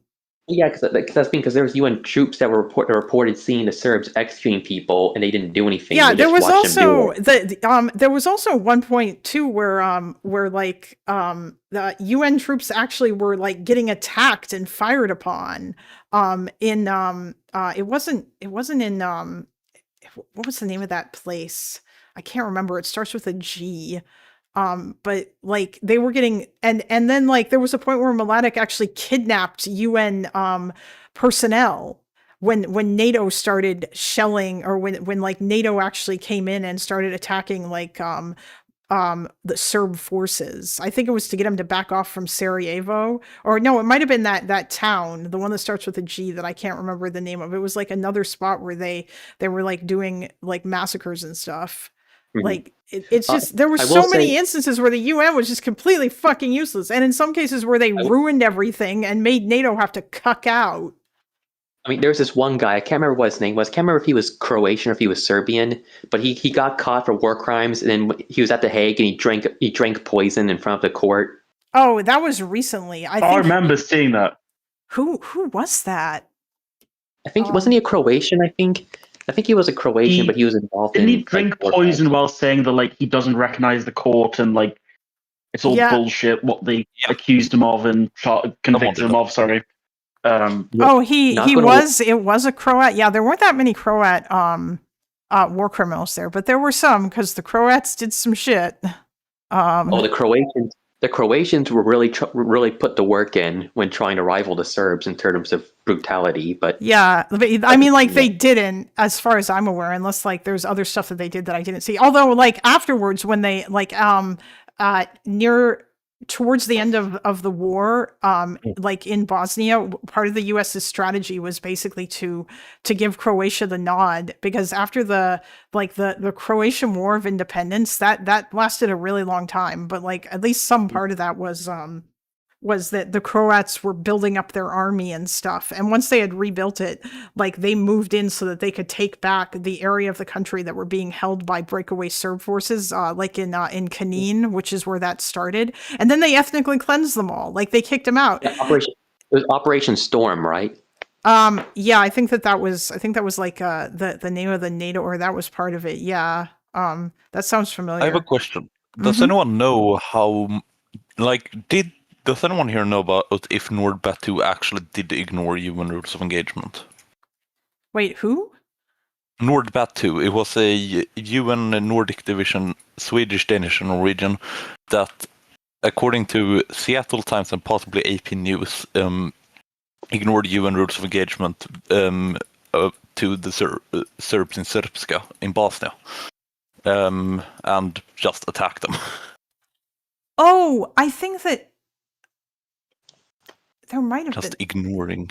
I don't the know. UN If, rules of engagement. hold on. Wait. I want to actually answer this question before we move on to something else here, Chase. Just a sec. Yeah, no problem. Let me see if that was the case. What were they called? What did you say? What was it? How do you spell that? NordBat 2. NORDBAT space 2. The number. Nordic Battalion 2. Yeah, generally shortened to NordBat 2, but yeah, Nordic Battalion 2 works too. It's also there are some information about they have multiple things about them. Like Ulf Henriksson was one of the leaders. I can find him in Swedish newsplays, which are like, yeah, he was.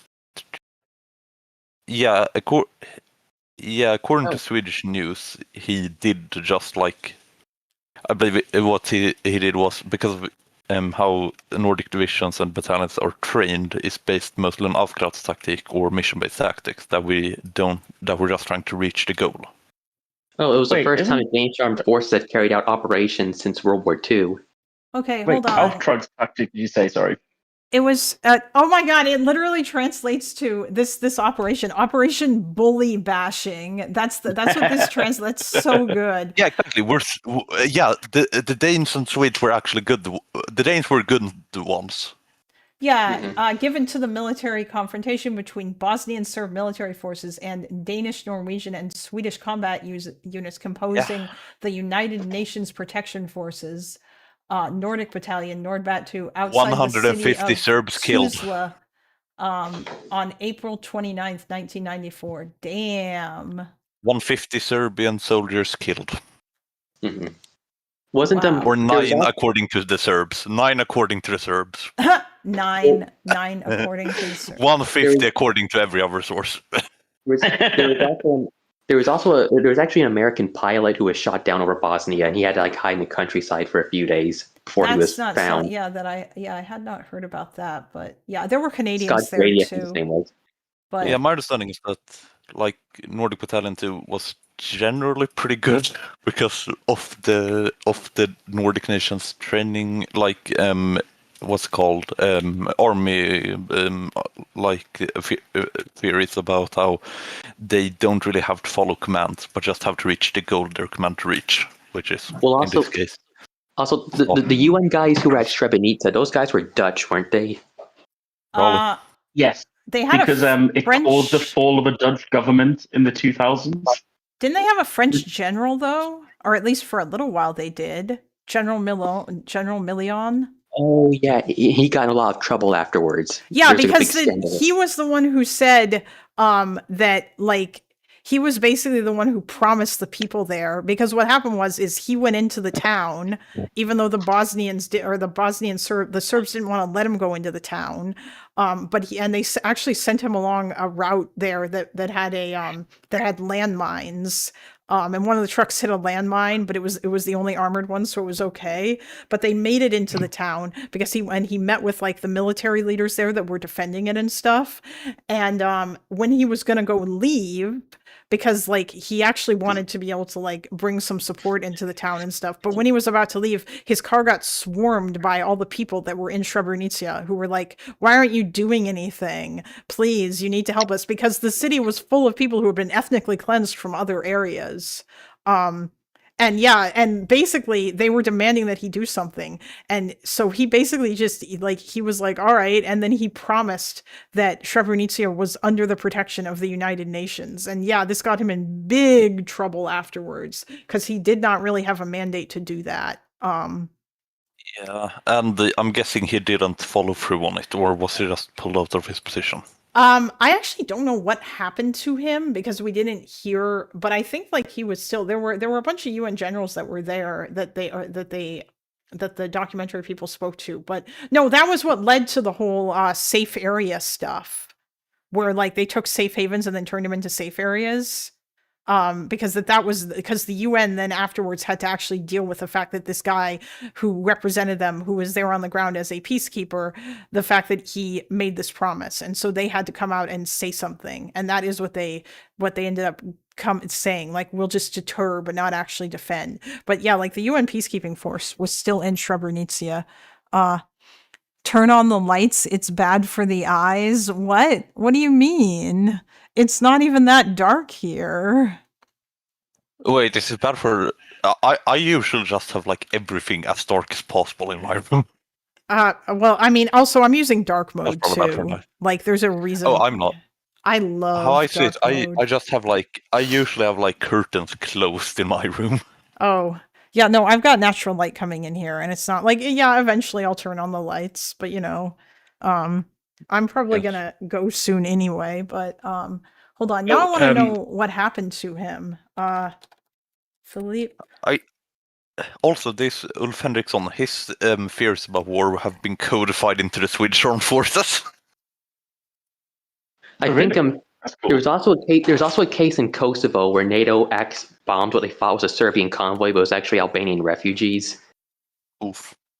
Yeah, that was... I'm doing something similar. Marillion, that's his name. Not the guy who killed himself.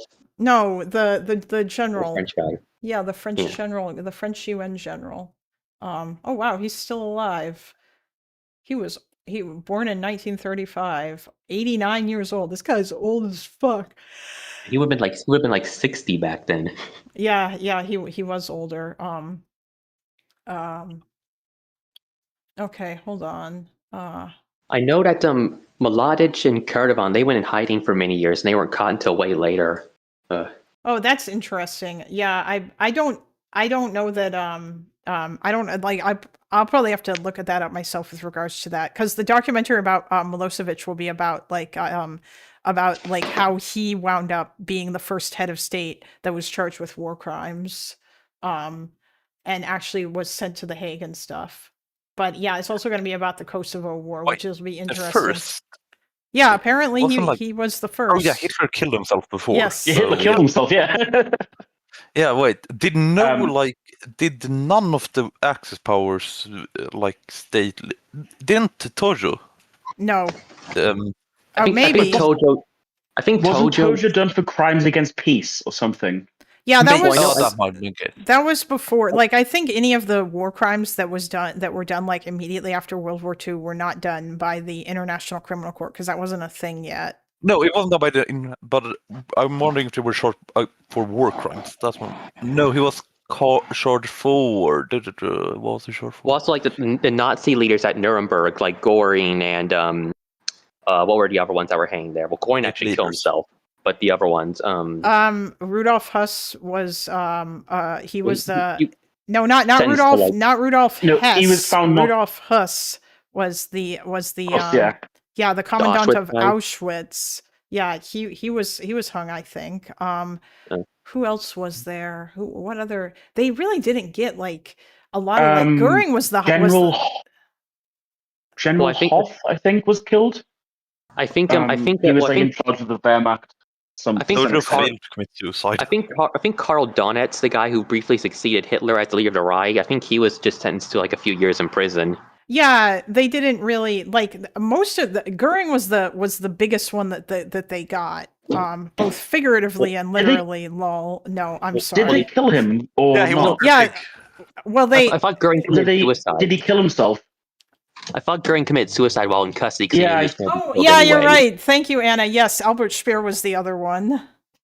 Mm-hmm. Yeah, but Albert Speer had a very lucrative career in the US later on. So he didn't exactly, despite being in charge of like slave labor camps. Like, for hold on. 2 years or so. Did he actually, or are you thinking of somebody else?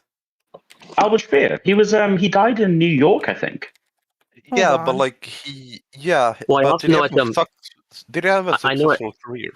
I mean, we were talking about the UN blackpilling. The head of the UN in the 70s, the guy who oversaw the 1973 statement on Israel, he was actually a Wehrmacht commander in Yugoslavia. Yeah, and he was one of the guys, and he condemned Israel hanging. Who was it? Who was it Israel hung from? Adolf Eichmann. Eichmann. Yeah.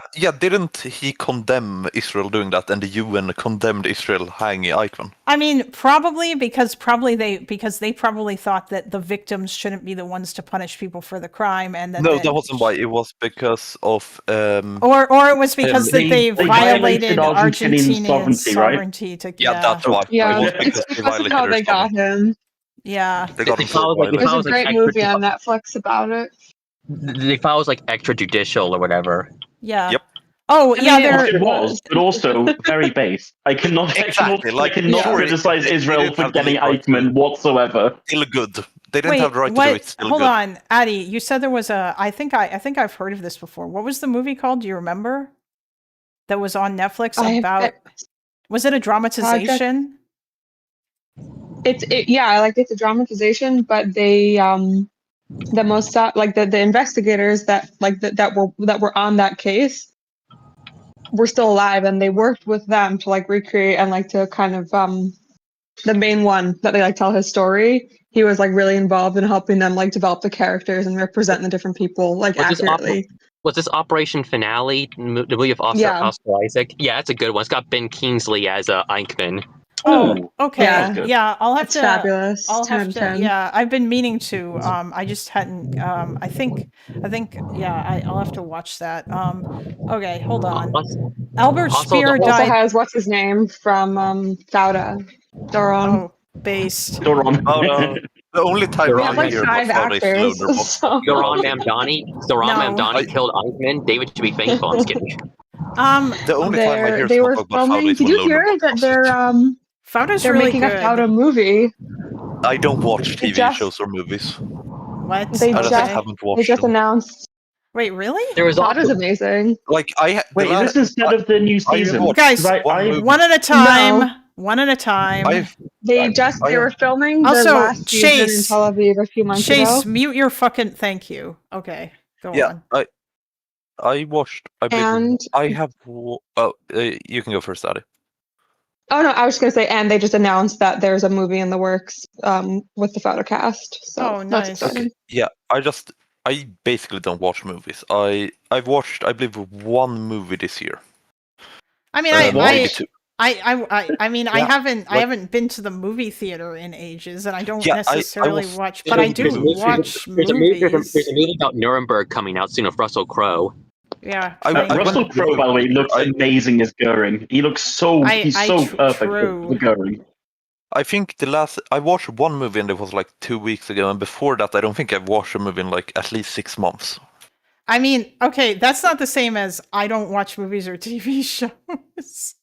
You made it sound like No. you just never watch it. Yeah, I No, haven't. I don't watch. I meant like I do it sometimes, but like once every few. Like I don't watch it more than like once every few years generally, or no, once every few. Like I barely Every watch few movies. months. I mean, that's fine. I don't watch movies all that often, but I will watch TV, or like I'll usually go through a period of time where like I'll rewatch a show that I really liked, and I'll usually just watch it while I have dinner, and I'll watch like a couple or whatever. And then Chase. A really good movie I saw recently was A Long Walk. Yeah, I don't think I can watch that. It looked interesting, and then I looked into it further, and then I was like, nope, no, thank you. What's that movie?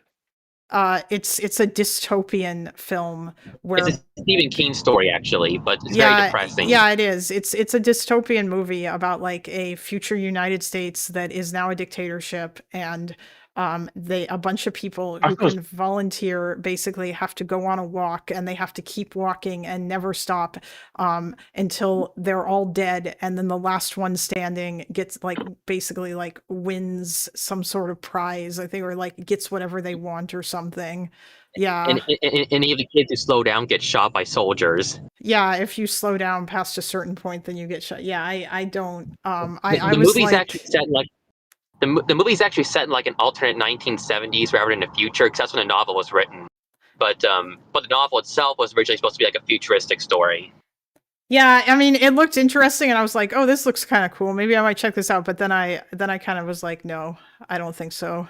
Like, I feel like I honestly, if I didn't know, I read 1984 when I was in high school, and I don't know if I actually would have read that book if I knew about how it ended, because I don't really like stories where basically they just end like entirely hopeless, because it just makes me think like, well, what the hell was the point of that? Why?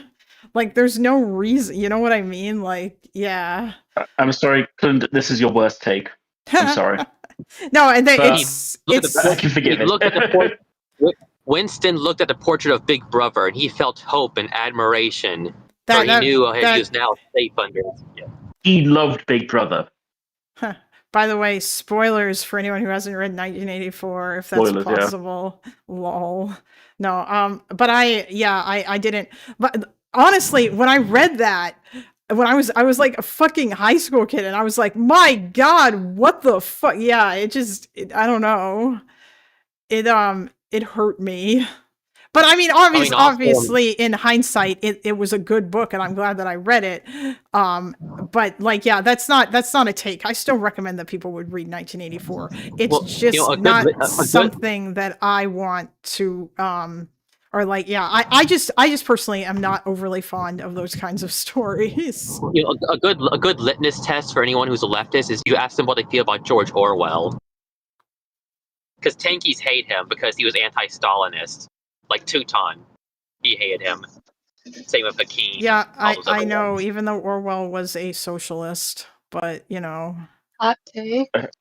What? Real Housewives of Salt Lake City, really light and breezy, and fabulous characters, and not depressing in the slightest. I'm just gonna go ahead and say it. What story? I mean, what story? Real Housewives of Salt Lake City. Oh, Mormons. I see. The current season is fabulous. but all the previous ones too. They're rock stars. No, Sans 1984 does not have a happy ending. No, I don't mind depressing stuff. I'm just not like interested in stuff where it's like, and at the end everybody dies, or like it's completely hopeless, or I don't know. It just I can't. Did you see a Civil War movie that came out last year of Kirsten Dunst? I only saw That that. was so funny. I only saw that, or rather, I saw like most of it, and the only reason why I saw it is because they were watching it in DGG when Destiny was away a while ago, because they watch movies in there, and sometimes I'll like tune in and see what they're watching, and yeah, that was It's when a I pretty saw good that. movie, but very It was dark. it It's very was depressing. I mean, yeah, kind of. It was okay. Some of it was kind of ridiculously laughable though, but yeah. What kind of American are you? Yeah, that was obviously a meme. Not just that, but there was like it just, I mean, some of it was very silly, but yeah, it was fine, I guess. The thing about Civil War is the way that it's like, photojournalists are like the real heroes, not the fucking thousands of people dying in Civil War. It's like, oh yeah, no. But photojournalists, like the girl, like her entire character arc is, oh, she gets the shot of Kirsten Dunst being murdered in the White House. I thought it. was like it's quite funny. That just seemed very ridiculous to me, but yeah, I don't know. Also, she takes a picture of the president getting killed by the rebels. Yeah, it just, I don't know. It was pretty meh. I didn't really that wasn't the point. The point was the journalists are narcissists. Wait, do you actually think that was the point, Tuckman Marsh, or is that just like your read of it because it makes it sound considerably more interesting? Wait, which one of it is actually the point? I have not watched the movie. I have no idea. I mean, it's art. You can like interpret it however you want. Okay, if the point is actually journalists or narcissists, that's a good point. They are. They kind of are in the film. It's weird. Like it's very. I would recommend you watch it because it is interesting. But Alex Garland, the guy who wrote it, who's written a bunch of really good movies. I think he directed it even. He basically said, "Oh, fighting over like the way that resources are distributed. Well, that's kind of a silly thing to fight over, isn't it? It's not worth killing people over." Which is like, that is all of politics for the last several hundred years, is who gets to control whatever resources. Like, yeah, it can be worth killing people over, depending on how extreme it is. Watching the movie, I couldn't help watching that movie. I couldn't help but think of Dylan Crane and people like him. Oh yeah, because he is a journalist. Yes. Or gaping out, or no, Dylan. Oh, sorry, not Dylan. Sorry. What the fuck? Okay, hold on. Lars, what's your story? And then I need to go because it's almost 6 o'clock. Yeah, it's about Civil War. Oh, okay. Yeah. So what? Okay, so it's pretty obvious, I think, but it's like the journalists are used as just viewer stand-ins. So the journalists are just like, voyeuristic. yeah. They're in it for the action. They like seeing atrocities and, framing it with the camera. I mean, I think that's a fair take, given that their entire motivation, like given how mad they were when at the end when they get there and like they couldn't get their story because it looked like the president was going to surrender or whatever, or like they were going to kill. Yeah. Yes, and that is why it's a piece of shit movie, because it makes that framing right. But what does it do the entire fucking film? It brings in like Michael Bay tier destruction that like invokes Syria, Ukraine, Gaza, etc. into the film, but it's in America. It's like those Roland Emmerich disaster films. Oh god! But he wants to like elevate it into some type of artistic thing, but he has no fucking perspective at all into what he's doing. Also, the movie also has Texas and California fighting together. Makes no fucking sense. Yeah. Yeah, I mean, Civil War also is like a film with no politics, which makes it very political. I'd say. Alex Garland explicitly said that he. Oh yeah, the lack of political reality and it makes it very political in a very weird way.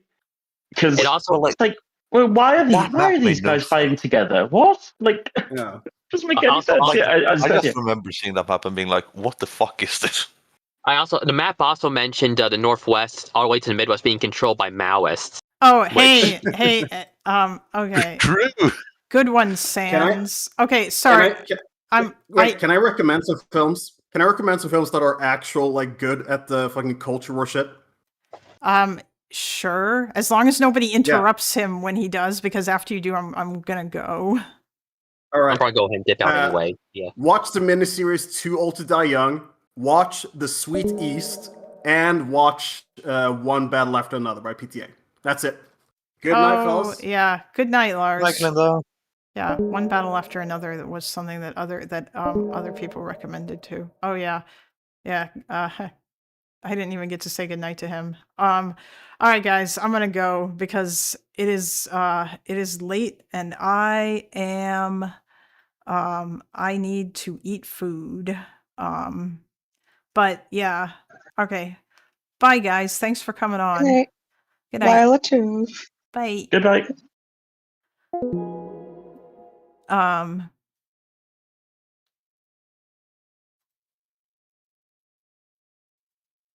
Okay. Yeah, thanks guys. If y'all liked the stream and you haven't, please subscribe and hit the little bell notification thingy and I will yeah, maybe I'll be back tomorrow night. I don't know. Obviously, I'm probably not going to stream when Loner is streaming because I know pretty much all of you are from Loner's community and I would rather watch him than watch me too. So yeah, but and I like Loner a lot and I like to watch his streams too. So, you know, at any rate, have a good one everybody. Bye.